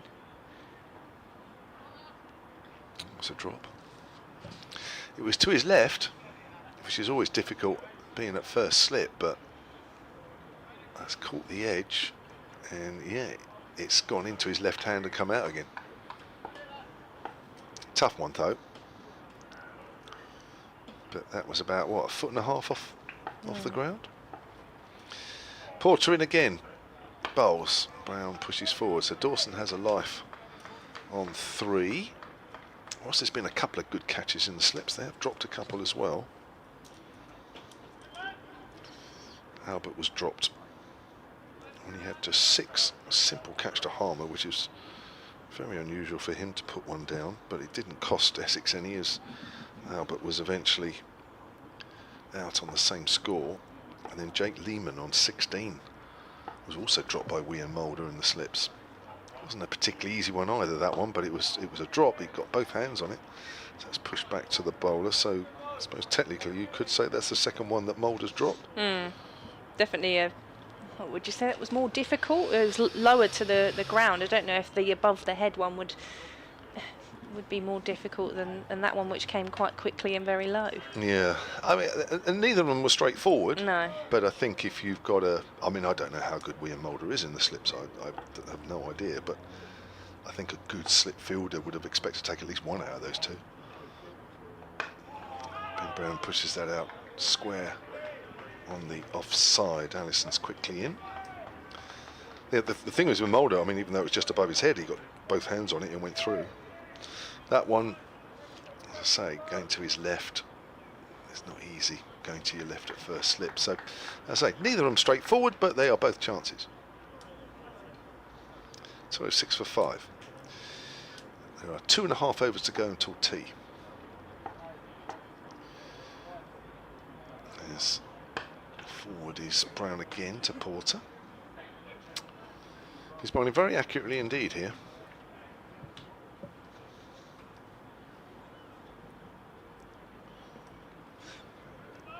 26 into his 14th over.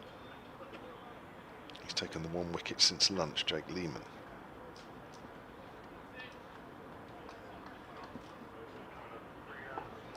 Bowling from that Graham Gooch end, running towards us.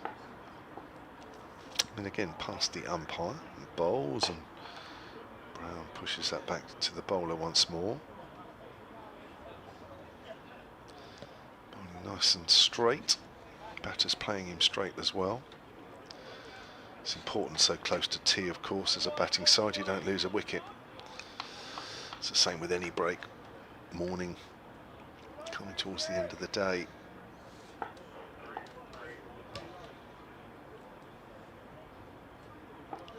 Well, the wicket now will be handy for Essex. As comes in again short, and that's cut away through the covers. Lovely shot there. Just ruined that over there, Jamie Porter, with a short delivery outside the off stump, and Ben Brown has put that away. End of the over, 210 for 5. Brown moves on to 62. Yeah, it's a shame that last delivery, because that had been looking good from Jamie Porter, building some pressure. And can Simon Harman do the same at this end? That previous over, chance off the final ball. We're looking for something similar to break this partnership. Well, just find that 6th wicket really before the tea break, with Hampshire 210 for 5. It will be Dawson to face him again, as Harmer is in discussion with captain Tom Wesley at the end of the ground that we are watching on from. In beautiful sunshine now. It was a proper May Day, as Harmer is in on the back foot. Dawson hits that into the ground, and it's fielded by Matt Critchley. I thought about the quick single once more, but this time there was no indecision, and Dawson was firmly in his crease. As he shuffles down the pitch on this occasion, he gets wrapped on the pads, but he was rather far forward to try and meet that one from Simon Harmer. It's interesting, isn't it? Dawson's trying to knock him off his length. Initially swipe one, didn't work. Now he's using his feet. Different to Lehman. Lehman played everything from the crease. Harmer into Dawson, who's defending. Does it help for when you're batting, as you know what the spinner is thinking? Definitely, with any bowler Try really. and find the tactics, as Harmer is in on the back foot. That's driven nicely by Dawson. Wesley's going to come in from long on to meet it though, so it'll just be a single to the score, which will get Dawson off strike. He's on to 4, Hampshire 211 for 5. Yeah, definitely. You do get a sort of a sixth sense out there that sometimes when you think, well, the bowler's going to drop this one a bit shorter, or he's going to bowl it a little fuller, could be lots of reasons for that. So yeah, you definitely get those feelings when you bat. It'll be Brown to face Harmer this time, bit more flight in that one, played back up the pitch for no run. And if you get it right, it certainly helps. if you know when the arm ball's coming, if you're looking for it, you know, it's not such much of a surprise off a spinner. Harmer to Brown, who just turns that one off the hit round the corner. It's missed by the fielder, and that's going to run away to the boundary for 4. Turn that one down towards the fine leg. 215 for 5. One over till tea. Here at Chelmsford. Just steered away. Down fine. And yeah, it was always a difficult one for the fielder actually. It looked initially as though he died over the top of it, but I think it was always a little further away than that. Played very fine by Brown, played it at the last possible moment. He moves on to 66. Dawson has 4. Catching ends to the Matt very good Critchley. end, Matt Critchley. Is going to have an over from the far end. 4 overs, none for 14 from the river end. So Mr. Cook end, he's going to try one from the Ooch end, as we can see. Can't see the G. I think Ooch end sounds better actually. Graham, if you're listening, don't mean that really. So Critchley will have a slip. Didn't seem much happening for him, did they, bowling from this end? No real turn from him, just a couple that have bitten into the turf from Harmer, but that's about all. Here he is with his leg spin. And forward is Dawson. He's bowled accurately, Critchley, but it's just not a lot happening for him out there.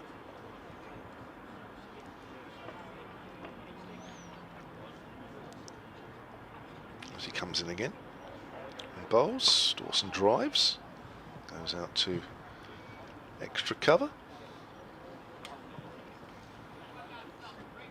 Well, as a non-Hampshire person, Victoria, and I mean that in the nicest possible way, it's a quicker one. Dawson on the back foot works up to mid-on. What would you do with Liam Dawson as regards England this year?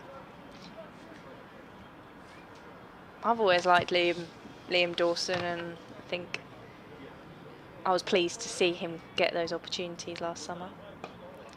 Nice drive out into the covers, pick the gap, and he will get a single, 216 for 5. I don't know, what are his ambitions in terms of the different formats? Is he... I haven't spoken to him directly, not really, not in depth anyway. He does have a white ball contract. Whether he plays tests, I don't know. I don't think he's sure really. It's played out on the onside, but I'm not going to put words in his mouth because he hasn't really said that to me. But I think he certainly has a better chance white ball. I don't know. He had a decent World Cup, didn't he? Yeah. Critchley bowls again, and Brown is forward, and that should be tea. Yep, Ben Brown turns, walks in the direction of the pavilion with Hampshire 216 for 5. Yeah, it certainly feels like it's been Hampshire's session, hasn't it?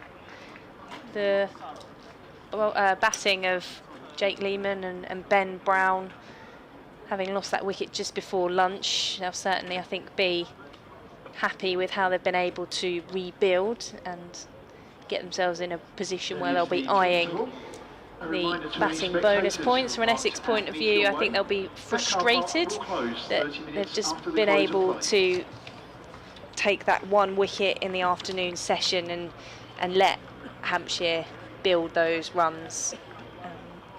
So they'll be looking to come out in this evening session and take quick wickets and try and just stem the run rate for Hampshire and put the pressure on as they look to get those bonus points. So it'd be interesting to see where Essex go as well with their bowling.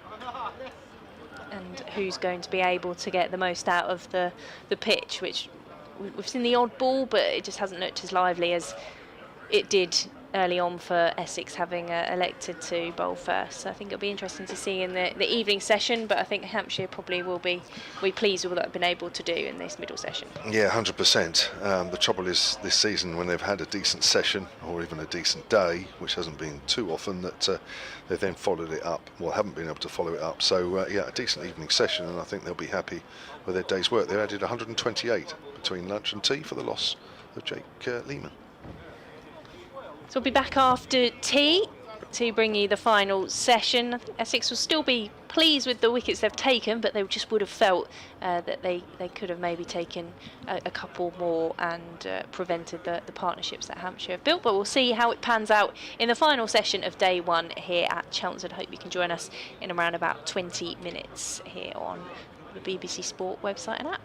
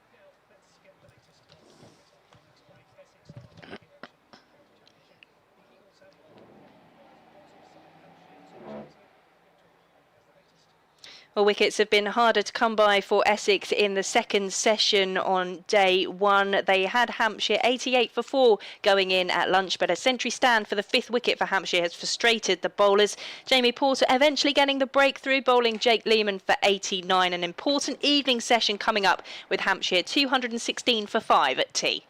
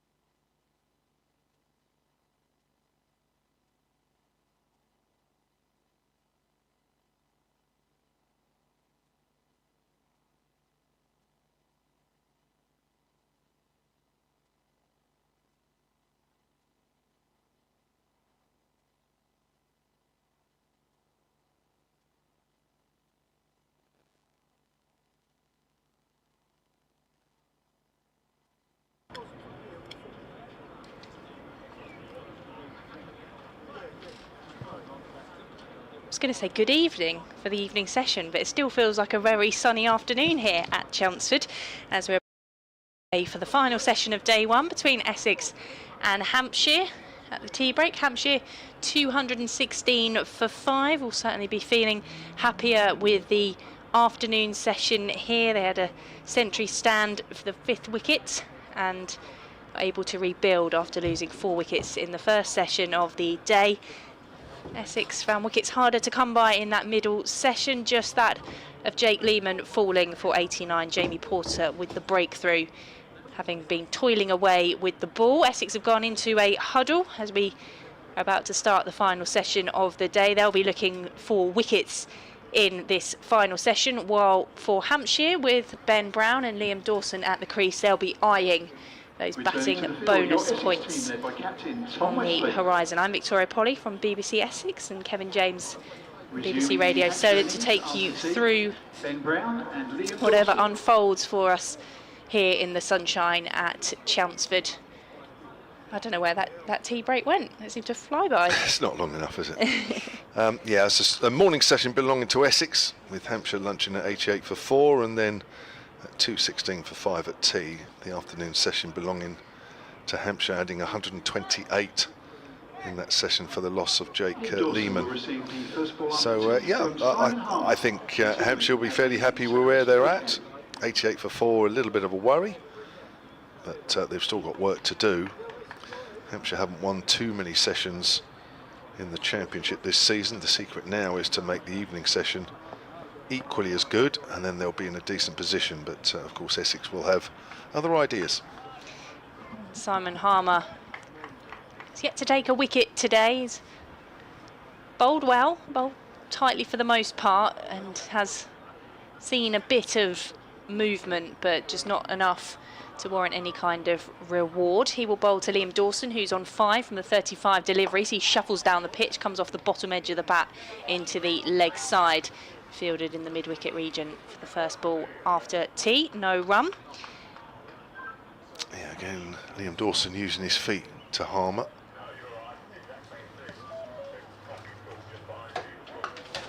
That second ball is played square of the wicket into the offside for a single. So Dawson moves on to 6. Hampshire 217 for 5. A few post-tea stretches going on in the Essex field, particularly that afternoon session. I imagine it's been quite warm out there. It's nice out there in the break. Good weather all day. I did spot. I hadn't walked far enough to see whether the ice cream van was there, but I've seen a couple of ice creams in the tea break as Harmer is in. Bit more pace on that one. Played out into the leg side by Brown. It's thrown in rather aggressively by Snater. Dot ball.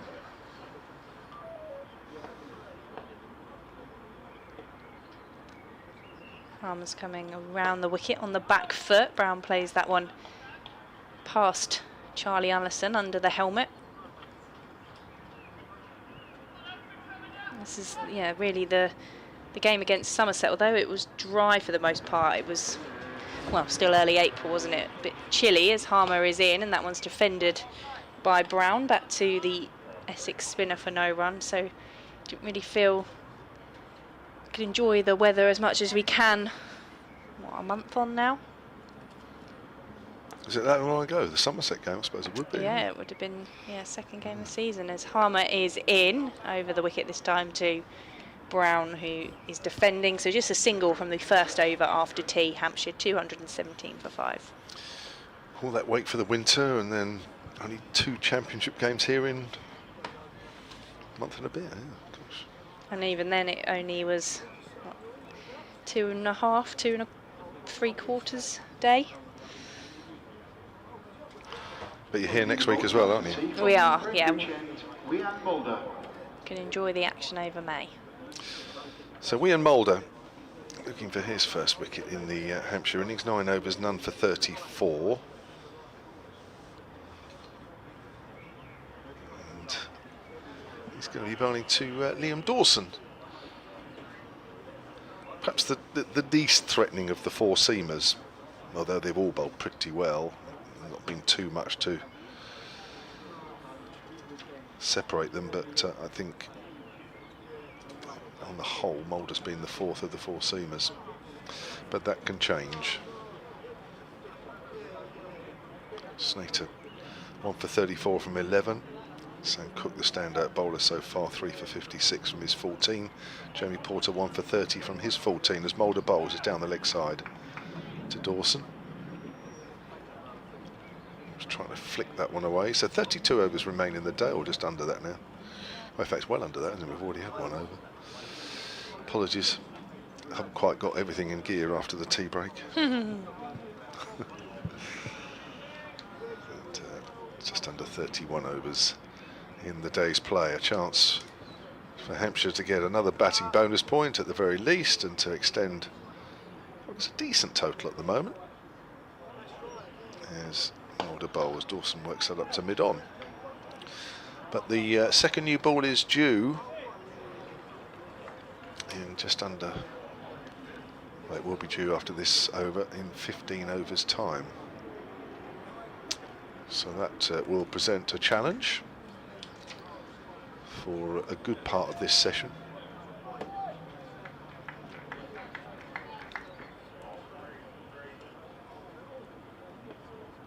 Mulder right arm over. In again, runs towards us and bowls and bowled! Well, there's the breakthrough. There's Mulder's first wicket. Beats the defences of Liam Dawson. And Hampshire 217 for 6.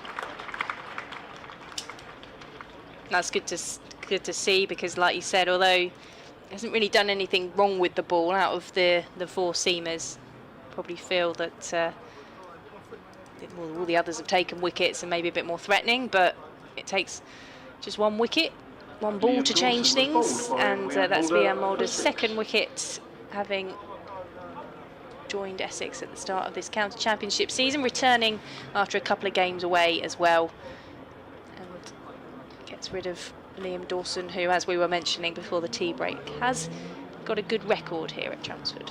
Yes, but unfortunately not a great record this season, because he's averaging 6, and guess what? He's just scored 6. That's gone between bat and pad. It's the second one we've seen like that. It is, isn't it?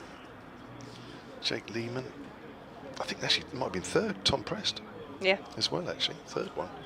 Just angled into the right-hander. Dawson just playing slightly outside the line.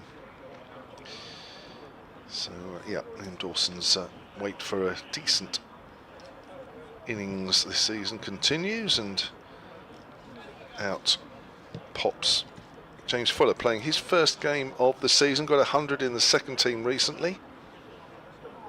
Good to see him back. Had a good season with the ball. Good all-round season last year, really. And his experience and his know-how has been missed a little bit in the Hampshire lineup. Sometimes you don't realise just how much you miss these players until they're not actually there. But he's had a few problems with injuries over the last few months. Hopefully he's okay, as faces his first ball from Mulder, and he works out immediately through mid-wicket, and there's runs. Now, he's timed that pretty well. It's going up the hill, hasn't quite reached the rope, but he'll pick up 3. Quite a big boundary out there away to our left relative to... Actually, to be fair, it's not bad size, but of course going down the hill, it's a little bit more difficult for the fielder to pull the ball up. Going up the hill gives you a bit more of a chance. So 3 to Fuller, 220 for 6. Brings Ben Brown back on strike. Again, a lot rests on the captain's innings here. As Mulder's in, bowls to Brown. Just keeps a little low as he stabs down on that one somewhat. So a blow early on in this evening session for Hampshire. Good start from Essex. And another wicket or two at least, at the very least, before the second new ball, and Hampshire may not even reach a batting point. Only 30 runs needed. A wicket around this time will certainly make it very difficult, as Brown works it away fine on the leg side. Will be 2, maybe an inside edge onto the pad there.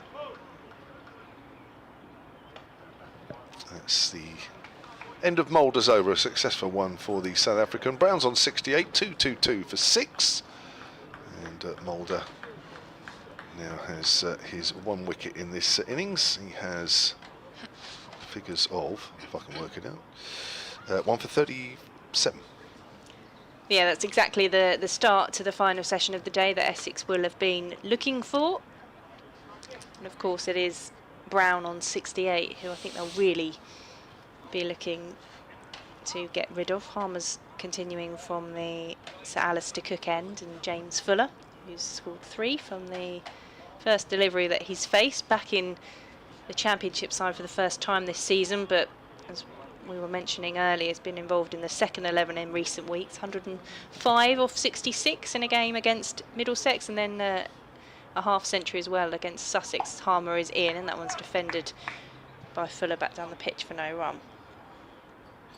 Yes, a fully fit James Fuller is an important cog in the Hampshire side these days.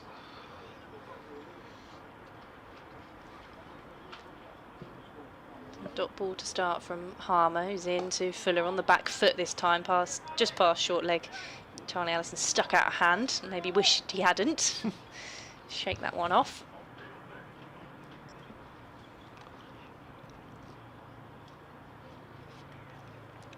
In comes Harmer, and this time it's dabbed down by Fuller into the offside for no run.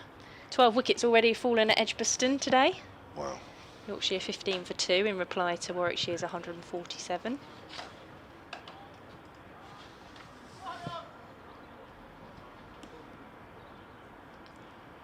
Harmer away from us, and that's in the air from Fuller, and away over mid-wicket for 6. Where's that landed? In the Hampshire dressing room somewhere, maybe. That's a great hit. Just picked up, swatted away. He's very strong, is James Fuller. Very, very strong indeed, and that has just gone miles. Will be requiring a replacement ball, I think. Oh no, they found it somewhere behind the marquee. It's been found. So Hampshire are changing over just to the side of the pavilion, are they? Yeah, the woodland marquee. Oh right, yeah. Just to the side of the pavilion. That's been the away dressing room for post-COVID. The below us is used often for T20. Ah, that's probably what I'm thinking of. Yeah. Harmer is in, and there's a appeal for being struck on the pad. Harmer is down on his knees, looking at the umpire. He stayed on his knee. Umpire says no. That's too high. I'm sure in the Championship game here last year they were changing below us. Pretty sure. It may well have been dependent on hospitality or women's games. I'm not quite sure, but generally for Championship it is the marquee. As Harmer is in, that's back to the bowler, caught and bowled. Harmer diving to his right hand side.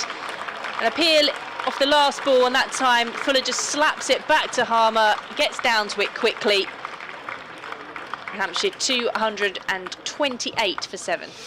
I think that's the arm ball, and Fuller's just got a little tucked playing that drive, and that's a really good piece of bowling. Good catch as well. Just watch this. Yeah, that's a good catch just in front of Ben Brown, diving to his right. I think Fuller may just have judged misjudged the type of ball that was bowled at him there.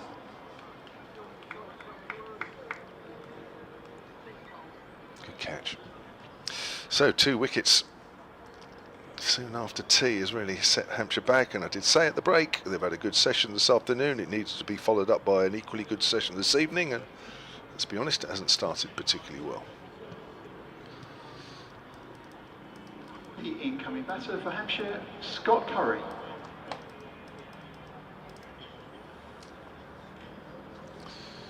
Scott Curry, the new batter for Hampshire. He's playing because Sonny Baker failed a fitness test.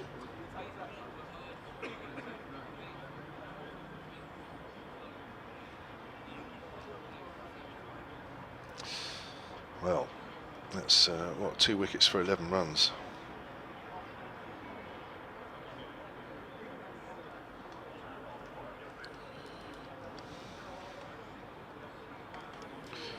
into the over. And once more, a lot rests on Ben Brown's shoulders, but in the first innings this time rather than the second innings. At least to marshal these last 3 wickets. Get Hampshire up to a decent total, because you feel they're going to need it here. Because for a large part this afternoon, the wicket looked pretty easy to bat on. Yes, it was good batting, of course it was. But you did feel as though that if you got in on this and played straight and picked the right balls, then batting looked no problem. Well, not too much of a problem anyway. Here's Wian Mulder into Brown. Turns that away on the leg side. We'll bring Scott Curry on strike. Got Scott Curry playing his second game. Played in the game against Glamorgan last week. Played only 2 matches last year in the Championship. Was on loan at Leicestershire in 2024. Had a decent season with them.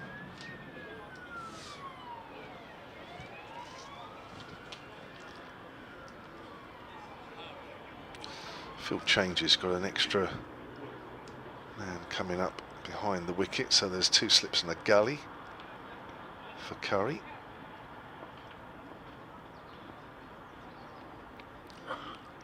In comes Mulder, Curry's forward, whose brother was named in the Scotland squad, wasn't it, for these upcoming matches? I think he's back in the squad, Brad Curry. He plays at Sussex. Scott was hoping to go to the World Cup, but he got called up by England in a white ball series against Ireland last year, end of last year, which has put his availability for Scotland into... well, it's changed basically. As Mulder comes in, Curry plays that on the up. That's nicely stopped in the covers. Wow, the 2 batters at one end. He's going to be run out, Curry. Well, all sorts of confusion. It was a brilliant stop in the covers by Charlie Allison, and all he had to do was just steady himself, throw the ball at the bowler's end, because both batters were at the keeper's end, and Curry has had to sacrifice himself. Yeah, really, firstly I thought it was a good shot, and I think he probably expected it to go through the covers, but Charlie Allison, excellent piece of fielding from him, left the batters with all sorts of confusion and good work. I was a bit worried that it was going to be fumbled by Mulder as it came in. He was further away than the stumps than I thought he was, but this has been a really good start to the final session of the day for Essex, exactly what they needed. And really a gift of a wicket on that occasion. It certainly was. Yes. Well, Scott Curry set off, so Ben Brown set off. Can't blame Brown, because it was always going to be tight once Allison had stopped that ball. But then Ben Brown just kept going, and he had to, really. And Curry, who then started to turn back, then turned back the other way once more. That was horrible. And 3 wickets now in the space of 12 runs has kind of undone a lot of that hard work of the afternoon session. And I guess it's a case of, can Hampshire get to the batting bonus point before Essex can take the wickets they need? Well, if you'd asked me at 2:16 for 5 at tea, I would have said there's a nailed-on chance of Hampshire doubling their bonus points this season for the bat, but now I'm not so sure. So it's Mulder to Brown. Brown pulls that away on the onside. Nicely played through mid-wicket. There is a fielder out deep. He's having to run around from deep square leg, does well. And Brown will pick up 3, 232 for 8. It does mean that Cody Youssef is down at number 11 now. He's been slowly dropping down the order of late, Cody Youssef. But Kyle Abbott it is, charged with keeping his skipper company for a while at least. He did get some runs in the game against Essex, didn't he, in the first game of the season? He did, Victoria, yes.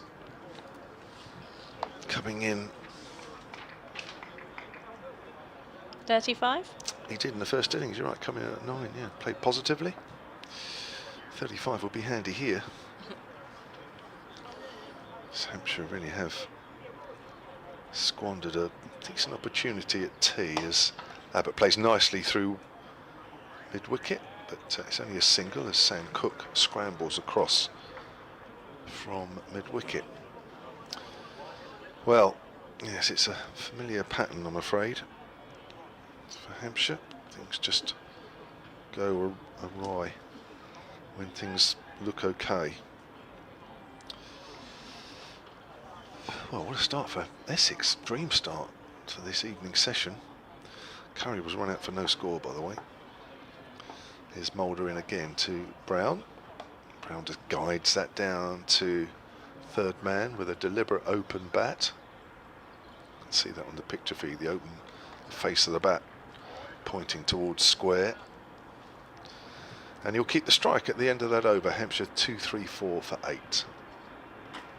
Stephen's been in touch on the email, essexcricket@bbc.co.uk, enjoying the commentary as a neutral in Ann Arbor, Michigan. I know it. Says today's match features 4 players from this year's county cricket all food and drink squad: Cook, Pepper, Porter and Curry.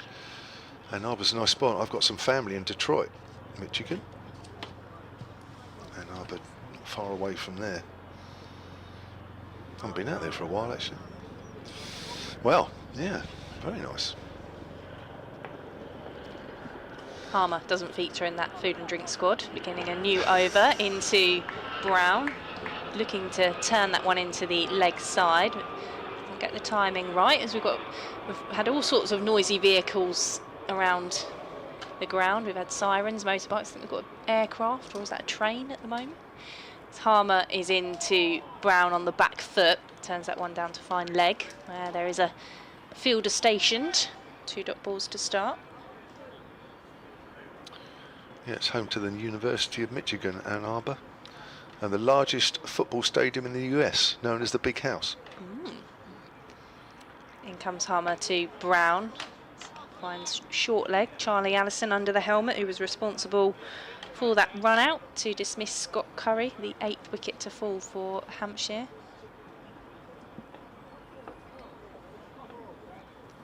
Harmer over the wicket to the Hampshire captain. It's turned towards fine leg, but again, it's picked out a fielder. Essex with their tails up at the moment. Yeah, not surprised. I mean, if Hampshire even can scramble to 250, 260, it does feel a bit below par. In comes Harmer. Looking to pull was Ben Brown, but once again, there wasn't the opportunity for connection. The Hampshire captain on 73. Let's watch wickets fall around him as Harmer is in on the back foot. He does manage to turn this one into the leg side, but not enough on it that he can get anything in terms of runs. So a maiden from Simon Harmer. Hampshire remain 234 for 8. So, Daniel Leavesley's on the emails, hampshirecricket@bbc.co.uk. He says, just when I thought we were in danger of getting a batting point. Do you think Liam is putting extra pressure on himself to stay in the thoughts of the England selectors? Well, it might be on his mind. I'm sure it is on his mind, but I think he's just in one of those little periods where he can't score a run. It has happened before, but we've also seen him score lots of runs on a regular basis. So yeah, he's just in one of those little periods of play. Older bowls, and that's played back to him by Abbott. Kevin's going to go away and update the listeners on the radio. He'll be back with us very shortly. Dot ball to start Vianne Mulder's over. So far in this evening session, he's claimed a wicket, and then there was a run out in his previous over, thanks to an excellent piece of fielding from Charlie Allison and a mix-up between the Hampshire batters. As Mulder's making his way in, running towards us to Abbott, and there's a misfield on that occasion from Allison, but he had managed to take the pace out of it, so he can scramble to pick it up at the second attempt, and Abbott can come through for a single. 235 for 8. Hampshire will be eyeing getting to that batting point. And Essex will have their eye on getting the 2 wickets that they need. Will we see them out there batting tonight? Still a good crowd around Chelmsford. Enjoying some Friday afternoon sunshine. Maybe we'll see a couple more people making their way in after getting off work, what are we? Just before 5 o'clock. It can be an interesting time to be here as Mulder is in. That's defended by Brown. Back to the South African.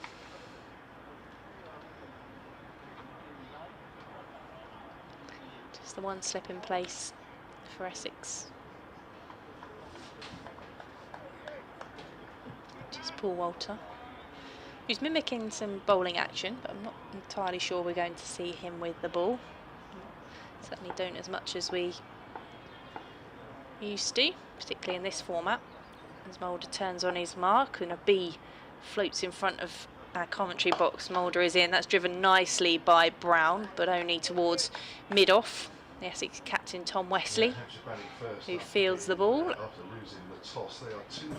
Just a single so far from this over. 6 over period since tea, because there were 216 for 5, looking like they're going to pick up only their second batting bonus point of the season, but they've lost since that break 3 wickets. Expecting for 12 runs. the weather to remain fair for the remainder of this county championship match across the weekend, as Mulder is into Brown, playing a miss from the Hampshire captain. His 5th consecutive half century. But Hampshire need at least 250 for only their second batting point of the season. And a waft at that one. It's through to Pepper for no run.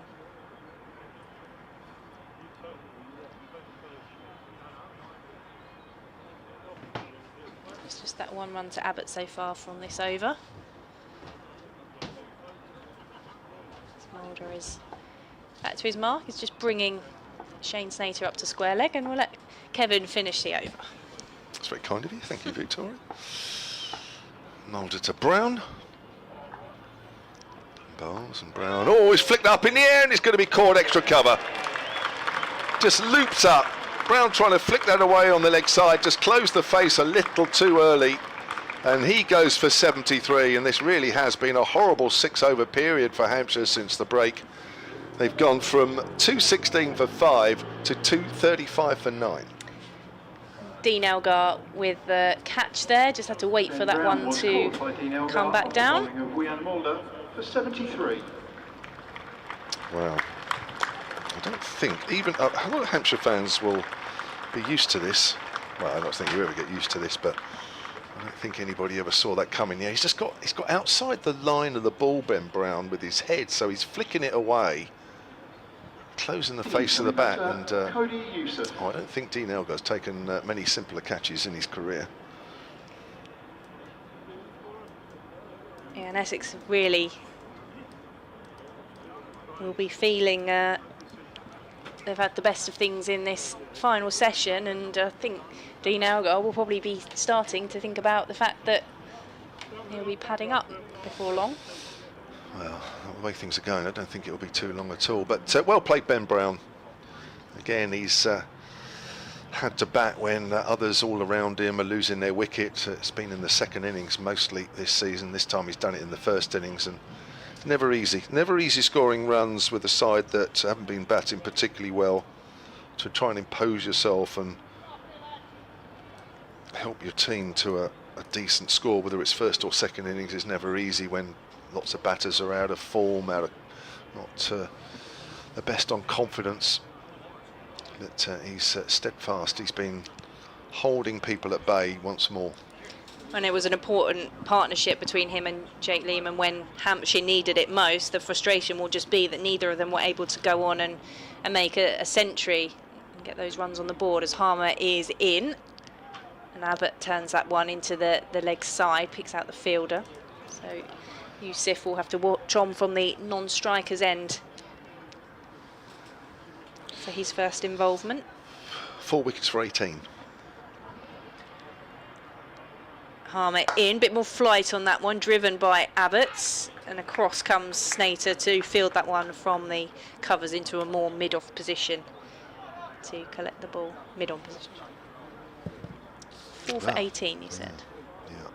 Well, this is a little game within a game, isn't it? Trying to get 15 more runs. Harmer is in. That one's driven to a similar position, to the leg side. Yeah, Dawson to Brown. 4 wickets have fallen for the addition of 18.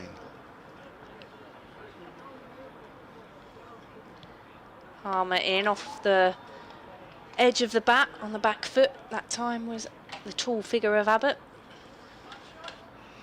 Going back to a full-length delivery there.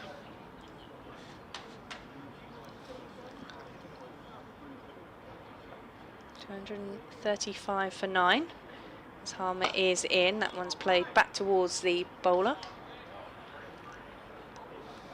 South African to South African.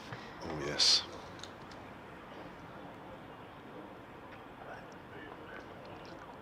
Final delivery of Harmer's over into Abbott defending to Harmer, who gets applause for the maiden over. 1 for 40 from the 15 he's bowled in Hampshire. 235 for 9 after 71 overs. Wow. What a session for Essex since tea. And it isn't that long.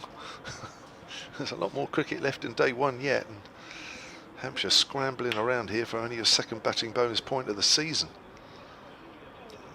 The numbers 10 and 11 out there for Hampshire. They've been aided a little bit with that run out, but they bowl well. I mean, Essex have kept at it all day, and eventually you do get rewarded. There's Mulder again to Yusuf. Bowls, and Yusuf is forward. Goes out on the offside. Now these two are teammates back in South Africa. Both play for Gauteng. That's also Russell Domingo's club. He's head coach there as well.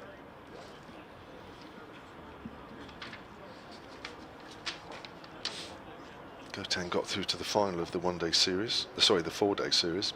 Lost the final in that. It's Mulder in. Yusuf is forward.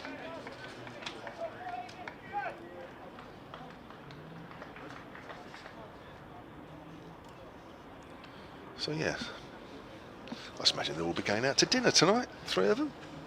Reminiscing about Gauteng's season. They actually won the one-day 50-over cup, and lost the 4-day final, Division 1 final. So I'm sure there's plenty to talk about there. They were also, you might remember this story, Victoria. Apologies to Hampshire fans because I've mentioned this a couple of times already, but here's Mulder to Yusuf. Oh, he's wrapped on the pad. Yes, he's gone. I probably won't get a chance to, well, I will mention it quickly, but that's the end of the innings. Ian Mulder getting Cody Yusuf out for no score. Hampshire bowled out for 235, and they've lost their last 5 wickets for just 18 runs. Ian Mulder picked up 3 of those 5 wickets. He finishes with 3 for 46, and his spell after tea is 3 for 12. I'll very quickly mention that. You remember that story about Bayer's Swanepoel? Yes. That left the field early? Yeah. That was in the game against Gauteng. Ah. Well, in fact, for Gauteng, he's a teammate of theirs as well. And I did ask Cody Yusuf about that. I said, what do you think? Because he went off with 8 overs to go. And he said, we didn't really realise what was going on. It's quite funny. Anyway, I thought I'd get that story out, no problem. What an end. Well, they'll be talking about that at dinner tonight. Then. Yes, they probably will. Ian Mulder's going to be wanting to talk about his 3 wickets, I think. Yeah. Well, what a comeback from Essex after the tea break that was. And I'm afraid Hampshire's batting woes continue. No batting point for them. And that all happened. Not only did that happen in the space of 18 overs, those 5 wickets to fall, it also happened in less than half an hour. Wow. Well done to Ian Mulder, though. Shall I go through the bowling, Yeah, and then you go through the do whatever you batting? want, So for Essex, bowling-wise, let's start with Jamie Porter, who took 1 wicket for 30 from the 14 overs that he bowled. Sam Cook picking up 3 wickets for 56 runs, also bowling 14. Vian Mulder finishing off things for Essex. 3 wickets for him, 46 runs from 12.3 overs. And Shane Snater getting a wicket early on in the Hampshire innings, 1 for 34 from 11. When it came to spin, 1 for 40 from Harmer's 15 overs. Bowled nicely, just that 1 wicket, but an impressive caught and bowled for him to get that. No wickets for Matt Critchley, but just 15 runs from the 5 overs that he bowled. Yeah, I can give you a little bit more about Mulder's figures after tea, if you want them. I'm sure Hampshire fans don't want it, go I'm on. sure. So Mulder, after tea, bowled 3.3 overs, no maidens, 3 for 12. Be happy with that, won't he? It's all right, look. It's all right. Wow, I'm still stunned, I have to say, in a season where it's been difficult following Hampshire. That was a bit of a collapse. So well done to Essex. 235 all out, feels below par. And when Essex come out to bat, obviously the order of the day is not to lose any wickets, if not then not too many, and build what should be really a first innings lead. And we'll be back to take you through that when we get back underway here for the Essex innings.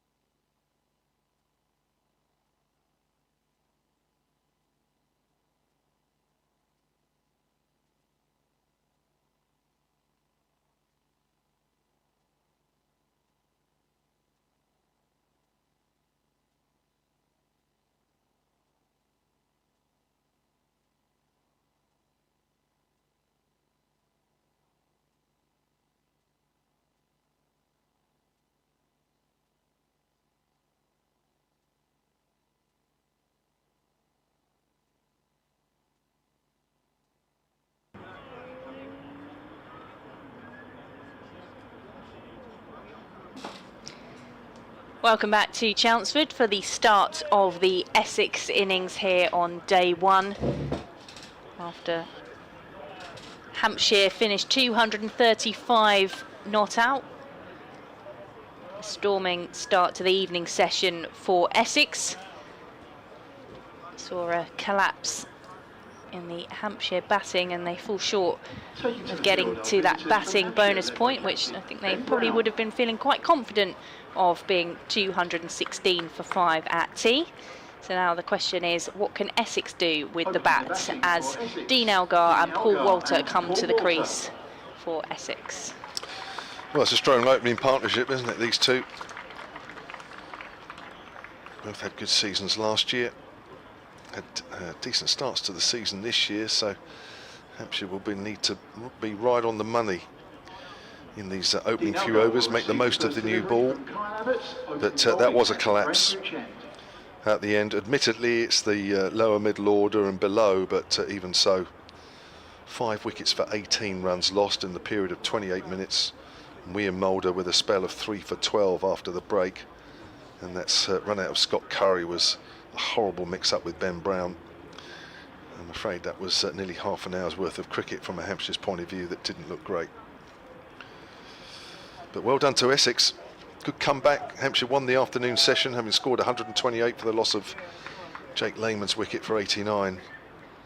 And even with the battling Ben Brown's innings of 73, Essex have come back with an absolute storm in this last session and a decent end to it with the bat.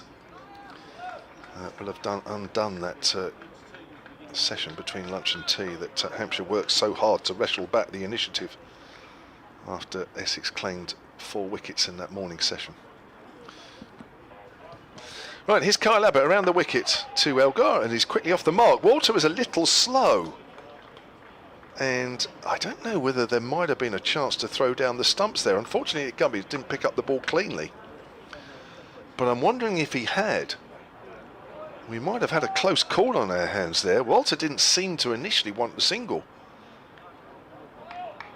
No, Dean Elgar was keen straight away, wasn't he, to get that single in, and Paul Walters just slightly stuttered at the non-striker's end and very nearly cost him. It just looked like Dean Elgar just walked a few paces down the wicket and said, "You all right, mate?" Just wondering if Walter was perhaps not quite in the zone there. But we'll never know. Got to get in the zone now. yes, don't not be in the zone now. Maybe that's just a little wake-up call sometimes you need. As Abbott bowls to Walter, who's forward, and it goes out square on the leg side. Alan Groves has emailed hampshirecricket@bbc.co.uk. Hi Kevin, Victoria. Sat on my balcony near the Oval, watching Hampshire self-destruct, whilst listening to your excellent commentary. That's nice. What are your thoughts on bringing Ali Orr back in? I know you were going to say there's a long way to go yet, but they need to pull their socks up before all confidence goes out of the window, says Alan. I agree. I don't disagree. It's just that collapse, though, was the lower order. It wasn't the top order. I know the top order were out early. Wrapped on the pad. Is that going down the leg side? Yes, says the umpire, despite the vociferous appeal from not only Abbott but the players behind the stumps as well. Abbott's walking back initially with his hands on his head. I don't know, it was my initial thought. Yeah, I just felt maybe Walter had just come across slightly. He's left-hander, moving slightly. Yeah. Averaging 34 this season so far. Paul Walter, 239 runs in the 4 matches that he's played in. Averaged 50 last year. What a season that was. Opening the batting, that's left alone. And Kyle Abbott this season has started as Kyle Abbott does, really. 16 wickets at 22 apiece. Such a consistent performer for Hampshire. Absolutely fabulous. Going to be 39 soon, mid-season. Asking a lot of him, but he's been up to it. And once more, I'll be looking at his experience here to get through this Essex order as Walter pushes forward. No Sonny Baker in the Hampshire lineup today after failing a fitness test, so the seam bowling will come from Cody Youssef, Scott Curry and James Fuller.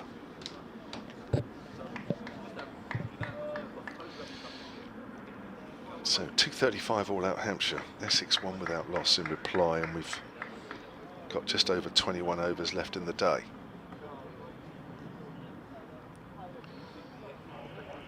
There's Abbott, bowls, and gets wrapped on the pad again. It's a little high, but a good opening over there from Kyle Abbott, just a 1 run off it. And one would assume that Cody Youssef will open from our commentary end.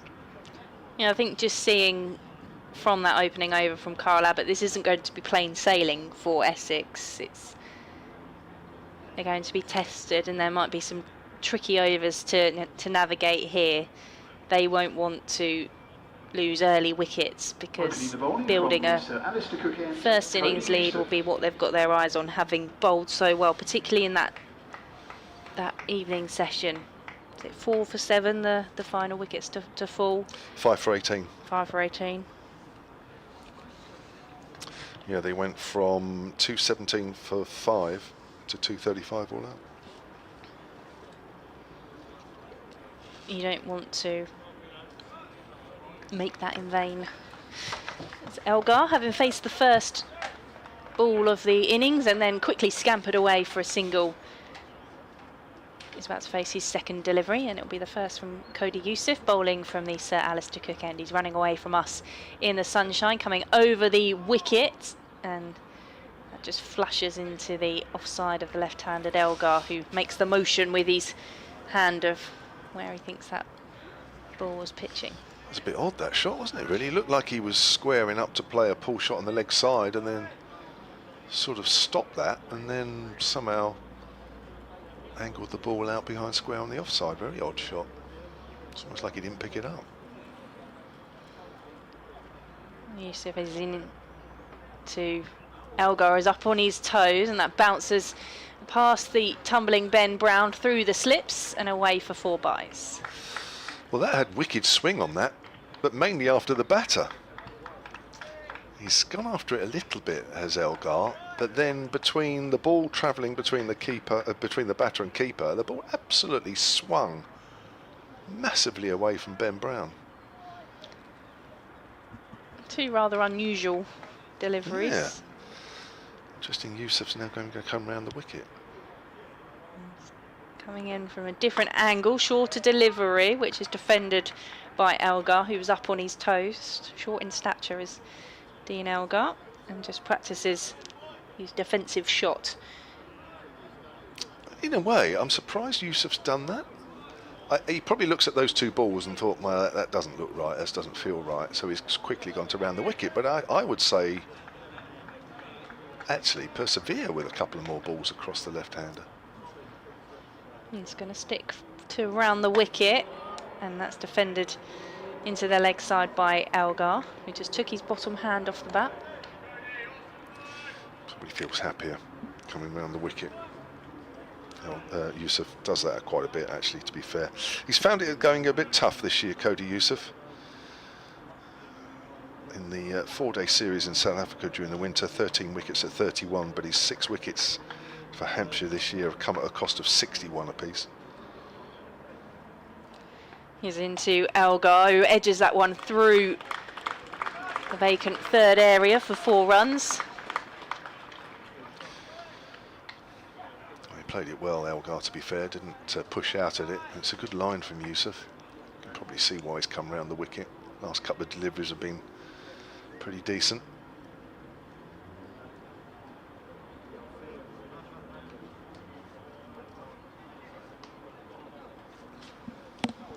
So Elgar's on to 5, Essex 9 on the board. The final delivery of the 2nd over to come. As Dawson is across just to have a word with Youssef, and there's some hand signals and numbers being thrown up. Yeah, probably saying 2 and 1, I think, because there's a gap between 2nd and 4th. In comes Youssef, and it's edged, is it? Or hit a pad? There's a big appeal from behind the stumps either way. I think it was pad from Elgar. Interesting, Youssef didn't go up. Well, that was a better second half of the over. Having said that, he probably should stick to over the wicket. I think it was a lot tighter. And yeah, interesting, everybody went up apart from Youssef. However, 2 overs gone and Essex already have 9 on the board. Hasn't felt necessarily comfortable 9 though. Maybe that's just the True. pessimist in me, but there has been deliveries that have made things look uncomfortable for the Agreed. Essex batters. Agreed. Got to make 1 or 2 of these count, you feel? Abbott round the wicket to the left-handed Walter. Walter gets one that nips back and hits him on the thigh pad. A bit of movement there from Kyle Abbott to make the most of this new ball.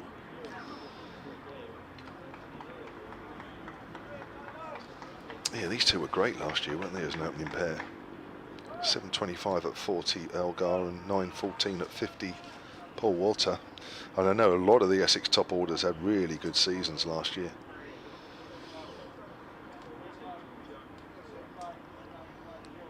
Here's Abbott. Walter gets wrapped on the pad, maybe slight edge onto the pad as he tried to flick that away on the leg side. Elgar started decently, and well, they both have started decently. Walter's averaging 34 this season. I mentioned earlier Elgar 42, which is his career average. So again, good solid opening partnership for Essex. I think the stats don't really show that with Elgar. He missed the first couple of games because he was away on paternity leave back in South Africa, and it just felt it found a while for him to get back in, but the stats don't reflect that maybe. Sure, it's left alone outside the off stump there. That was last year, wasn't it? I remember that. But yeah, maybe not the volume of runs, perhaps, but as you say, probably because he's missed some games there. But certainly, average-wise, you can't fault that. Long career, Dean Elgar, 38 years of age. He's at the non-striker's end. Handy that he doesn't play as an overseas player either. Paul Walter, who seemed to have slipped into this opening role pretty seamlessly as he pushes out towards backward at point. Well fielded there by Tom Prest. Yeah, Dean Elgar has a British passport through his mother, I think it is. It does say on the wall somewhere in here.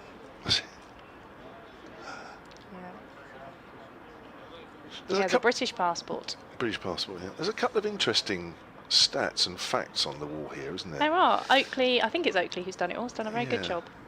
There's one here, actually, that I noticed earlier. It's played out on the onside and there's no run. And I'm thinking, only a farmer would probably be able to relate to this one. Is this the pitch dimensions? The total playing surface area, yeah, 1.6 hectares. The outfield is 1.3 hectares. If I'm honest, I mean, that means nothing. But I guess as a farmer, you'd be able to picture that, wouldn't you? It's a large space of green.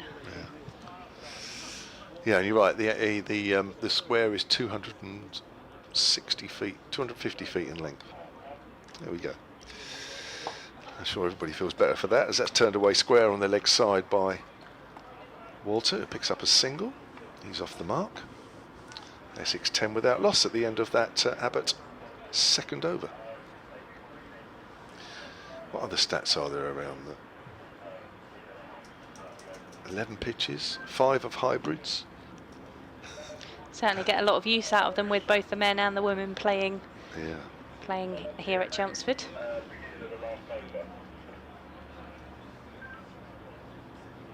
I can hear somebody's, oh, it's down over there, isn't it? Somebody's radio mic.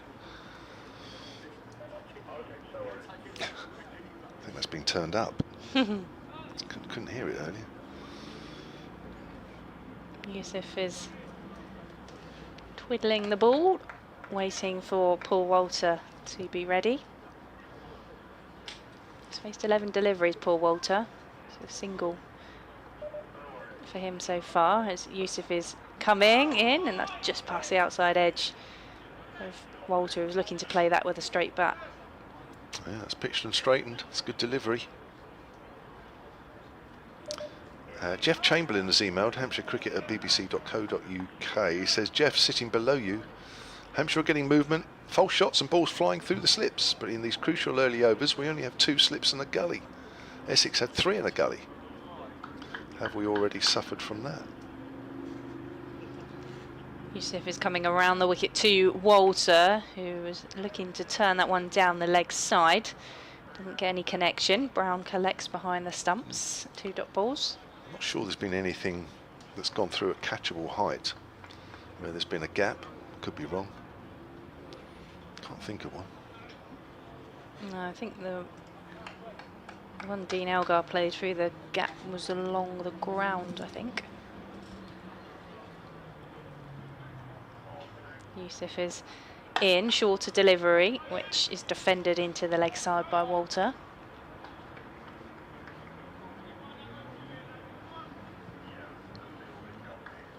Got a minimum of 18 overs after this one to be played today.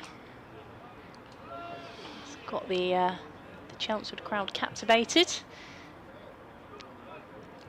Been a good day to watch cricket here, isn't it? Yeah, and certainly seen plenty for your money.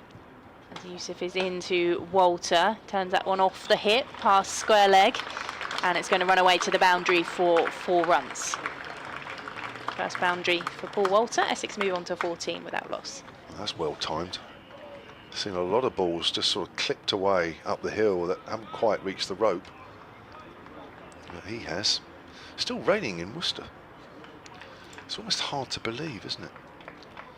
When you see what the weather we've had here. They are the only game, aren't they? It's been affected. I'm pretty sure. Yeah. Oh no, Gloucestershire, Kent, rain. Yusuf is into Walter, who's defending. That's in Bristol. Oh, there's clearly some rain over that way, isn't there?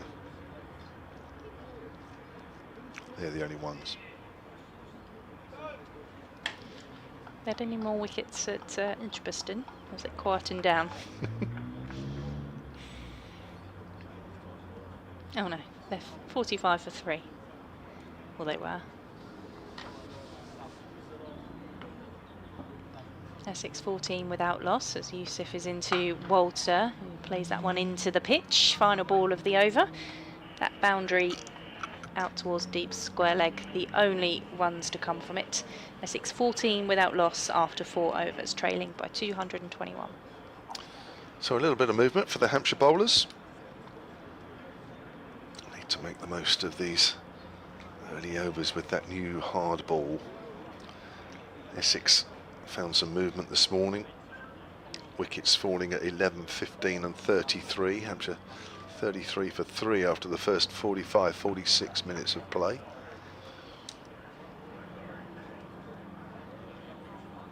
Abbott will stay around the wicket, of course. 2 left-handers out there for Essex. It's bowling to Dean Elgar. Elgar is forward, punches that out towards extra cover.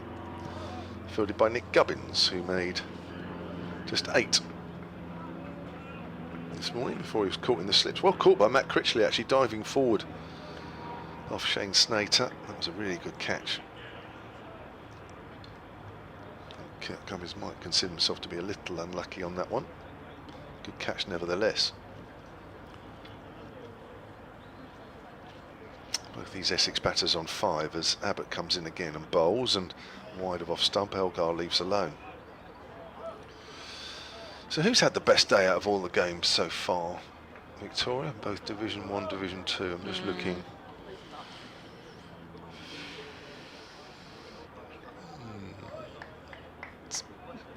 It's hard to tell really with some funny scores around. Derbyshire 293 for 3 against North. Just looking at that one. Gloucestershire 240 for 4. Yeah. Just that one game at Edgbaston that's going through quickly, isn't it? That's played just behind square by Elgar. No is the call for the second as Tom Prest runs back. 15 without loss. Prest was the second wicket to fall this morning, bowled by a beauty from Sam Cook. Just got through the gate. He was out for 4.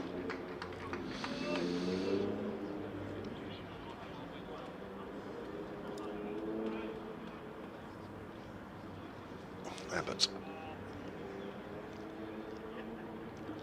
runs in again towards us and bowls, and good carry. Walter leaves that one alone.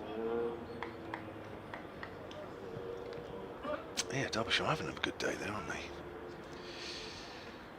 So Yorkshire 66 for 3, Trail Warwickshire by 81. Leicestershire 266 for 7. You guys have got them next week, haven't you? They are here next week. Yeah, Looked like they had Sussex. a good partnership to start with, and then no one else has been able to match it. Well, Ian Holland, the former Hampshire player, is 50 not out. And another former Hampshire player, Tom Scriven, has played out square on the leg side, is 33 not out.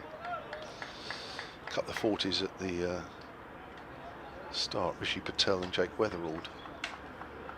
Got Leicestershire off to a decent start there, on 92 for the first wicket. Carson, he got the 100 with Jack Carson got the 100 with Ollie Robinson last week, didn't he? Yes. He's got 4 of the wickets to fall. He's only going through a nice little period, isn't he? Here's Abbott bowls, and forward is Walter. And that goes out to Point, just the 1 run off that Kyle Abbott over. 3 overs, none for 3. Essex have so far safely negotiated the first 5 overs. They are 15 without loss, replying to that Hampshire all-out total of 235. Michael's been in touch on the email and says Hampshire collapsed rather quickly following on from last year's lucky escape. I heard a conversation about drop-in wickets. Does Essex have any plans to use them as they have such a small square? Enjoying the commentary, Victoria and Kevin. Thanks, Michael. I've no idea. I'm hoping at some point in the season I'll be able to chat with Stuart Kerrison, head groundsman here at Essex, longest serving employee of the club as well. It's been a long time. Always good to chat, especially when it's such a busy period as Yusuf is in. That one's played out into the offside by Algar for no run. Drop-in wickets. So you've got hybrid wickets, now we're moving on to drop-in. I feel out of my comfort zone. Well, believe me, and me, Victoria, don't worry about that. I've looked at sort of hybrid wickets, and to me they look odd.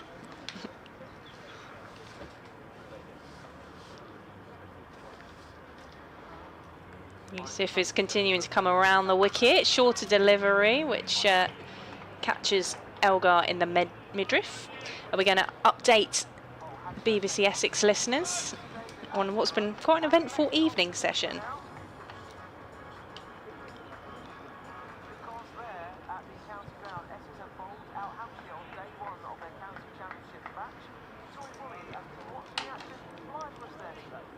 Yeah, certainly a great start to the evening session for Essex. Hampshire losing their final 5 wickets for just 18 runs in 28 minutes, which means they miss out on a first batting bonus point, all out for 235. And Essex, in their reply, are 15 without loss. Dean Elgar is on 6 and Paul Walter is on 5. And in fact, you can make that 19 because that last delivery from Dean Elgar was whipped away to the boundary for 4 runs. Yeah, talking about hybrid wickets, Alfonso Thomas, the Leicestershire head coach, wasn't too complimentary when his side played Glamorgan recently in the Championship in Cardiff. That was on a hybrid pitch. It ended in a draw. Yusuf is coming into Elgar, who shoulders and arms out the way. Just felt like he pulled out of that one late when he saw the movement off the pitch from that delivery. So Alfonso Thomas was quoted saying, in terms of the wicket, I wasn't impressed. It's not conducive to 4-day cricket. If I was coming to watch that, I don't think I'll be queuing to come back next week. That had boring draw written all over it by the end of day 2. So he's clearly not a fan. I think there's a good chance if you ever go to Leicestershire, you won't be playing on a hybrid wicket in the Championship. Yusuf into Elgar, who watches that one past the outside edge. He'd just come forward and thought about playing at that one. Yeah, it didn't look a great game from a distance, that's for sure. So yeah, lots of hybrid wickets used for 1-day cricket, of course. And grounds people do say, they'll tell you that it does preserve the square somewhat when there's so much cricket played on them. You can't have it all, can you? No. Yusuf coming in, and giving Dean Elgar some problems here. Just jumps out the way of that one as it's through to Brown. So the boundary, the only ones to come from the over. 19 without loss for Essex, 6 gone. It just, Dean Elgar doesn't look entirely comfortable with some of those deliveries from Cody Youssef. Well, he's getting some good carry, Cody Youssef. For me, he's got the best carry of any bowler we've seen today bowling from this river and commentary end. Sort of kissing the surface and really just kicking through. That's what's causing the problems there. The batters are sort of wary about playing out at it, looking to leave the ball, but impressive stuff from Cody Youssef. Here's Kyle Abbott. Bowls and Walter drives. Great diving stop in the covers from Gubbins. Saved 4 runs. Yeah, Cody Youssef's bowling a nice length from this end. Kyle Abbott always bowls an immaculate length. But there hasn't always been that kick from this commentary end, but Cody Youssef has found something. Kyle Abbott looking for something. As he comes in again to Walter. Walter's forward. Ball goes back past Abbott. So 19 without loss here, Essex. Hampshire desperate for a breakthrough or 2 before the end, preferably 3.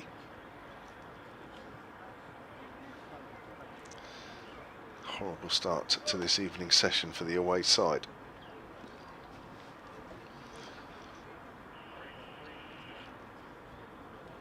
Abbott in again. Bowls and he's playing a miss in, or has he? He's edged that one, he's walking off. And Abbott has picked up the first wicket. Walter just pushing out at that one, the ball pitching and straightening. Straightforward catch behind for Ben Brown. Russell Domingo's club, Gotang. As I say, I mean, the guy can bowl, there's absolutely no doubt about it. And his figures this season don't really show that, but he's got a big heart, just keeps running in. And that's what he's doing now to Elgar, who's hit on the pad. Half an appeal from the bowler and the slips. He's just getting a little bit of seam movement, isn't he? Just causing some problems, but can't quite find the breakthrough as yet. I'm back online. Oh. I don't know if the rest of the ground is. I am as well now. Yep. Just waiting for everything else. Youssef on his way in. Elgar defends that one down the pitch to the bowler. And that'll be retrieved by Tom Wesley at the non-striker's end for the bowling side. Yeah, it might take a little while for this. Oh, there we are. We're back up and running everywhere. Even 23 for 1. Yeah, crowd enjoyed that.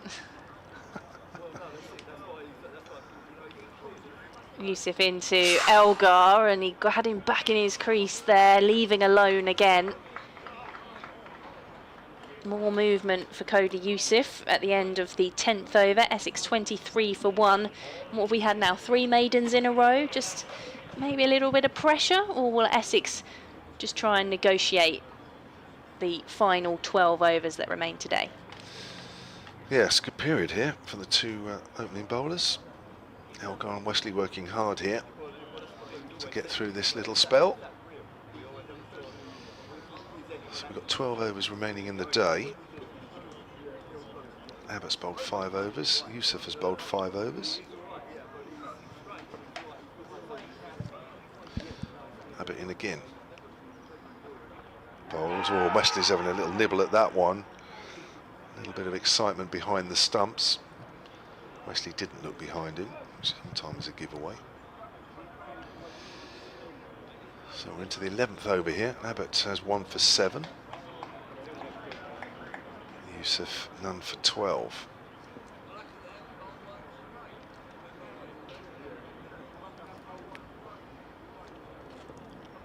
You do feel a wicket could come at any moment here.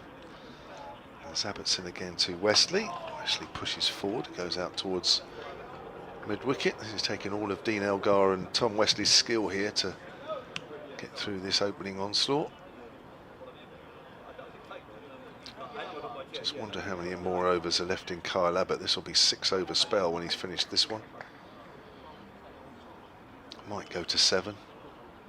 Of course, you have to be careful if you think you're going to be in the field for quite a lot tomorrow. I think they'll probably stretch to 7. Here's Abbott. Bowls Wesley. Wesley's forward. Goes out into the covers, fielded by Tom Prest.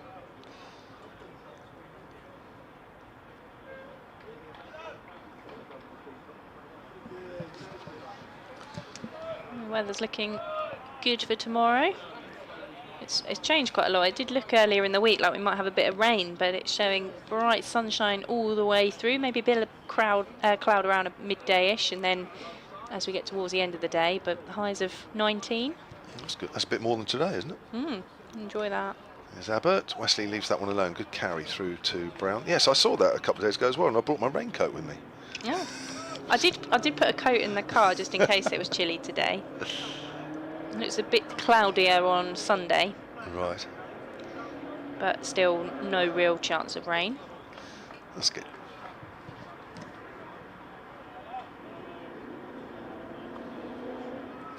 $23 for 1 then, Essex.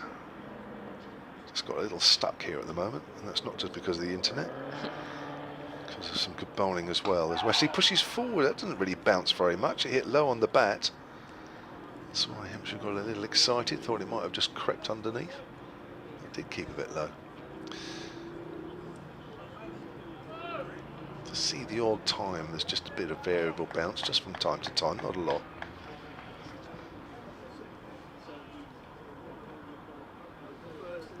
Another maiden over coming up here for Kyle Abbott. I'll say another one actually. He bowled 1. I'm surprised actually, I thought there was a couple more than that. Here's Abbott again, bowls, and Wesley leaves alone. End of the over. That is his second maiden out of 6 overs. And Essex are 23 for 1, replied to the Hampshire all-out total of 235. What do we got? 11 overs left in the day.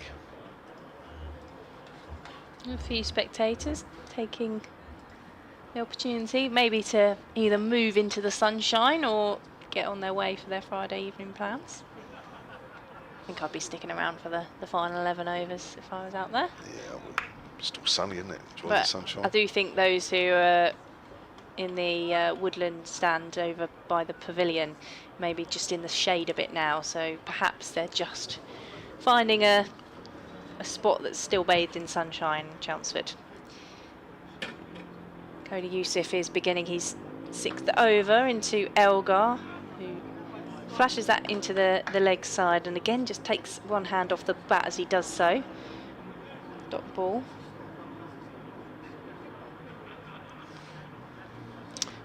Just feel like whether that's the sun just disappearing behind us slightly, but either the breeze has picked up or it's just cooled down a little bit out there. Actually, I can see the Essex flag. What's that blowing left to right? As we look.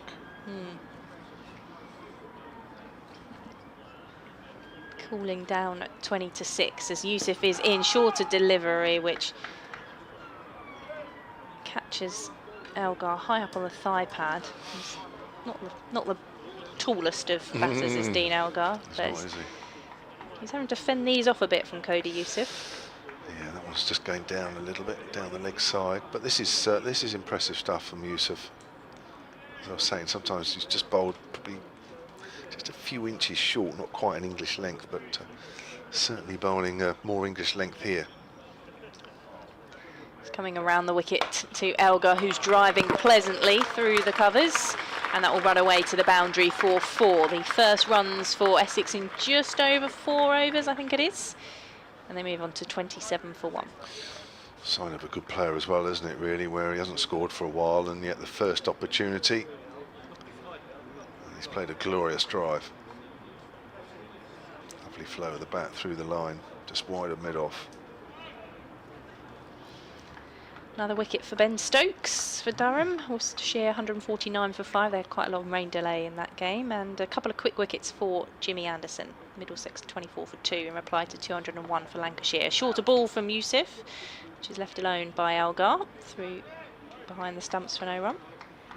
We were talking about those injury substitutions earlier. Lovely comments from Jimmy Anderson, saying he has to play because there's no way he's going to be an injury replacement because he's too experienced. I love that. They've had, it feels like they've had the worst of it. Is that the right term to use when it comes to the injury replacements? Because they have been denied a couple of times, haven't they, for various reasons. It's been interesting. As Yusuf is into Elgar, plays that one back to the bowler. Tom Bailey was considered too experienced to come into the side, that's right. And Jimmy Anderson says, well, probably nobody more experienced than I am, so I've got no chance. I do understand the argument, though, that surely it doesn't matter how experienced someone is. If they're not in the side, they're not considered the best person to be in the side for that game. Therefore, surely there shouldn't be an issue with it. But Yusuf is in. A bit more bounce in that one. Elgar defending. He's taken a boundary from the over. And at the end of it, 27 for 1 on the board for Essex. An ugly looking defensive shot from Dean Elgar. Nigel Barrell has been on the emails, hampshirecricket@bbc.co.uk. When are Hampshire going to do something about their very poor batting? It's humiliating and embarrassing, says Nigel. Should have gone down last year. Feeling very let down. And a better white ball will not compensate, he says. Well, it is frustrating. Of course it is. But it was the middle to lower order and beyond that fell away today. As Abbott bowls and Wesley is forward. You expect, when the wicket's nibbling around a little bit, you're going to lose a wicket or two up top. That happened. But really from a position of 216 for 5 at tea. And really 193 for 4 when Jake Lehman lost his wicket. You would have expected a total in excess of 235, that's for sure. But credit to Essex, came back well after the tea break. Ian Malden with a spell of 3 for 12. There's Abbott's in and bowls, and Wesley again, he's forward. So this is Abbott's 7th over. Interesting to see if he has another one after this. Can't see anyone suggesting they're warming up. No. I don't know if Abbott knows that, or sometimes you get to what you think is the end of a spell. If you see somebody warming up, you think, oh, okay, that's all right, I'm fine with that. But if you can't see anybody, you think, oh my God, hang on a minute, I'm bowling more overs. Here comes Abbott, bowls, and Wesley whips that away into the gap. Just square of mid-wicket. He won't quite make it to the rope up the hill, but Wesley picks up a fairly comfortable 3. And Essex move on to 30 for 1. It was very similar to the shot that Wesley played the first delivery, or the second delivery he faced from Kyle Abbott. Just didn't have as much pace on it that time, maybe slightly wider, and then just slowed up in the outfield. But when Essex get the chance, they are looking to take these shots on, but at the same time just trying to negotiate the movement that Hampshire seems to be getting out there. Yeah, you're right, they are looking at every opportunity to score, but there hasn't been that many. To the 13th over here, 30 for 1 as Abbott bowls to Elgar. Elgar defends. Real dead bat that one, the ball just about makes it halfway up the pitch. 9 overs after this one on day 1. Where are we? We're about 5:45. Won't be doing too much overtime tonight. Chance to enjoy some of the sights of Chelmsford. Not me, Victoria. I'll be fairly quiet tonight, as always, which is fine by me.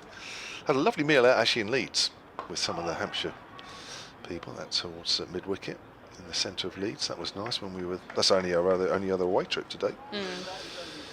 Spent that with a few of the Hampshire coaching staff and what have you. That was really nice. But yeah, I'm not sure what's happening with Chelmsford. Not anywhere you go and sort of return to if you come any. Not sure. I mean, I'm staying in Chelmsford. The team are out. A bit for about half an hour out. Yeah. So yeah. I could probably walk here actually, just about. It might take a little while, but Welgar's pushing at that one. The ball's just straightened as it goes past the outside edge.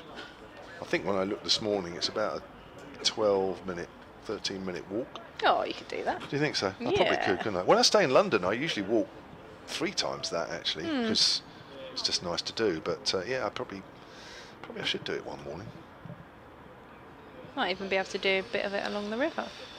That's true. I think, yeah. Through the park. You're right. Well, I've done that a couple of times because I think in T20 games where you've parked quite a way away, Yeah. I think you walk through the park then, don't you? Not actually done it in a championship day, but you're right, I probably should do really. I will make that a mission one of the mornings, next couple of mornings, because it is decent weather, isn't it? It's just the thought of walking back at the end of the day. Yeah, and especially on the first or last day if you've got all the kit with you. Yeah, that's true. But no, it is. I often think that about away games. It's sort of the chance to, especially for me coming to Chelmsford from sort of North Essex way, is always driving. So when I am away and for a few days, it's actually kind of nice to be able to walk to work and take in wherever Essex might be on the road. As Yusuf is coming into Wesley, who defends that one back to the bowler. Feels the first time in a long while that we haven't got the Yusuf Elgar battle going on. So on a morning where there's traffic like this morning, how long would it take you to get here? This morning it took me about 45 minutes. A good day would be just over half an hour. A bad day can be anything between an hour and an hour and a half. Wow. Just depends what time of day coming in or out. Often when it's sport-wise, it isn't your usual 9 to 5, which helps as Yusuf is in and Wesley plays that one into the leg side for no run. The worst though is, as you probably know, if you're coming home late from being out and about at a football or a cricket match and you think, oh, it will be fine because there's no traffic on the roads, but then you find out there's a diversion in place that takes you through loads of country lanes that you don't necessarily know, or it seems to take you back up the opposite way to the way you think you need to go. You can end up in all sorts of confusion. As Yusuf is coming over the wicket to Wesley, who leaves that one outside the off stump.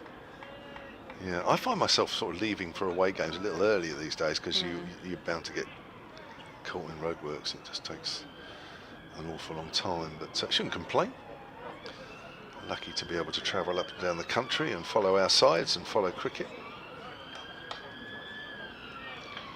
Busy once again through the city. Some sirens making their way across the centre.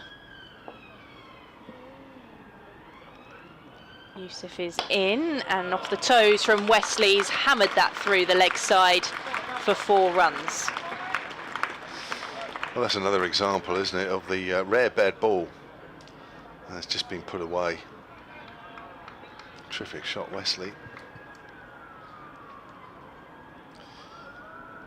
34 for 1. Essex trail by 201. It sounds like the power and internet issues might not just be at the ground. Sounds like BBC Essex might be having some issues as well. It's a Chelmsford problem. Maybe, yeah. Somebody didn't like the election result.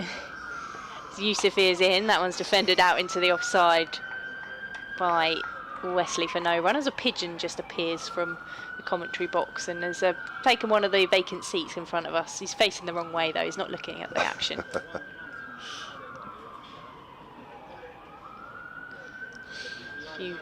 few of them circling, just maybe looking out for what the spectators might leave behind.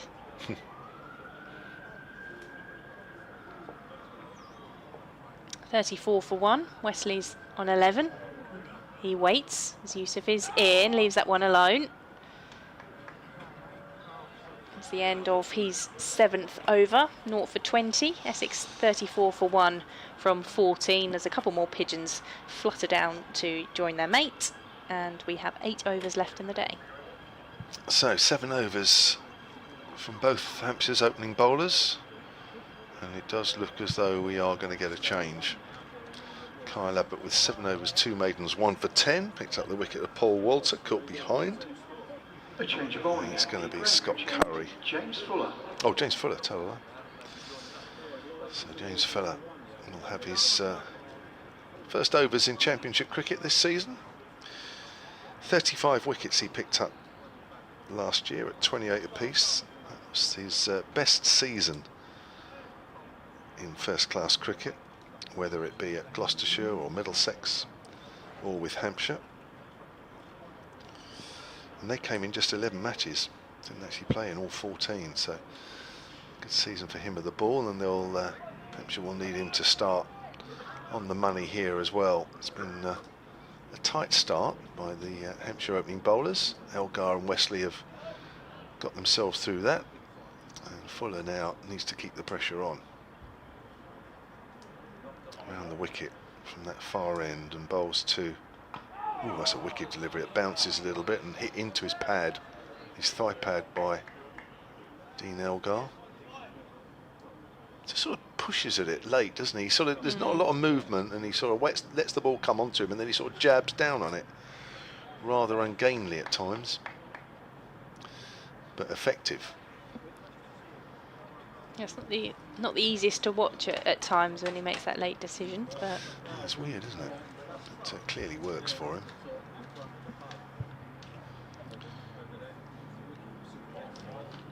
Fuller in again and bowls outside the off stump, left alone by Dean Elgar. good recovery from Leicestershire, who were 202 for 7, now 303 for 9 against Sussex. Wow. On the whole, they've been batting pretty well this season in their first season in Division 1 for a while. Yeah, the batting seems to have been okay. Both the ex-Hampshire players are out. Yeah, Holland 63, Scriven 50.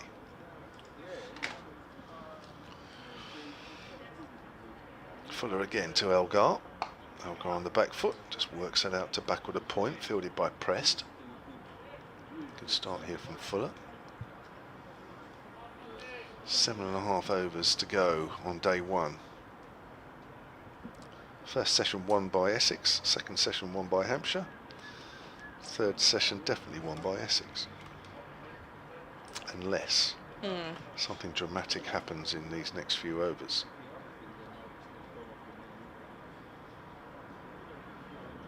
Keep winning 2 sessions out of 3 each day and you're near home dry. You try to pull that one bottom edge and it's fielded at second slip. A bit of an ambitious shot there from Dean Elgar. Especially on a wicket that every now and then has kept a little low or has bounced a little bit. It wasn't that short. He just have come off the toe of the bat, actually. Yeah, he's looking at it.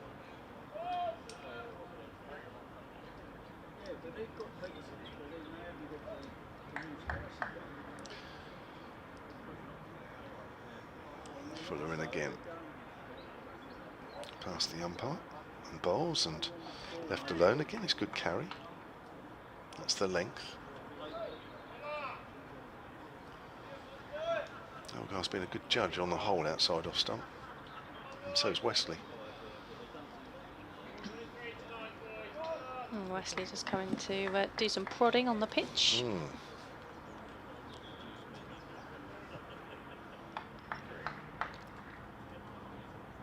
A few shadows now making their way across the playing area. As Fuller comes in again and bowls, and Wesley just guides that into the covers. Fielded by Gubbins, and that's the end of the over. And Fuller has started with a maiden with Essex, 34 for 1, 201 runs behind on the first innings. We've got 7 overs left of the day, and I think Hampshire are asking about the ball, checking it through the gauge and all that jazz in the middle. Good minute to change it for one that's not 15 overs old. That'd be almost a new ball. So there's been 14 wickets fall at Edgbaston today, isn't there? Wow. Not for bad Is light. Harry Brook in? I think Is he? was Harry batting. Scott Curry. Scott Curry is going to join the attack for Hampshire, so the change at the other end from Kyle Abbott to James Fuller. Cody Youssef now replaced by Scott Curry at the Sir Alistair Cook end of the ground. Yeah, tall seam bowler, Scott Curry. Playing his second game in a row.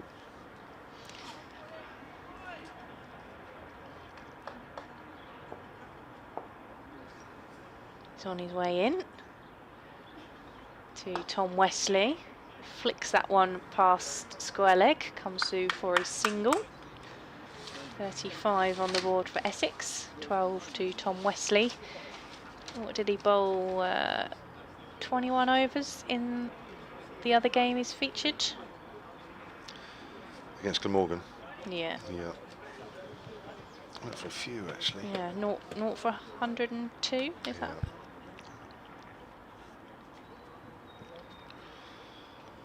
Yeah, I mentioned he went on loan to Leicester in 2024, played 13 matches, 34 wickets at 32, which is a tidy season.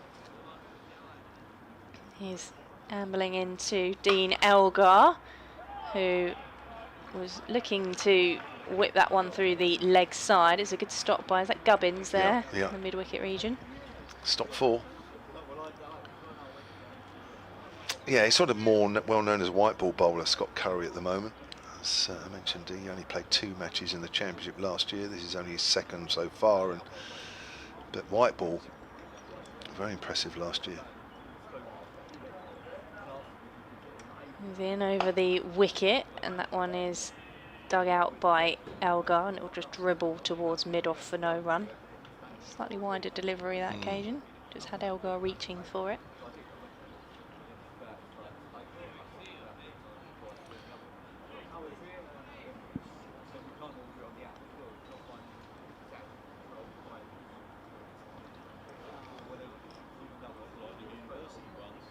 In he comes.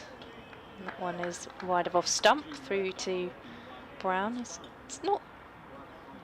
It's quite a languid run up, isn't it? Yeah, it is. Yes, it's quite sort of deliberate, isn't it? He's not trying to run in too quickly. It's almost as if he's trying to deliberately hold himself back. But you're right, it's quite a tall man. He's Scott Curry, but yeah, very.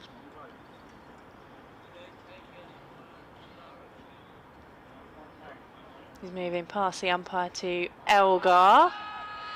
That was past the outside edge. There's a tame appeal from behind the stumps. And he was caught, but That's the length. Angling it across the left-hander, that's the length. He's tall, so he'll get a little bit of uneven bounce out of this, just the odd time. That's the perfect delivery, that one. he'll be looking to follow that up. He's on his way in again. Elgar waits, and he has a waft at that one, which bounces just in front of him and then through to Brown. So just a single from the first ball of the over. Essex 35 for 1. Yeah, again, that was angled across the left-hander. It just bounced a little bit, that one. Elgar looking to thrash that away off the back foot, square on the offside. Lucky not to get an edge on that one. But again, just keep it there or thereabouts. There is a little bit of uneven bounce from time to time. The ball's only in its 16th over, 17th over, so still fairly hard. Scott Curry being with that extra height will find a little bit extra from time to time. Just got to keep plugging away. James Fuller. He started off with a maiden from that Graham Gooch end and bowl his second over. Comes in and bowls. Wesley just turns that away. There was a fielder out deepish on the leg side. Just a little too short, that one from James Fuller. 36 for 1. So far so good from an Essex point of view, replying to the Hampshire total of 235 all out. Just under 6 overs remaining in the day. I think Essex will feel more than happy if these two are still there at the end. Yeah, I think so. What we've got, yeah, just under 6 overs for them to negotiate. Might have an over at Dawson at the end, who knows. It's full of bowls, wide of off stump, left alone. Elsewhere across the country, a couple of games subject to light meter checks, couple off for bad light as it stands, but no issues or no worries about that here, because we still have that lovely late afternoon, early evening sunshine. Glorious.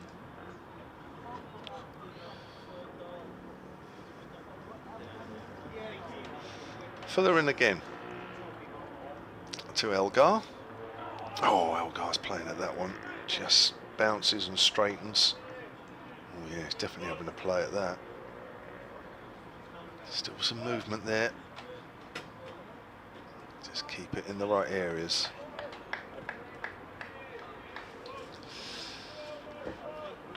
Elgar is 14 from 50. Wesley's 13 from 26. Paul Walter out for 5, caught behind. Beautiful delivery from Kyle Abbott, which pitched and straightened. Walter got the thinnest of outside edges and didn't wait for the umpire's decision. Here's Fuller again. He's withdrawing the bat there, Dean Elgar, but again it's a good delivery. Absolute right line.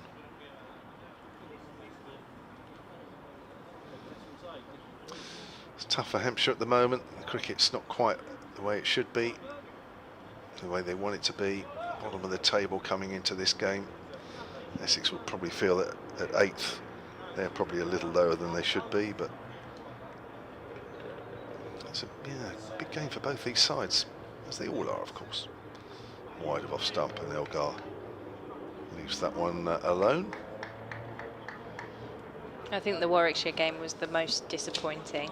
The Somerset defeat was heavy, but I think then going into the Warwickshire game, where you felt on the morning of the final day with the runs that they needed to chase, I think it was just over 200, maybe 220, something like that.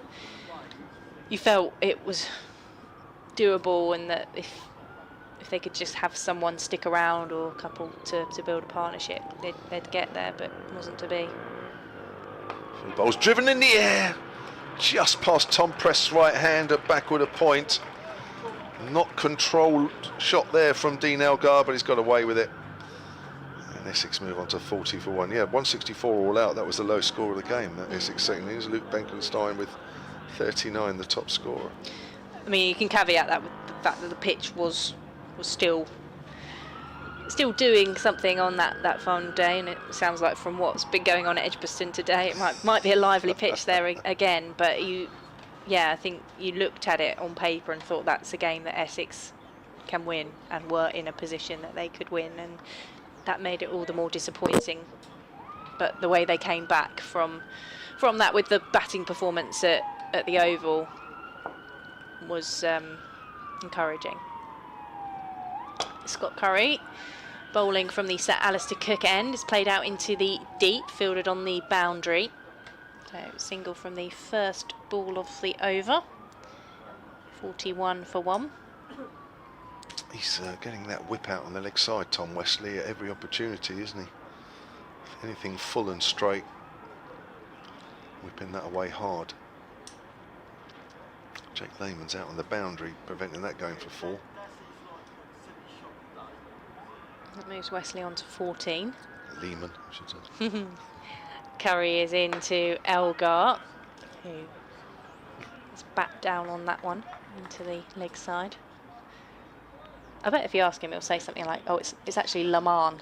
You've been saying it wrong all these years."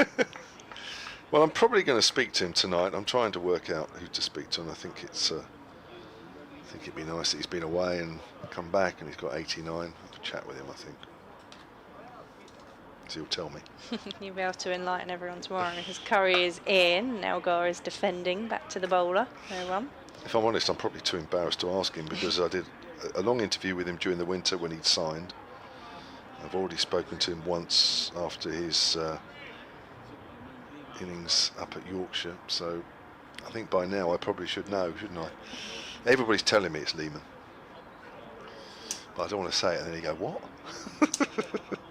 Just get him to say you need to get him to self-intro the interview. That's a good idea. Curry is into Elgar, pulls the bat away at the last moment, through to Brown for no run. The old journalist trick. Yes. Just need to check your volume levels. Please, could you say your name? Even though we're not sure what it is. Oh, well, that's it. Right, okay, well, we're going. I think it is nice to be asked, even in any walk of life, isn't it? I always, if someone asks me what I prefer to be called, I'd rather they ask than just assume. Sure. So, True. but I do get if you've already spoken. Curry is in, and Elgar defends that one out into the offside, fielded at point for no run. I know me, I'm going to be too scared. I'm Oh, say, do you want me Jake, to we'll go and play ask Jake. him? Yeah, yeah. Victoria's got something to ask you, Jake. He's played very nicely again for Hampshire with his innings of 89. Shared a 105-run partnership for the 5th wicket with Ben Brown, and it all went a little bit south from there.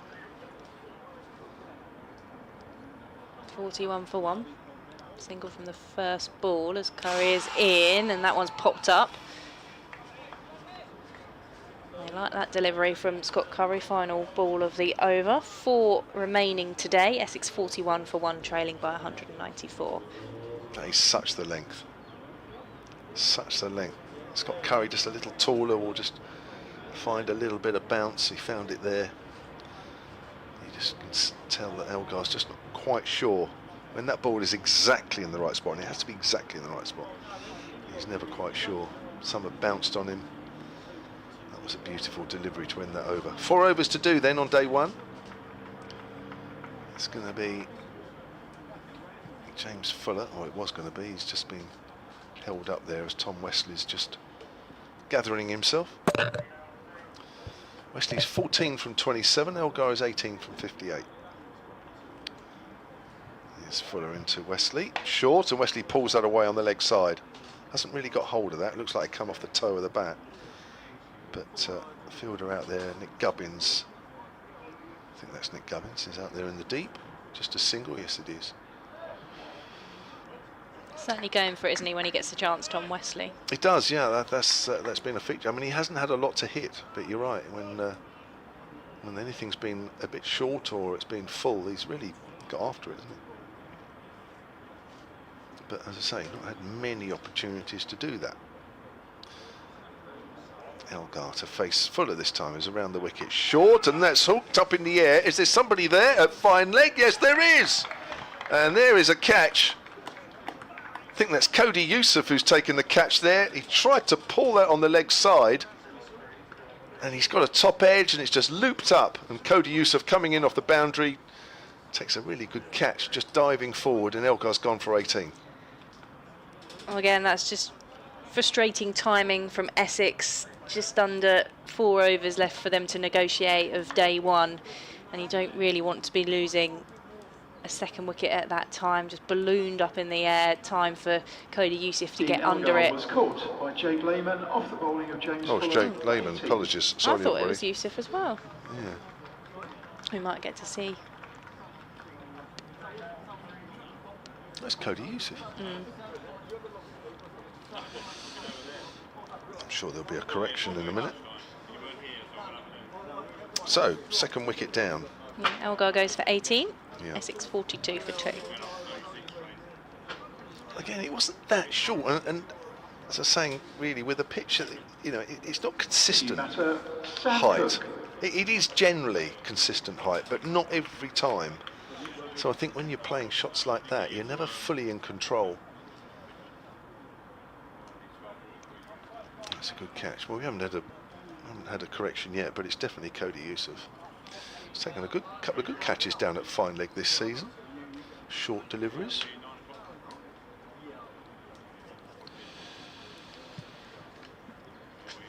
Well, I said in the nicest. Oh, yep, we've got a night. I was going to say, I said we didn't want to see Charlie Allison today. We're Yeah. not, because it is Sam Cook, night watchman out there. That's fair enough, isn't it? So he's got a job to do to protect Tom Wesley. Essex trail by 193. I'm just going to double check the scorecard. That has gone to Youssef. No, it's called Lehman according to the scorecard. That's a short ball. Cook dealt with that quite easily, staying inside the line.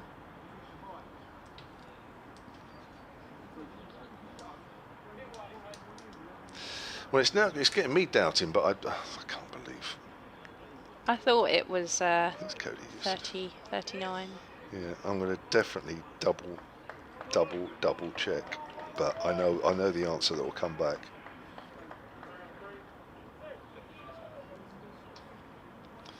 Full of turns. Comes in again and bowls to Cook. Cook defends that easily enough up towards mid-on. Can they hear us in the scorer's box?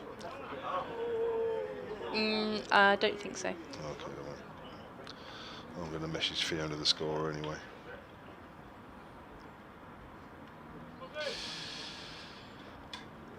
Anyway, it doesn't matter, it's a wicket. 42 for 2. That's the main thing. The worst thing would be is if missed the wicket altogether. Fuller's in. Bowls. Wide of off stump. Cook doesn't have to play at that one.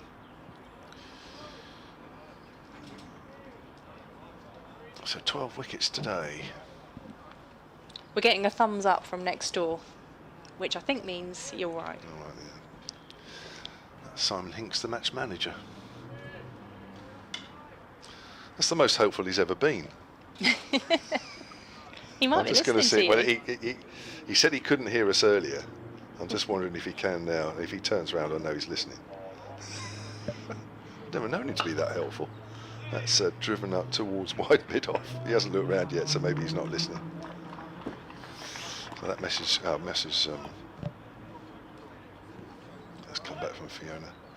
No, he hasn't looked round, so maybe either that or he's been deliberately making out he's not listening.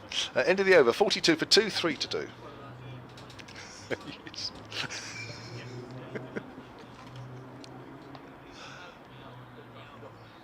In fact, he hasn't been as useful as that since I last bowled at him in first class cricket. He was quite helpful then.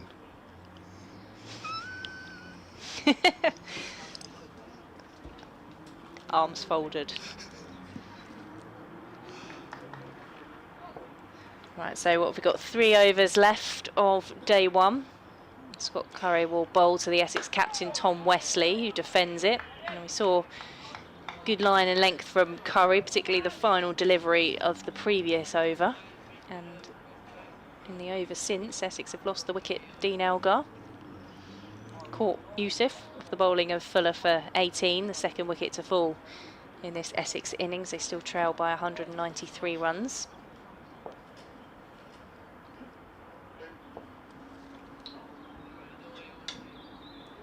Curry is in over the wicket, nicely driven by Tom Wesley. Pace enough that it will pass mid-on all the way to the boundary for 4 runs. And that wrap, I think, means it's hit the advertising hoardings underneath us. 46 for 2. Wesley moves on to 19. He's not missed out anything, has he? He's not missed a thing, front or back foot. I just got a message from Fiona, the scorer, say it's now corrected, and it has. It's just come up on the scorecard. Good. We've given that a lot of attention, actually, haven't we?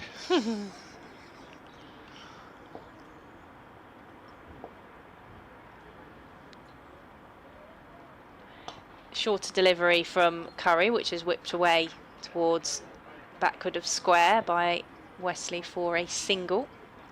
He moves on to 20, Essex 47 for 2. I think it's because it's quite late in the day and we want to make sure we're not seeing things and that we're right, because we've been here a while, haven't we, together? We have. I'm surprised you haven't had enough of me and just walked off. Well,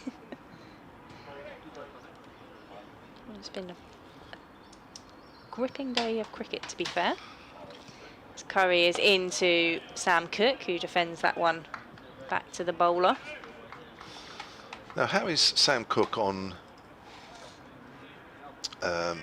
night watchman duties? Because he does it a bit, doesn't he? Yes, he is the preferred candidate, and actually we've seen him do it, I think, in quite a few of the games this season so far. There's been situations where he's either come in as night watchman or even, I think in one case, maybe open the batting. That might have been at Warwickshire, as Curry is in, and that's defended by Cook when they had only a few overs to bat late in the day. He's opened. High score of 49. Yeah, was that against Nottinghamshire? Maybe start of last season.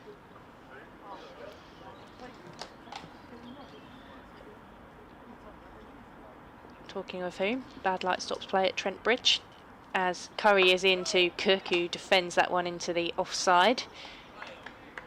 Just protecting his captain. End of the over, 5 from it, 47 for 2. Cook is yet to score from the 7 deliveries he's faced, while Wesley is on 20 from 31. We've got 2 overs left in the day, with Essex trailing by 188 runs. Seems like the weather's closing in, isn't it, everywhere but here. Bad light, rain. We're fine.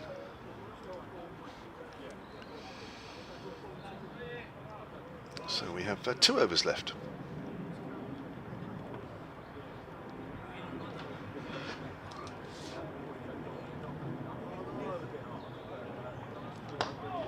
It's played up to mid-on, start of a new over from James Fuller.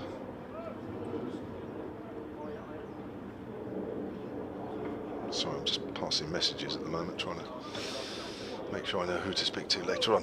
It looks like it's going to be Jake Lehman. Lehman. Gosh. Yeah, beautiful sunshine here. In fact, there's less cloud now than any time I think in the day. Fuller, right time over, bowls. That's nicely played off the back foot by Tom Wesley, and that's running down the hill, and that will be 4 runs. Nicely played. He's a really good player in the time that he's been out there. He's had some good balls to manoeuvre around. There's a 50 up as well for Essex. And yeah, it didn't. We've seen him hit them quite hard through the leg side. That one was just a nice use of soft hands and just helped it along the slope, really. Fuller in again. Bowls. Wesley just gets turned around a fraction there as the ball goes back to Fuller. I'm just trying to find out when that 49 was. You thought it was at the start of last year, didn't you? Yeah, I'm pretty sure it was at Nottinghamshire. Right, I think it might have been the same game he took a hat-trick. Oh. There's a particular website which I'm not 100% great. Might be that one. Actually, let's try that. You're probably better on this than me. See if I've got this. Oh yeah, here we are. No, it's Lancashire. Oh. Here's Fuller, bowls, and that's flicked away. And 2024, so I was completely out. They all merge into one after a while, don't they? Yeah. So that was in April 2024. Ah, yes, beginning of the season. Yeah, here. Mm-hmm. Lancashire made 146. Sam Cook coming at number 3. And made 49 in the first innings. Here's Fuller, bowls, and that's a bouncer. Good bouncer, that one.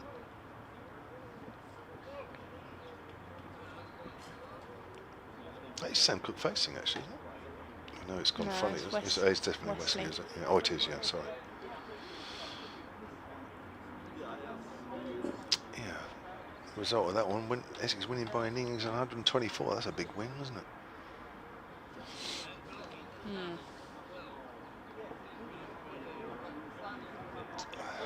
Fuller again to Wesley. Forward defensive there. As that over is safely negotiated, and we're down to the last over of the day with Essex on 51 for 2. Wesley's 24, and Sam Cook, the night watchman, has faced 7 balls and is not off the mark. You jackets and coats and cushions being collected as people prepare themselves for the final over of the day, in which we've seen Hampshire make 235 with the bat, and Essex 51 for 2 going into the final over of the day, which will be bowled by Scott Curry. He's got the advice of Kyle Abbott and Liam Dawson around him, and he'll be bowling to Sam Cook. In comes Curry, and that's past the outside edge through to Brown. So I should be very surprised if Sam Cook takes a single here. Certainly off the first 3 or 4 balls. He's out there to protect Wesley. I'm sure he knows his job. If he's here tomorrow morning, that's certainly handy from an Essex point of view. Curry is in on his way in, defended with a straight bat by Sam Cook.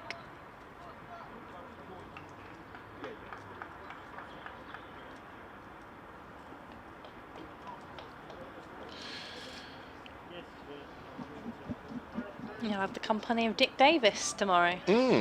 For the next 2 days. For the next 2 days. Yeah. And if we're still here, I'll be back with you Monday. Well, I'll be disappointed if we're not.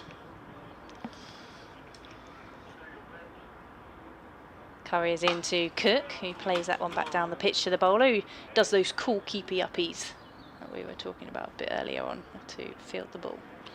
And we've got Santoki with us as well, isn't it? He's the Yes. guy that has the Caribbean podcast. From the isn't he? Caribbean Cricket Podcast. Yeah, yeah. I think I've done 1 or 2 days with him in the past. I think I might have done. Have I done one with him here? I can't remember. Possibly Santoki and Santoki, sorry. Mashel, who's yes, also yeah. does the podcast, is often with us as well. He was here for the Somerset game. As Curry is into Cook, who drives that one into the covers where Gubbins collects for no run.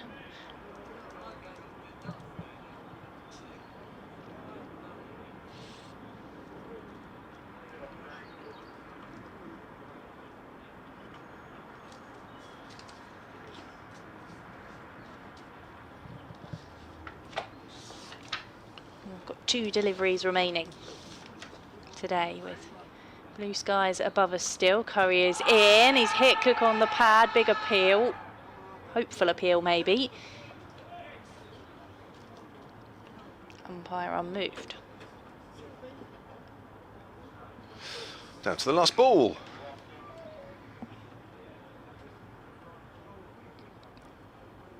Cook has faced, is that 12 or 17? I'm struggling. 12, I think. 12.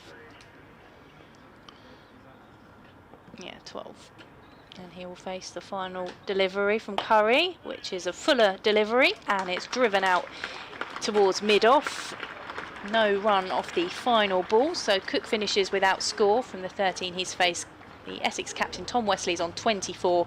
Essex 51 for 2 in reply to Hampshire's 235, so they trail by 184 runs going into the second day. And although I think they would have rather have got through the first part of their innings unscathed when it comes to wickets, having lost Paul Walter for 5 and Dean Elgar for 18. On the whole, I think they'll be pleased with the first day, and particularly the way in which they came out at the start of this evening's session to reduce Hampshire to 235 all out and get their innings underway. Yes, Essex have won sessions 1 and 3, and Hampshire won session 2. So overall, good day for the home side.